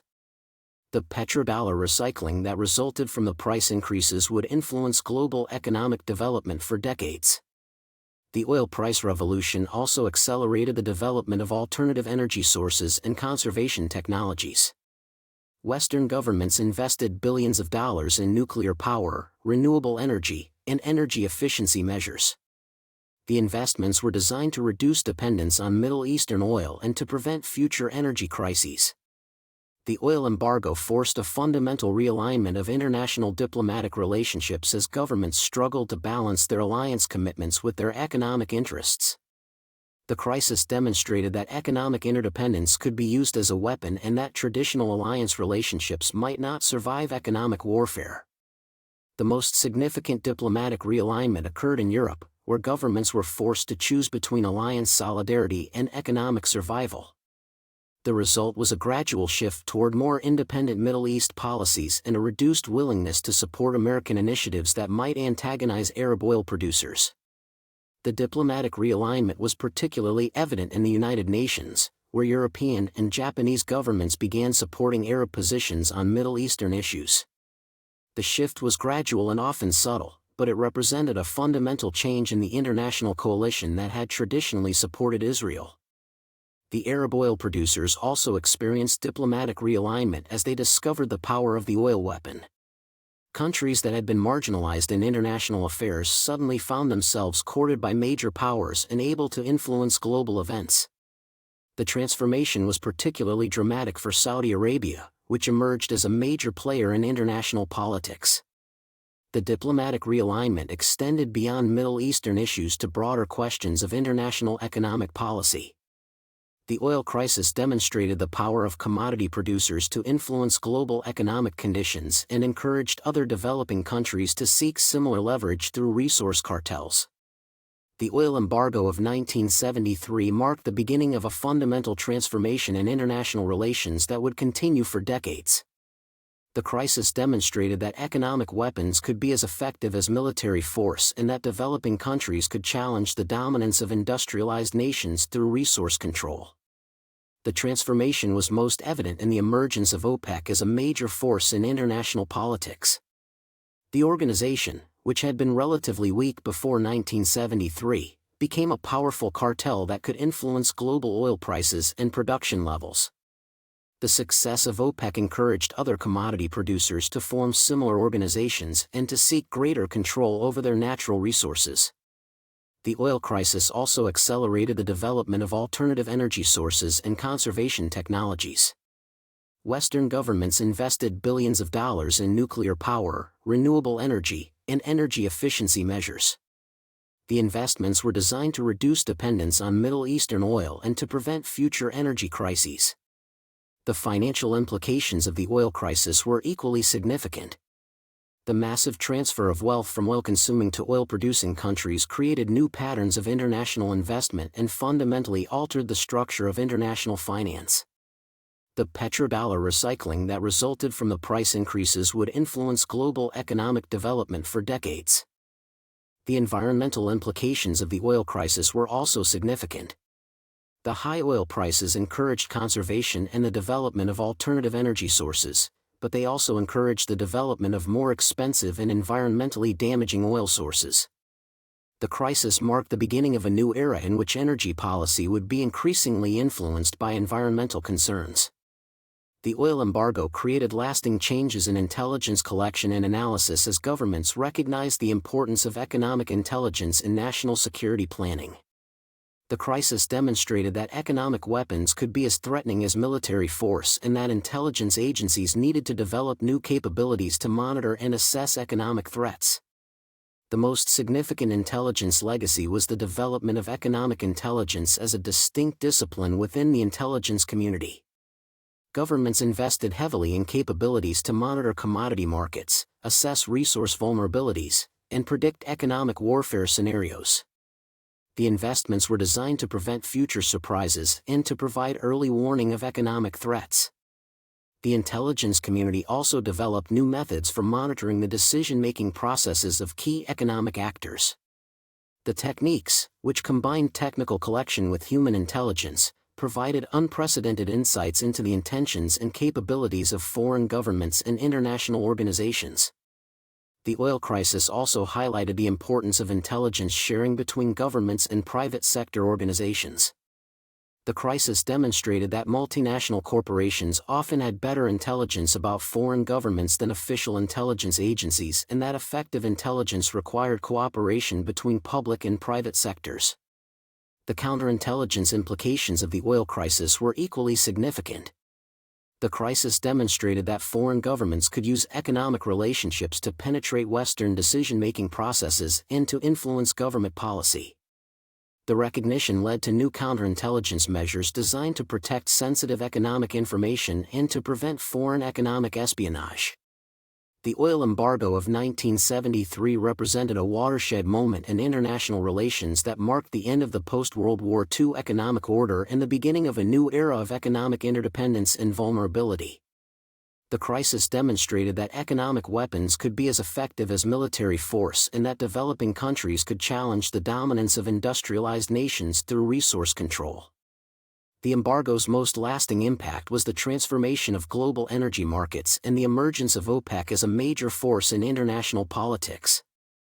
The crisis established the principle that natural resources could be used as weapons and that producer countries could successfully challenge consumer countries through coordinated action. The financial implications of the oil crisis were equally enduring. The massive transfer of wealth from oil-consuming to oil-producing countries created new patterns of international investment and fundamentally altered the structure of international finance. The petrodollar recycling that resulted from the price increases influenced global economic development for decades. The diplomatic implications of the oil crisis were also lasting. The crisis forced a fundamental realignment of international relationships as governments struggled to balance their alliance commitments with their economic interests. The result was a gradual shift toward more independent foreign policies and a reduced willingness to support initiatives that might antagonize resource-producing countries. The oil embargo of 1973 was more than an economic crisis. It was a revolution that transformed the international system and established new patterns of power and influence that would persist for decades. The Arab oil producers had discovered that they possessed a weapon more powerful than any military force, the ability to control the energy that powered the global economy. The revolution that began in the conference rooms of Vienna and the palaces of Riyadh would reshape the world and establish the Middle East as the center of global energy politics for generations to come. The telephone call that King Faisal had made on that October night in 1973 had unleashed forces that would transform the global economy and establish new patterns of international power. The oil weapon had proven its effectiveness, and the world would never be the same. The age of cheap energy was over, and the era of resource politics had begun. The revolution that had started with a war in the Middle East would continue to influence global politics for decades to come. A reminder that in an interconnected world, economic weapons could be as devastating as military force and that the control of vital resources could determine the fate of nations. Diplomacy under fire. Ceasefire negotiations in UN Resolution 338 at 2:47 a.m. on October 21, 1973, the red telephone in the Kremlin rang with the shrill urgency that had become familiar to Soviet leaders during the most dangerous moments of the Cold War. General Secretary Leonid Brezhnev, roused from fitful sleep in his private apartment, understood immediately that the call would determine whether the Middle East crisis would escalate into global catastrophe or find resolution through the delicate art of superpower diplomacy. On the other end of the secure line was Henry Kissinger, calling from his 7th-floor office in the State Department, where he had been working without sleep for 72 hours. The Secretary of State's voice carried the exhaustion of a man who had been managing multiple crises simultaneously while conducting the most complex diplomatic negotiations of his career. "Mr. General Secretary," Kissinger began, his accented English carrying across the encrypted connection, "we have reached the point where military developments are overtaking diplomatic possibilities. If we do not act within the next few hours, the situation will become uncontrollable." The conversation that followed would last barely 10 minutes, but it would set in motion a diplomatic process that would end one of the most dangerous confrontations in Cold War history. The two men, ideological adversaries who had spent decades preparing for nuclear war, found themselves working together to prevent a regional conflict from destroying the world they both sought to dominate. The transformation of the Yom Kippur War from a regional conflict into a global diplomatic crisis had begun on October 7, when it became clear that the initial Arab successes had fundamentally altered the strategic balance in the Middle East. The Soviet Union, which had invested heavily in Arab military capabilities, found itself in the unexpected position of supporting the stronger side in the conflict. The United States, committed to Israeli survival, faced the prospect of watching its principal Middle Eastern allies suffer a devastating defeat. The first diplomatic initiatives came not from the superpowers but from smaller nations that understood the global implications of the conflict. The British government, led by Prime Minister Edward Heath, had been among the first to recognize that the war could not be allowed to continue without risking superpower confrontation. On October 8, the Foreign Office had begun preparing proposals for international mediation. The European Economic Community, despite its limited influence in Middle Eastern affairs, had also begun diplomatic initiatives designed to prevent escalation. The French government, under President Georges Pompidou, had been particularly active in seeking contacts with both Arab and Israeli leaders. The French approach was complicated by the country's complex relationships in the region, but it reflected a genuine concern about the global implications of the conflict. The most significant early diplomatic initiative, however, came from an unexpected source. Pope Paul VI, speaking from the Vatican on October 9, had issued a plea for immediate ceasefire that resonated throughout the Catholic world and beyond. The papal intervention was not merely symbolic, it represented the first international call for ending the conflict and established the moral framework for subsequent diplomatic efforts. The Soviet Union's initial diplomatic position was shaped by the unexpected success of Arab forces and the opportunity to achieve strategic gains in the Middle East. Foreign Minister Andrei Gromyko, meeting with the Politburo on October 8, had argued that Soviet policy should support continued Arab military operations while working to prevent American intervention. "We have an opportunity to achieve in weeks what we have been seeking for decades," Gromyko told his colleagues. "The Arab forces are winning, Israeli morale is collapsing, and American influence in the region is declining.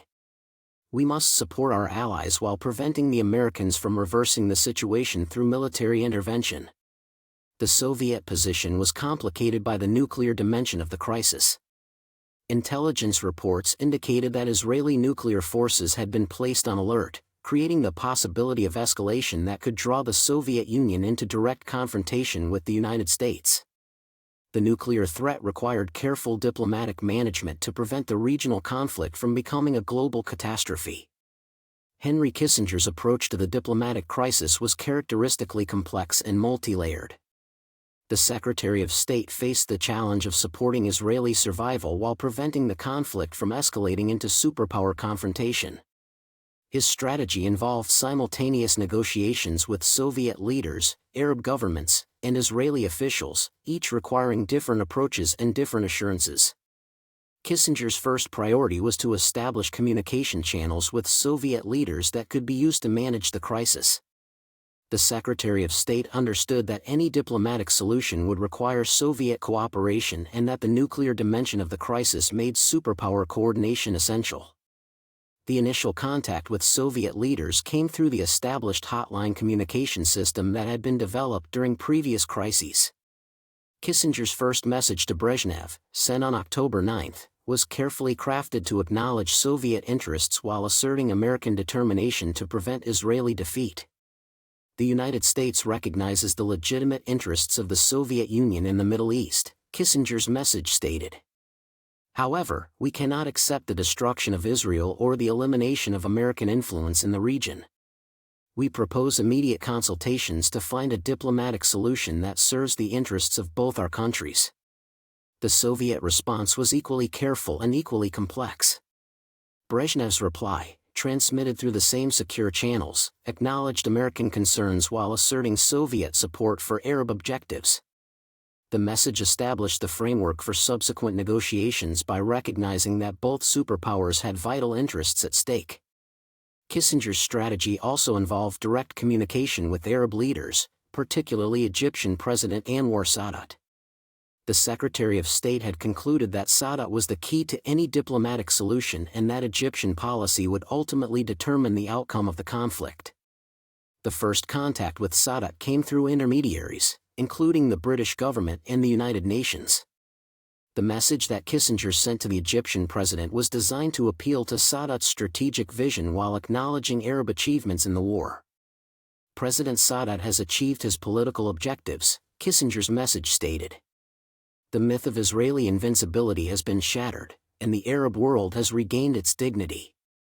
The question now is whether these achievements can be consolidated through diplomatic means or whether they will be lost through continued military action.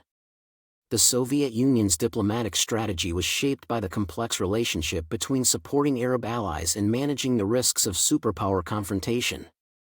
The Soviet leadership understood that continued Arab military success could provide strategic advantages, but they also recognized that Israeli desperation could lead to nuclear escalation. The key figure in Soviet diplomacy was Foreign Minister Andrei Gromyko, a veteran of Cold War negotiations who had been managing Soviet-American relations for more than 2 decades. Gromyko's approach was to maximize Soviet gains while minimizing the risks of direct confrontation with the United States. The Soviet diplomatic initiative began on October 10, when Gromyko met with Arab ambassadors in Moscow to coordinate diplomatic strategy. The meeting was attended by representatives from Egypt, Syria, Iraq, and Algeria, as well as PLO officials. The discussion focused on the timing and conditions for potential ceasefire negotiations. The Soviet position was that any ceasefire must be linked to Israeli withdrawal from occupied territories and recognition of Palestinian rights. The position was designed to ensure that Arab military gains would be translated into political achievements and that Soviet influence in the region would be enhanced. The most significant Soviet diplomatic initiative came on October 12, when Brezhnev sent a personal message to President Nixon proposing joint superpower mediation of the conflict. The message, transmitted through the hotline, represented the first formal proposal for ending the war through diplomatic means. The situation in the Middle East has reached a critical point, Brezhnev's message stated. The conflict threatens to escalate beyond the control of the regional parties and to involve the great powers in direct confrontation. The Soviet Union proposes that our 2 countries work together to achieve an immediate ceasefire and to establish a framework for lasting peace in the region. The Soviet proposal included specific elements that would become central to subsequent diplomatic efforts. These included an immediate ceasefire in place, followed by negotiations on Israeli withdrawal from occupied territories, and the establishment of international peacekeeping forces to monitor the ceasefire. The United Nations found itself at the center of the diplomatic crisis despite its limited influence over the actual conduct of the war. The organization's role was complicated by the competing interests of its member states and the constraints of the Security Council, where both superpowers possessed veto power.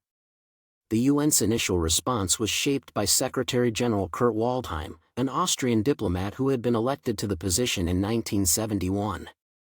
Waldheim understood that the United Nations could play a crucial role in legitimizing any diplomatic settlement and in providing the international framework for peacekeeping operations. The first UN initiative came on October 8, when Waldheim called for an emergency session of the Security Council to address the Middle East crisis. The session was requested by the non-aligned movement, which had been concerned about the global implications of the conflict. The Security Council debate revealed the deep divisions within the international community over the Middle East conflict. The Arab states, supported by the Soviet Union, called for immediate Israeli withdrawal from occupied territories. The United States and its allies argued that any ceasefire must be accompanied by recognition of Israel's right to exist within secure borders. The debate was complicated by the military situation, which was changing rapidly as Israeli forces began their counteroffensive. The shifting balance of power on the battlefield affected the negotiating positions of all parties and made it difficult to achieve consensus on ceasefire terms. The breakthrough came on October 16, when the military situation had stabilized sufficiently to allow serious diplomatic negotiations.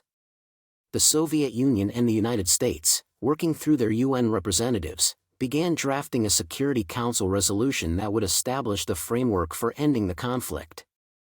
The negotiation of UN Security Council Resolution 338 represented one of the most complex and intensive diplomatic efforts in UN history. The resolution, which would formally end the Yom Kippur War, required careful balancing of competing interests and precise language that would be acceptable to all parties. The negotiations were conducted primarily between Soviet and American representatives, with input from other Security Council members and the parties to the conflict. The key figures were Soviet Ambassador Yakov Malik and American Ambassador John Scali, both veteran diplomats who had participated in previous Middle East negotiations. The most contentious issue was the relationship between ceasefire and Israeli withdrawal from occupied territories. The Soviet Union and Arab states insisted that any ceasefire must be linked to Israeli withdrawal, while the United States and Israel argued that ceasefire and withdrawal were separate issues that should be addressed through subsequent negotiations. The compromise that emerged was carefully crafted language that called for implementation of Security Council Resolution 242, which had been passed after the 1967 war. Resolution 242 called for Israeli withdrawal from territories occupied in the war in return for peace and recognition from Arab states. The negotiations were complicated by the changing military situation. Israeli forces had crossed the Suez Canal and were advancing toward Cairo, while Syrian forces had been pushed back beyond the pre-war ceasefire lines. The military developments affected the negotiating positions of all parties and created pressure for rapid agreement. The final text of Resolution 338 was agreed upon during an all-night negotiating session on October 21. The resolution called for 1. An immediate ceasefire in place. 2. Implementation of Security Council Resolution 242-3. Immediate negotiations between the parties aimed at establishing a just and durable peace in the Middle East. The resolution was adopted by the Security Council on October 22, 1973, by a vote of 14 in favor with China abstaining. The adoption marked the formal end of the Yom Kippur War and the beginning of a new phase of Middle East diplomacy. Israeli diplomatic strategy during the war was shaped by the fundamental challenge of fighting for survival while maintaining international support. The Israeli government faced the difficult task of conducting military operations while engaging in diplomatic negotiations that could determine the long-term security of the state. Prime Minister Golda Meir's approach to diplomacy was characteristically direct and uncompromising. The Israeli leader understood that any diplomatic settlement would require territorial concessions, but she was determined to ensure that Israeli security would not be compromised by premature agreements. The Israeli position on ceasefire negotiations was shaped by the military situation and the need to restore Israeli deterrent credibility. Foreign Minister Abba Eban, Israel's most skilled diplomat, argued that Israel could not accept a ceasefire that would leave Arab forces in advantageous positions. "We cannot accept a ceasefire that rewards aggression," Eban told his cabinet colleagues. "If we agree to stop fighting while Arab forces occupy Israeli territory, we will be legitimizing the use of force and encouraging future attacks. Any ceasefire must be accompanied by Arab withdrawal to pre-war positions." The Israeli position was complicated by American pressure for diplomatic flexibility. The United States, while committed to Israeli survival, was also concerned about the global implications of the conflict and the need to prevent superpower confrontation. The most significant Israeli diplomatic initiative came on October 14, when Eban met secretly with Soviet representatives in New York. The meeting, which was arranged through UN channels, represented the first direct Israeli-Soviet contact since the 1967 war. The meeting was conducted in the highest secrecy, with both sides understanding that any disclosure could have serious political consequences. The Israeli position was presented by Eban himself, while the Soviet position was presented by Deputy Foreign Minister Vasily Kuznetsov. The Israeli message was carefully crafted to appeal to Soviet strategic interests while maintaining Israeli security requirements. Eban argued that a stable Middle East required recognition of Israeli legitimacy and that continued conflict would only benefit radical forces that threatened both Israeli and Soviet interests. The Soviet response was equally careful and equally complex. Kuznetsov acknowledged Israeli concerns while asserting Soviet support for Arab objectives. The exchange established the framework for subsequent Israeli-Soviet contacts and demonstrated the possibility of diplomatic progress despite ideological differences. The Arab diplomatic strategy during the war was complicated by the need to coordinate the positions of multiple governments with different interests and different relationships with the superpowers. The coordination was managed primarily through the Arab League, but it also involved direct bilateral consultations between key Arab leaders. The central figure in Arab diplomacy was Egyptian President Anwar Sadat, who had emerged as the leading voice of Arab moderation. Sadat's approach to diplomacy was shaped by his strategic vision of achieving Arab political objectives through a combination of military action and diplomatic negotiation. Sadat's diplomatic strategy was based on the recognition that military success would be temporary unless it was translated into political achievements. The Egyptian president understood that Arab forces could not sustain their initial advantages indefinitely and that diplomatic negotiations would be necessary to consolidate Arab gains. The most significant Arab diplomatic initiative came on October 16, when Sadat sent a personal message to President Nixon proposing direct Egyptian-American negotiations. The message, transmitted through the Soviet embassy in Cairo, represented the first Arab attempt to establish direct communication with the United States. Egypt recognizes the legitimate interests of the United States in the Middle East, Sadat's message stated. We are prepared to work with the United States to achieve a just and lasting peace that serves the interests of all parties. The war has demonstrated that military solutions are not sufficient, political solutions are necessary. The Egyptian initiative was coordinated with other Arab governments through the Arab League, but it also reflected Sadat's independent assessment of Egyptian interests. The initiative marked the beginning of the process that would eventually lead to the Camp David Accords and the Egyptian-Israeli peace treaty. The Syrian position on diplomacy was more complex and more constrained by domestic political considerations. President Hafez al-Assad was committed to the recovery of the Golan Heights, but he was also concerned about the implications of separate Arab diplomatic initiatives. Assad's diplomatic strategy was based on maintaining Arab unity while pursuing Syrian national interests. The Syrian president understood that any diplomatic settlement would require careful coordination with other Arab states and that separate negotiations could weaken the overall Arab position. The diplomatic negotiations were supported by intensive intelligence operations designed to understand the intentions and capabilities of all parties. The intelligence dimension was crucial to the success of the diplomatic efforts, providing negotiators with the information they needed to assess negotiating positions and to predict likely outcomes. The American intelligence effort was coordinated by the CIA and the National Security Agency, working closely with State Department intelligence analysts. The intelligence collection focused on the decision-making processes of Arab governments, Soviet policy, and Israeli strategic thinking. The most significant intelligence breakthrough came through interception of communications between Arab leaders. The NSA's monitoring of diplomatic traffic provided American negotiators with advance warning of Arab diplomatic initiatives and insights into internal Arab debates about ceasefire terms.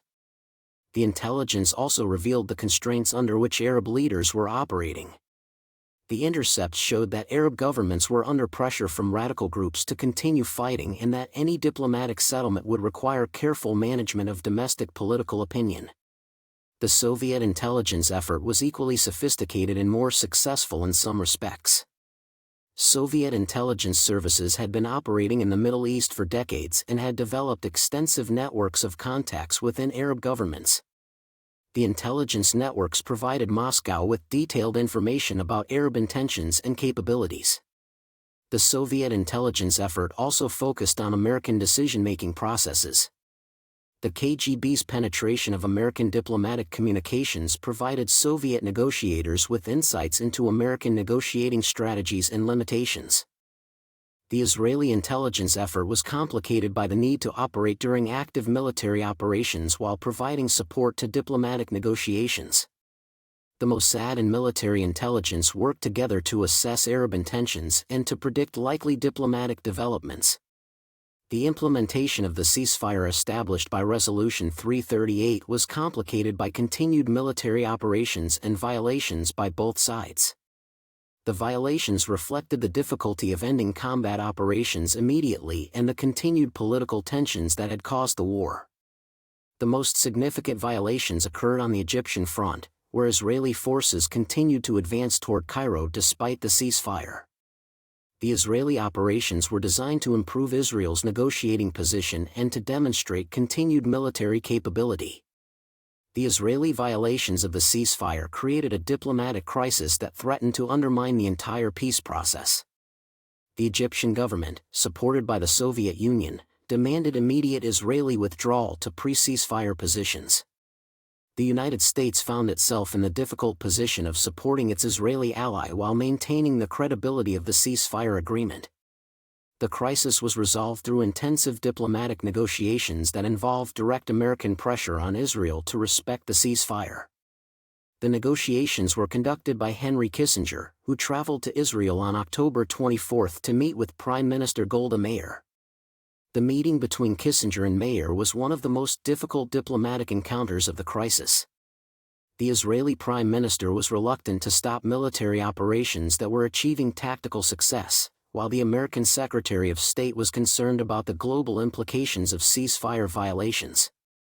The resolution of the crisis required careful balancing of Israeli security concerns and international legal obligations. The final agreement called for Israeli forces to stop advancing while maintaining their existing positions, with the understanding that the final ceasefire lines would be determined through subsequent negotiations. The implementation of the ceasefire required the establishment of monitoring mechanisms that could verify compliance and investigate violations.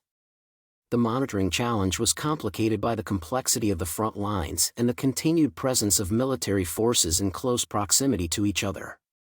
The United Nations played a crucial role in ceasefire monitoring through the expansion of existing peacekeeping forces and the establishment of new observer missions. The UN Emergency Force, which had been monitoring the Egyptian-Israeli ceasefire since 1967, was reinforced and given additional responsibilities for monitoring the new ceasefire lines. The most significant monitoring challenge came on the Syrian front, where the ceasefire lines were complex and difficult to define. The mountainous terrain of the Golan Heights made it difficult to establish clear boundaries, and both sides claimed territory that was occupied by the other. The resolution of the monitoring challenge required the establishment of buffer zones and the deployment of international observers. The negotiations were complicated by Syrian reluctance to accept international monitoring and Israeli concerns about the security implications of foreign troops on the Golan Heights.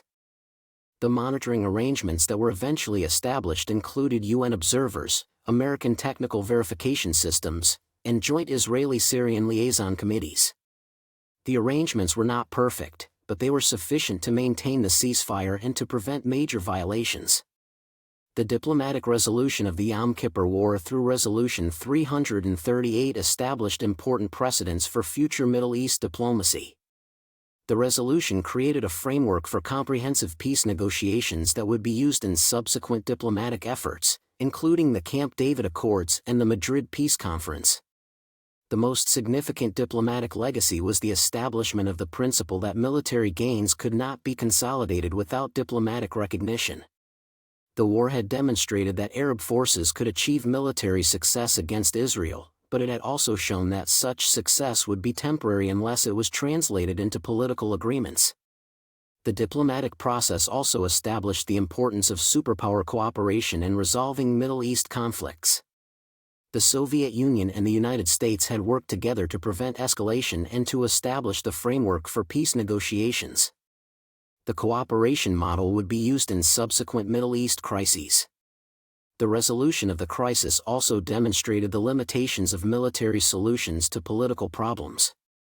Both sides had achieved significant military successes, but neither had been able to achieve decisive victory.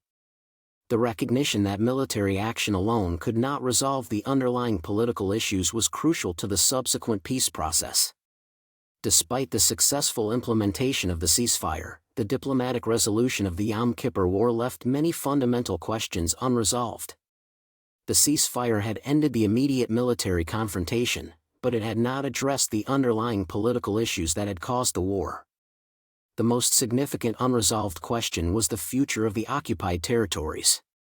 Resolution 338 had called for implementation of Resolution 242, which required Israeli withdrawal from territories occupied in 1967, but the specific terms of withdrawal remained to be negotiated.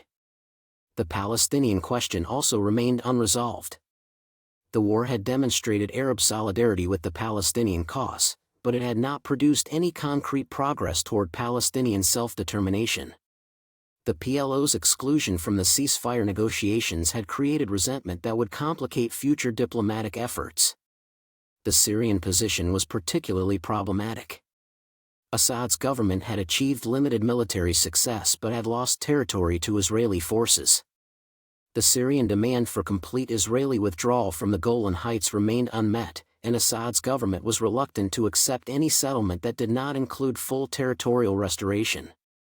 The broader question of regional security arrangements also remained unresolved. The war had demonstrated the continuing instability of the Middle East and the need for comprehensive security arrangements that could prevent future conflicts. The diplomatic resolution of the Yom Kippur War marked a fundamental transformation in Middle East diplomacy. The war had shattered many of the assumptions that had guided regional politics since 1967 and had created new possibilities for diplomatic progress. The most significant transformation was the emergence of Egypt as a potential partner for peace with Israel. Sadat's diplomatic initiatives during the war had demonstrated Egyptian willingness to work with the United States and to consider direct negotiations with Israel. The transformation would eventually lead to the Egyptian-Israeli Peace Treaty of 1979. The war also transformed the role of the United States in Middle East diplomacy. The American resupply of Israel during the war had demonstrated American commitment to Israeli survival, but the diplomatic resolution of the crisis had also shown American willingness to pressure Israel for diplomatic flexibility. The Soviet role in Middle East diplomacy was also transformed by the war. The Soviet Union's cooperation with the United States in achieving the ceasefire had demonstrated the possibility of superpower collaboration in regional conflicts. However, the subsequent American diplomatic successes in the region would gradually reduce Soviet influence. The war also transformed the international context of Middle East diplomacy. The oil embargo had demonstrated the global implications of regional conflicts and had created new incentives for international involvement in peace negotiations. The European and Japanese responses to the oil crisis had shown that Middle East conflicts could no longer be treated as purely regional matters. The diplomatic resolution of the Yom Kippur War had been achieved at enormous cost in human lives and economic resources. The war had killed more than 15,000 people and had caused billions of dollars in damage to the economies of the region. The oil embargo had created the first global recession since the 1930s and had transformed the international economy. The human cost of the war was felt most acutely by the families of the casualties. Israeli losses exceeded 2,500 killed, while Arab losses were estimated at more than 10,000 killed. The casualties included not only soldiers but also civilians who had been caught in the crossfire of battle. The economic cost was equally staggering. The war had consumed enormous resources that could have been used for economic development and social progress. The oil embargo had disrupted global trade patterns and had created economic hardship for millions of people around the world. The psychological cost was perhaps the most significant of all. The war had shattered the confidence of all parties in military solutions to political problems and had created a new awareness of the need for diplomatic solutions. The recognition that victory in war could be more costly than compromise in peace was crucial to the subsequent peace process. The diplomatic resolution of the Yom Kippur War through Resolution 338 established a framework for Middle East diplomacy that continues to influence regional politics today. The resolution's call for comprehensive peace negotiations based on the principle of land for peace has remained the foundation of international efforts to resolve the Arab-Israeli conflict. The precedent of superpower cooperation in resolving Middle East crises has been invoked in subsequent conflicts, although with varying degrees of success. The model of using UN Security Council resolutions to establish ceasefire frameworks has been applied to other regional conflicts throughout the world. The diplomatic techniques pioneered during the crisis, including shuttle diplomacy and step-by-step negotiations, have become standard tools of international diplomacy. Henry Kissinger's approach to crisis management and conflict resolution has been studied and emulated by diplomatic professionals around the world. The resolution of the crisis also demonstrated the importance of timing in diplomacy. The success of the ceasefire negotiations was partly due to the military situation, which had reached a point where all parties recognized the need for diplomatic solutions. The lesson that military stalemate could create diplomatic opportunities would be applied to other conflicts. The diplomatic resolution of the Yom Kippur War represented a triumph of international diplomacy over the forces of destruction and chaos. The negotiators who had worked through the night to draft Resolution 338 had prevented a regional conflict from becoming a global catastrophe and had established the foundation for a more stable and peaceful Middle East. The telephone call between Kissinger and Brezhnev that had initiated the diplomatic process had lasted barely 10 minutes, but it had set in motion a transformation that would reshape the Middle East for decades to come. The two men, representing opposing ideologies and competing interests, had found common ground in their recognition that the alternative to diplomacy was too terrible to contemplate. The ceasefire that went into effect on October 22, 1973, had silenced the guns of war, but it had also opened the door to a new chapter in Middle East diplomacy. The negotiations that had ended the Yom Kippur War were just the beginning of a longer process of peacemaking that would continue for years to come. The diplomats who had worked under fire to achieve the ceasefire had demonstrated that even the most intractable conflicts could be resolved through patient negotiation and careful compromise. The legacy of Resolution 338 was not just in its immediate success in ending the war, but in its demonstration that diplomacy could triumph over force and that peace was possible even in the most challenging circumstances. The resolution that had been negotiated in the shadow of nuclear war had become a beacon of hope for future generations of diplomats and peacemakers throughout the world.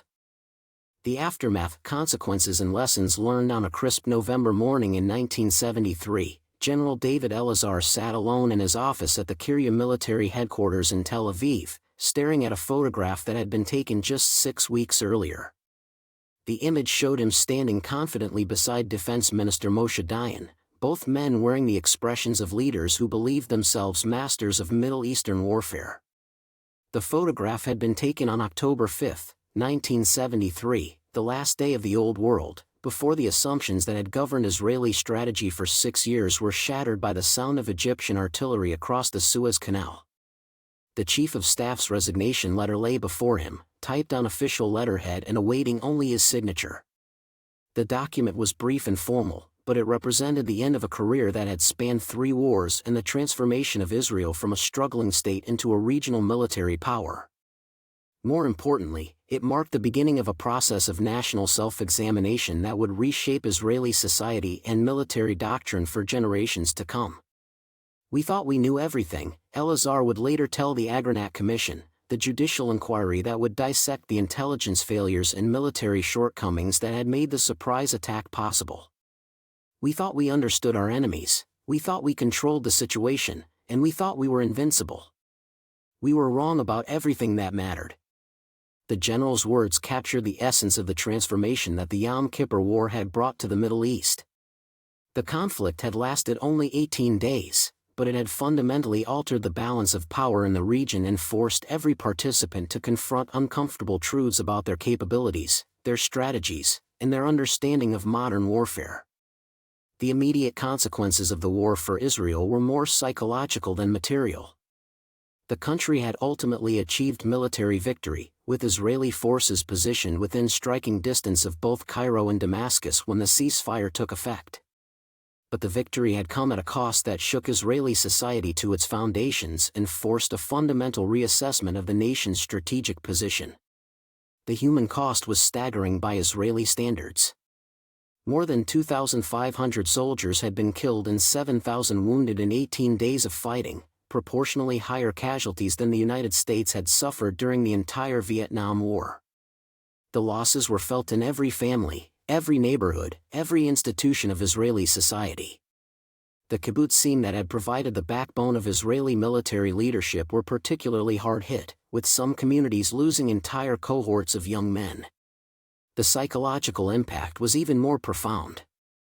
The myth of Israeli invincibility, carefully cultivated since the Six-Day War, had been shattered in the first hours of the conflict. Israeli soldiers who had grown up believing themselves inherently superior to their Arab opponents had witnessed Egyptian and Syrian forces fighting with skill, determination, and sophisticated equipment. The image of Egyptian infantry crossing the canal under fire and Syrian tanks advancing across the Golan Heights had permanently altered Israeli perceptions of their neighbors. The political consequences were equally dramatic. Prime Minister Golda Meir, the grandmother figure who had led Israel through the crisis, found her authority fatally undermined by the intelligence failures and military shortcomings that had characterized the war's opening days. The Israeli public, accustomed to swift victories and minimal casualties, demanded accountability for the disasters that had brought the country to the brink of defeat. The reckoning began with the Agranat Commission, a judicial inquiry headed by Supreme Court Chief Justice Shimon Agranat that was tasked with investigating the intelligence failures and military performance that had made the surprise attack possible. The commission's work would take more than a year and would produce a scathing indictment of Israeli intelligence and military leadership. The commission's preliminary report, released in April 1974, focused primarily on intelligence failures and military command shortcomings. The report concluded that Israeli intelligence had suffered from conceptual failure, the inability to conceive that Arab states would initiate a war they could not win. The failure was not merely technical but psychological, reflecting a dangerous overconfidence that had blinded Israeli analysts to clear warning signs. The military leadership also came under severe criticism. The report found that Israeli forces had been inadequately prepared for the type of warfare they actually faced, with insufficient attention to defensive operations and inadequate reserves of equipment and ammunition. The command structure had proved inadequate for managing a multi-front war, and coordination between different services had been poor. The human cost of these failures was documented in painful detail. The report described how Israeli positions along the Bar-Lev line had been overrun because they lacked adequate defensive preparations. It chronicled the destruction of Israeli armor formations that had been sent into battle without adequate intelligence or fire support. It recorded the confusion and panic that had characterized Israeli command centers during the war's opening hours. The Israeli military's response to the lessons of the Yom Kippur War was comprehensive and far-reaching. The transformation began with a fundamental reassessment of military doctrine that had been based on the assumption of Israeli technological and tactical superiority. The new doctrine acknowledged that Arab forces had achieved parity in many areas and that future conflicts would be longer, more costly, and more uncertain than previous wars. The most significant change was in defensive doctrine. The pre-war Israeli military had been oriented almost entirely toward offensive operations, with the assumption that any conflict would be resolved through rapid attack and territorial conquest. The Yom Kippur War had demonstrated the importance of defensive operations and the need to maintain adequate reserves for sustained combat. The new defensive doctrine was implemented through a series of reforms that transformed Israeli military preparations.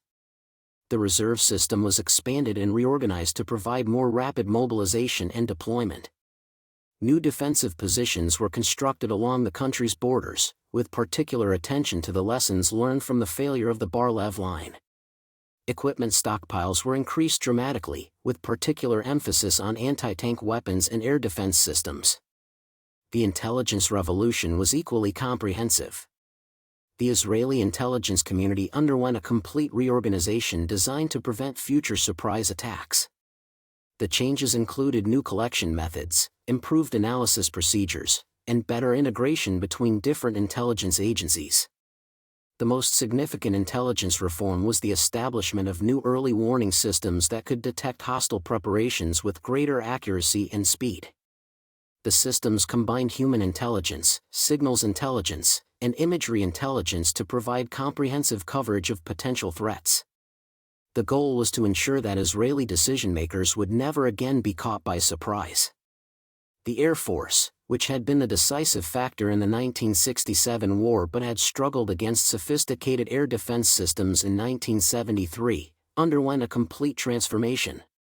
New tactics were developed for operating in high-threat environments, with particular emphasis on suppression of enemy air defenses and electronic warfare.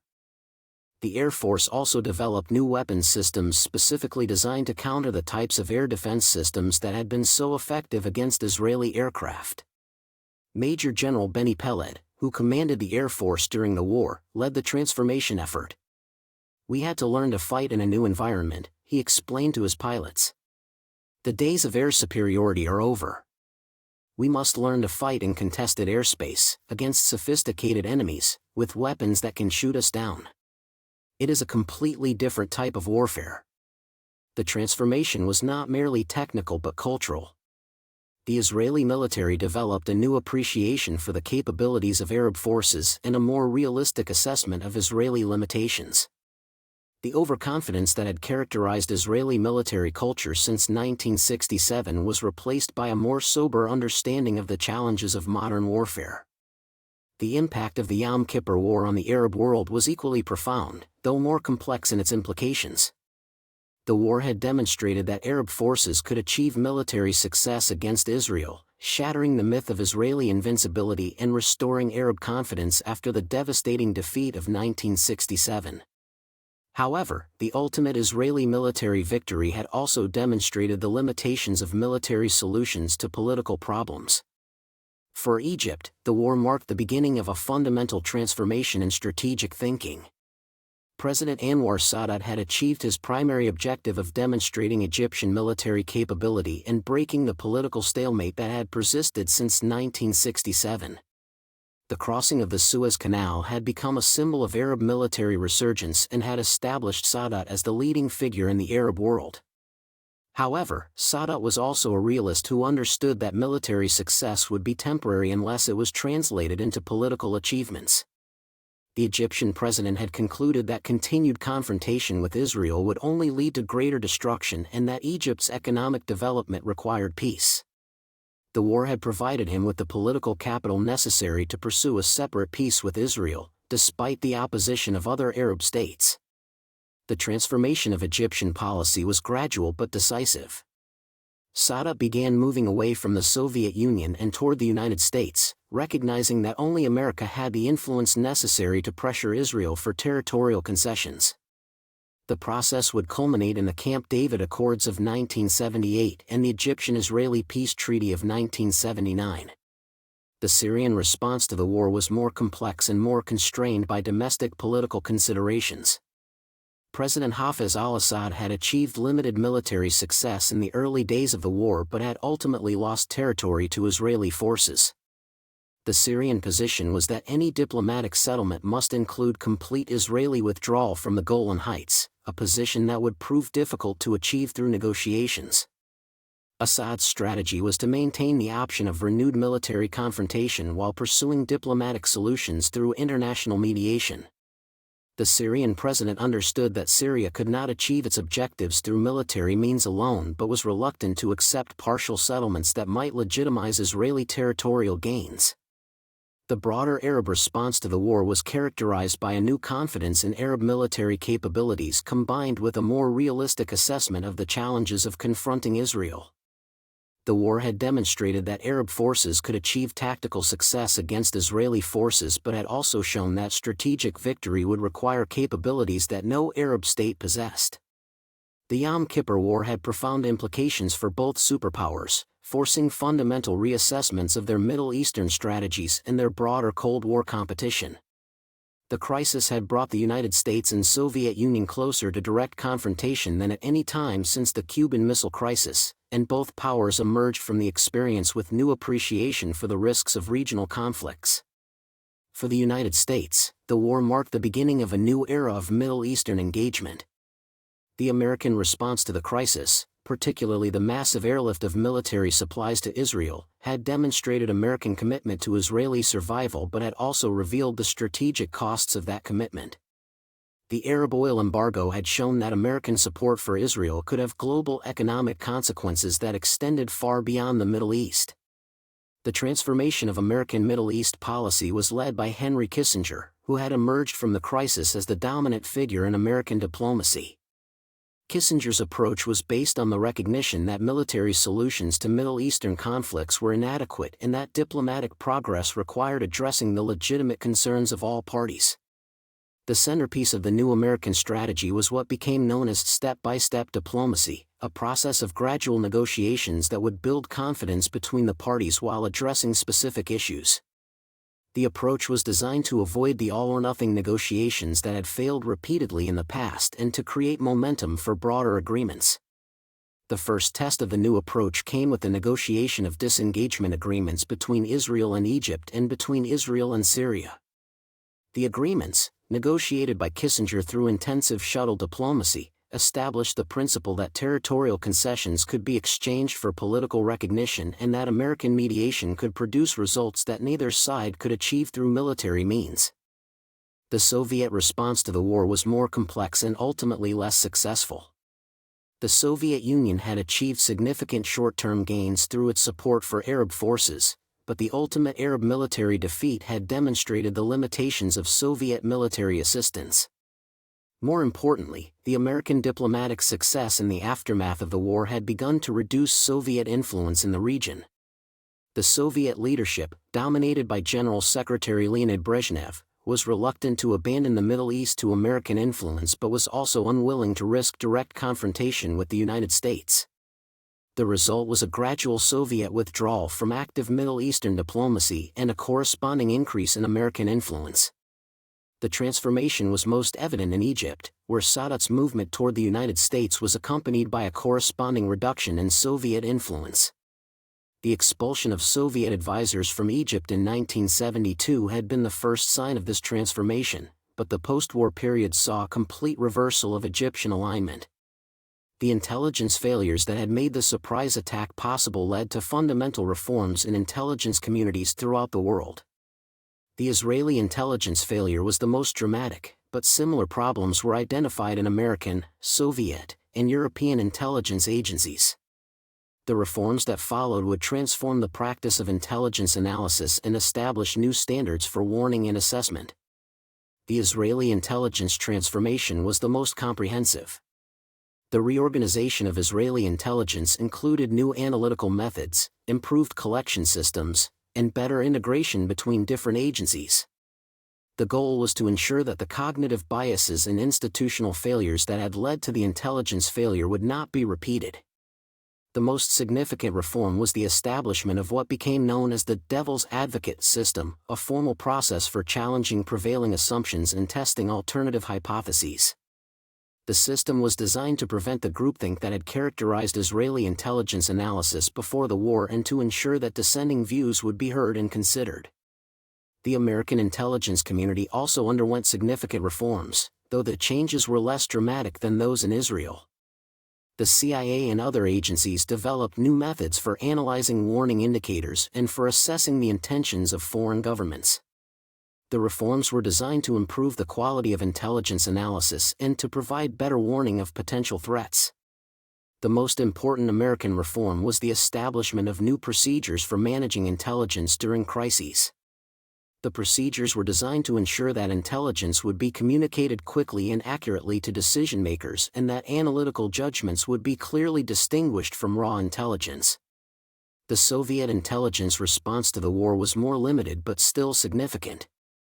The KGB and military intelligence agencies conducted their own assessments of the intelligence failures and implemented reforms designed to improve their understanding of regional conflicts.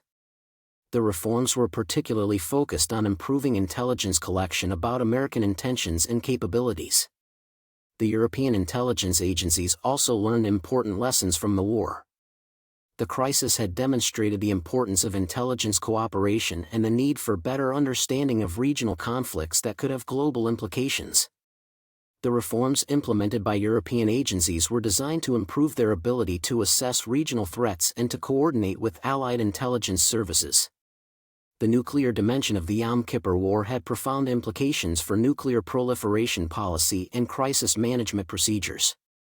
The Israeli nuclear alert had demonstrated that regional conflicts could involve nuclear weapons and that the risks of nuclear escalation were not limited to superpower confrontations. The American response to the nuclear dimension was to develop new policies for managing nuclear crises involving regional powers. The policies were based on the recognition that nuclear weapons in the hands of regional powers could create risks that were different from, and potentially more dangerous than, those posed by superpower nuclear arsenals.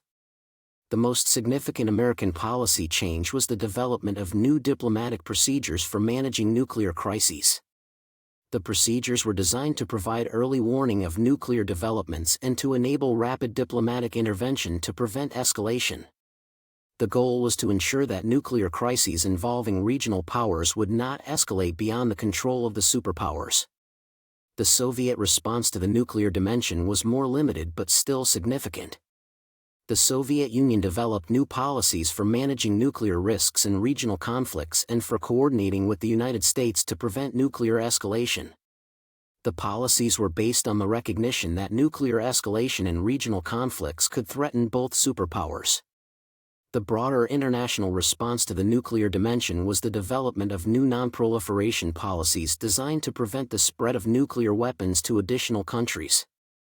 The policies were based on the recognition that nuclear proliferation in regions like the Middle East could create risks that extended far beyond the regions themselves. The most important non-proliferation initiative was the strengthening of the Nuclear Non-Proliferation Treaty and the development of new safeguard systems designed to detect and prevent nuclear weapons development. The initiatives were designed to address the reality that nuclear proliferation was no longer a theoretical concern but a practical challenge that required immediate attention. The economic consequences of the Yom Kippur War extended far beyond the Middle East and fundamentally transformed the global economy. The Arab oil embargo had demonstrated the power of resource weapons and had established new patterns of economic and political relationships that would persist for decades. The most immediate economic consequence was the quadrupling of oil prices, which created the first global recession since the 1930s and forced fundamental changes in energy policy throughout the industrialized world. The price increases transferred enormous wealth from oil-consuming to oil-producing countries and created new patterns of international investment and finance. The American response to the energy crisis was comprehensive and far-reaching. The United States implemented emergency conservation measures, developed new domestic energy sources, and established strategic petroleum reserves designed to provide protection against future supply disruptions. The measures were designed to reduce American vulnerability to energy blackmail and to ensure that the United States would not be held hostage to oil-producing countries. The European response was even more dramatic, with many countries implementing comprehensive energy policies designed to reduce dependence on Middle Eastern oil. The policies included massive investments in nuclear power, renewable energy sources, and energy conservation measures. The goal was to achieve energy independence and to reduce the political leverage of oil-producing countries. The Japanese response was the most successful, with the country implementing comprehensive energy conservation measures and developing new technologies for energy efficiency. The Japanese approach became a model for other countries and demonstrated that energy security could be achieved through conservation and efficiency rather than merely through increased production. The long-term economic consequences of the oil crisis were equally significant. The crisis marked the beginning of a new era of resource politics in which commodity-producing countries could use their resources as political weapons. The success of the Arab oil embargo encouraged other commodity producers to form cartels and to seek greater control over their natural resources.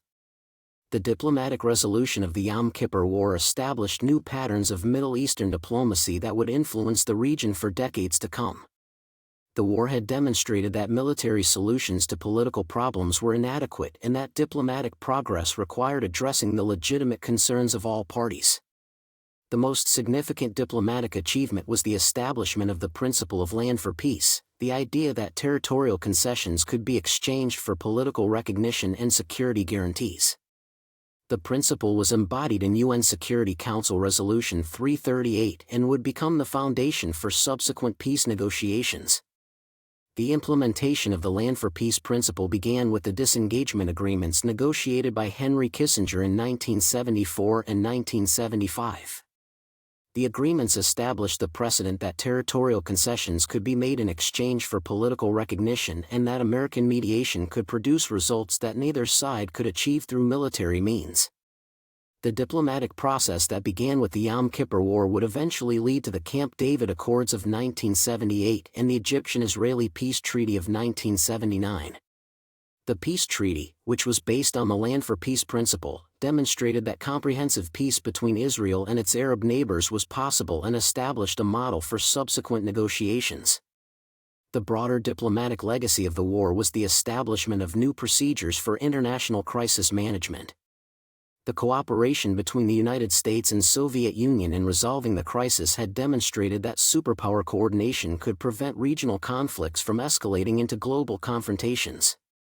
The crisis management procedures developed during the war would be applied to subsequent international crises and would become a standard part of diplomatic practice.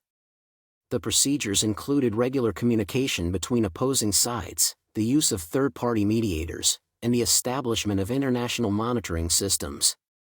The Yom Kippur War was one of the first conflicts to be covered extensively by modern media, and the coverage had profound implications for public opinion and government policy. The war demonstrated the power of media to shape public perceptions of international events and to influence government decision-making. The most significant media innovation was the use of television to provide real-time coverage of military operations. The images of Egyptian forces crossing the Suez Canal and Israeli forces advancing toward Cairo were transmitted around the world within hours of the events, creating a global audience for the conflict. The media coverage had particularly important implications for Israeli society, where the tradition of military censorship was challenged by the demands of modern journalism.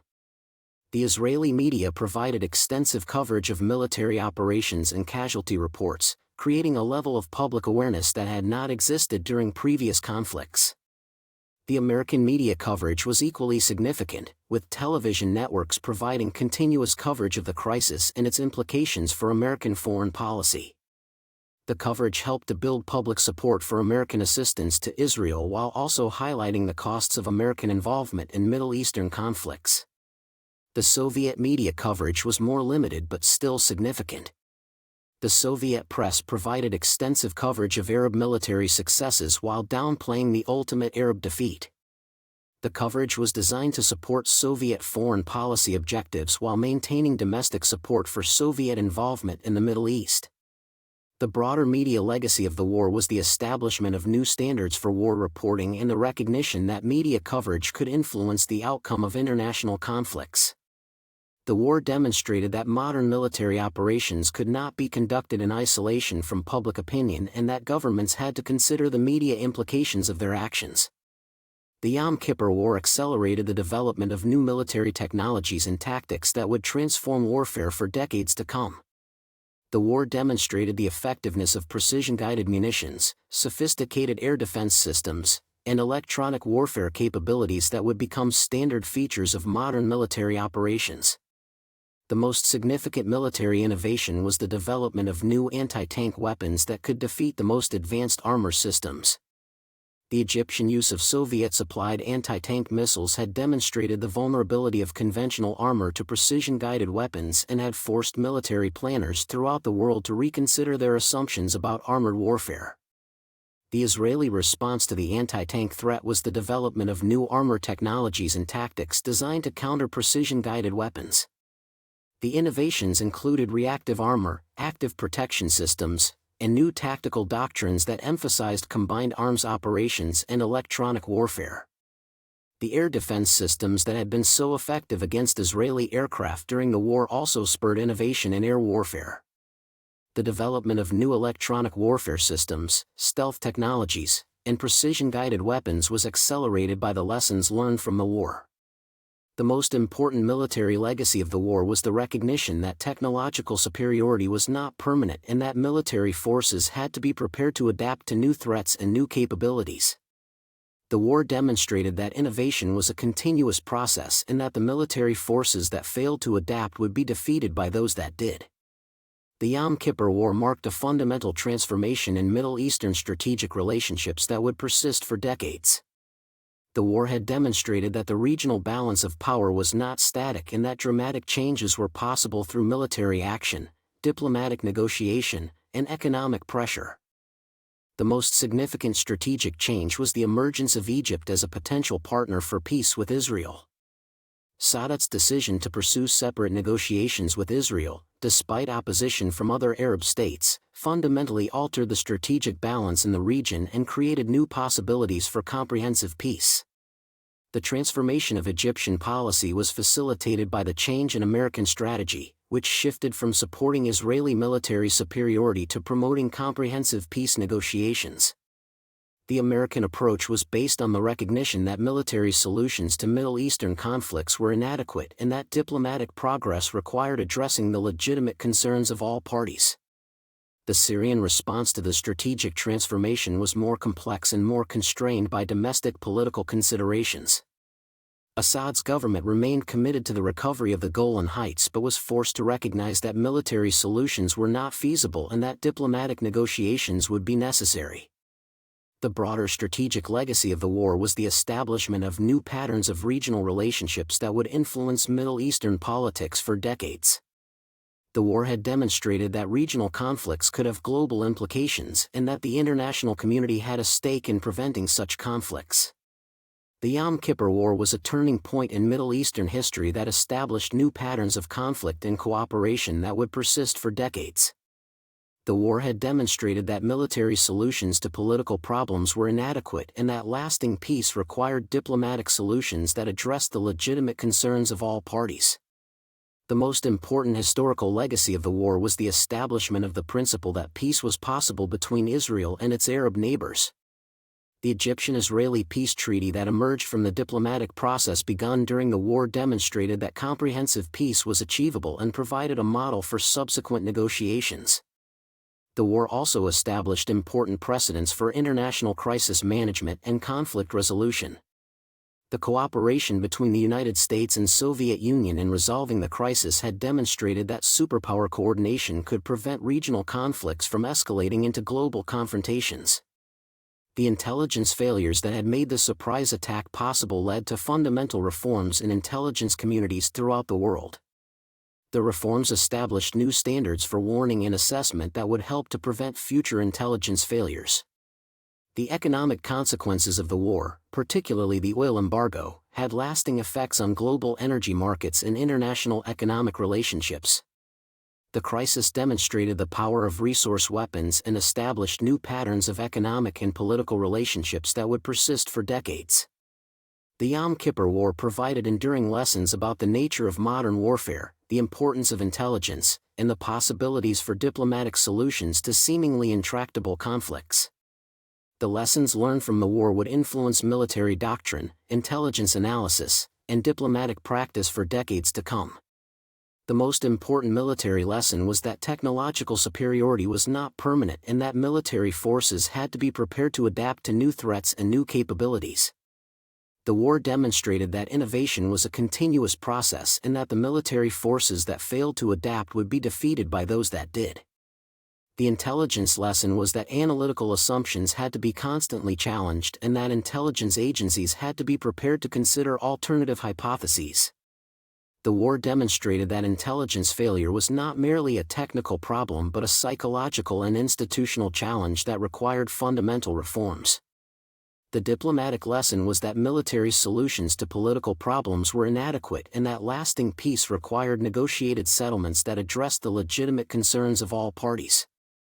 The war demonstrated that diplomatic progress was possible even in the most challenging circumstances and that international mediation could produce results that neither side could achieve through military means. The economic lesson was that resource weapons could be as effective as military force and that economic interdependence created vulnerabilities that could be exploited by determined adversaries. The war demonstrated that economic security was as important as military security and that governments had to consider the economic implications of their foreign policies. As General Elazar sat in his office on that November morning in 1973, preparing to sign his resignation letter, he could not have imagined the full implications of the war that had ended just weeks earlier. The conflict had lasted only 18 days. But it had fundamentally transformed the Middle East and established new patterns of international relations that would persist for decades. The war had begun with a surprise attack that had caught Israel unprepared and had nearly resulted in military disaster. It ended with Israeli forces positioned within striking distance of both Cairo and Damascus, having achieved one of the most dramatic military reversals in modern history. But the ultimate significance of the war was not in its military outcome but in its political and diplomatic consequences. The war had shattered the myth of Israeli invincibility and had forced all parties to confront the limitations of military solutions to political problems.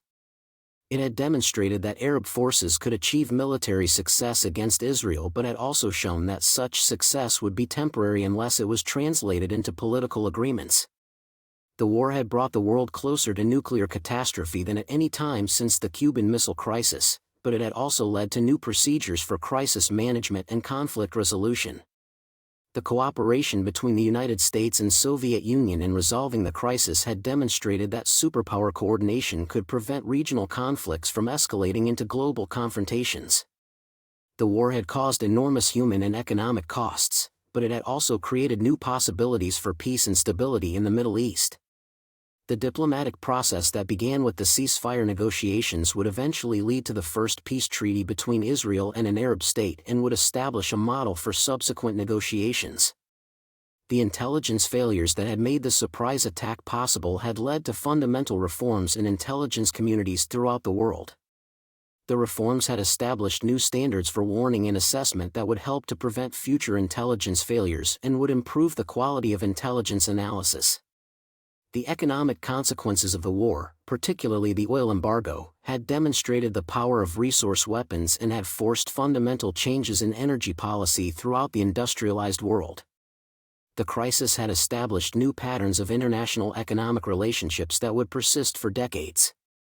General Elazar's resignation letter represented more than the end of a military career. It symbolized the end of an era of Israeli overconfidence and the beginning of a more sober assessment of the challenges facing the Jewish state. The lessons learned from the war would influence Israeli military doctrine, intelligence analysis, and diplomatic strategy for decades to come. The photograph on Elazar's desk, taken just one day before the war began, captured a moment of confidence that would never return. The men in the photograph had believed themselves masters of Middle Eastern warfare, but the war had taught them that mastery was an illusion and that survival required constant vigilance, continuous adaptation, and a willingness to learn from mistakes. The Yom Kippur War had ended, but its consequences would reverberate through the Middle East and the world for generations to come. The conflict had demonstrated that change was possible, that peace was achievable, and that the future did not have to repeat the mistakes of the past. The 18 days that had shaken the world had also opened new possibilities for a more peaceful and stable future. The war that had begun with the sound of Egyptian artillery across the Suez Canal had ended with the silence of diplomacy in the conference rooms of the United Nations. The transformation from war to peace had been neither easy nor complete, but it had demonstrated that even the most intractable conflicts could be resolved through patience, skill, and determination.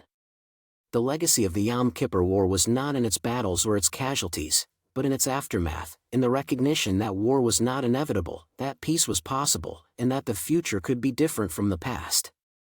The conflict had been a tragedy, but it had also been a teacher, providing lessons that would help to prevent future tragedies and to build a more peaceful world. The 18 days of October 1973 had changed the Middle East forever. The war had ended, but the work of building peace had only just begun. The lessons learned from the conflict would guide that work for decades to come, a reminder that from the ashes of war could come the seeds of peace, and that the price of conflict was always higher than the cost of compromise.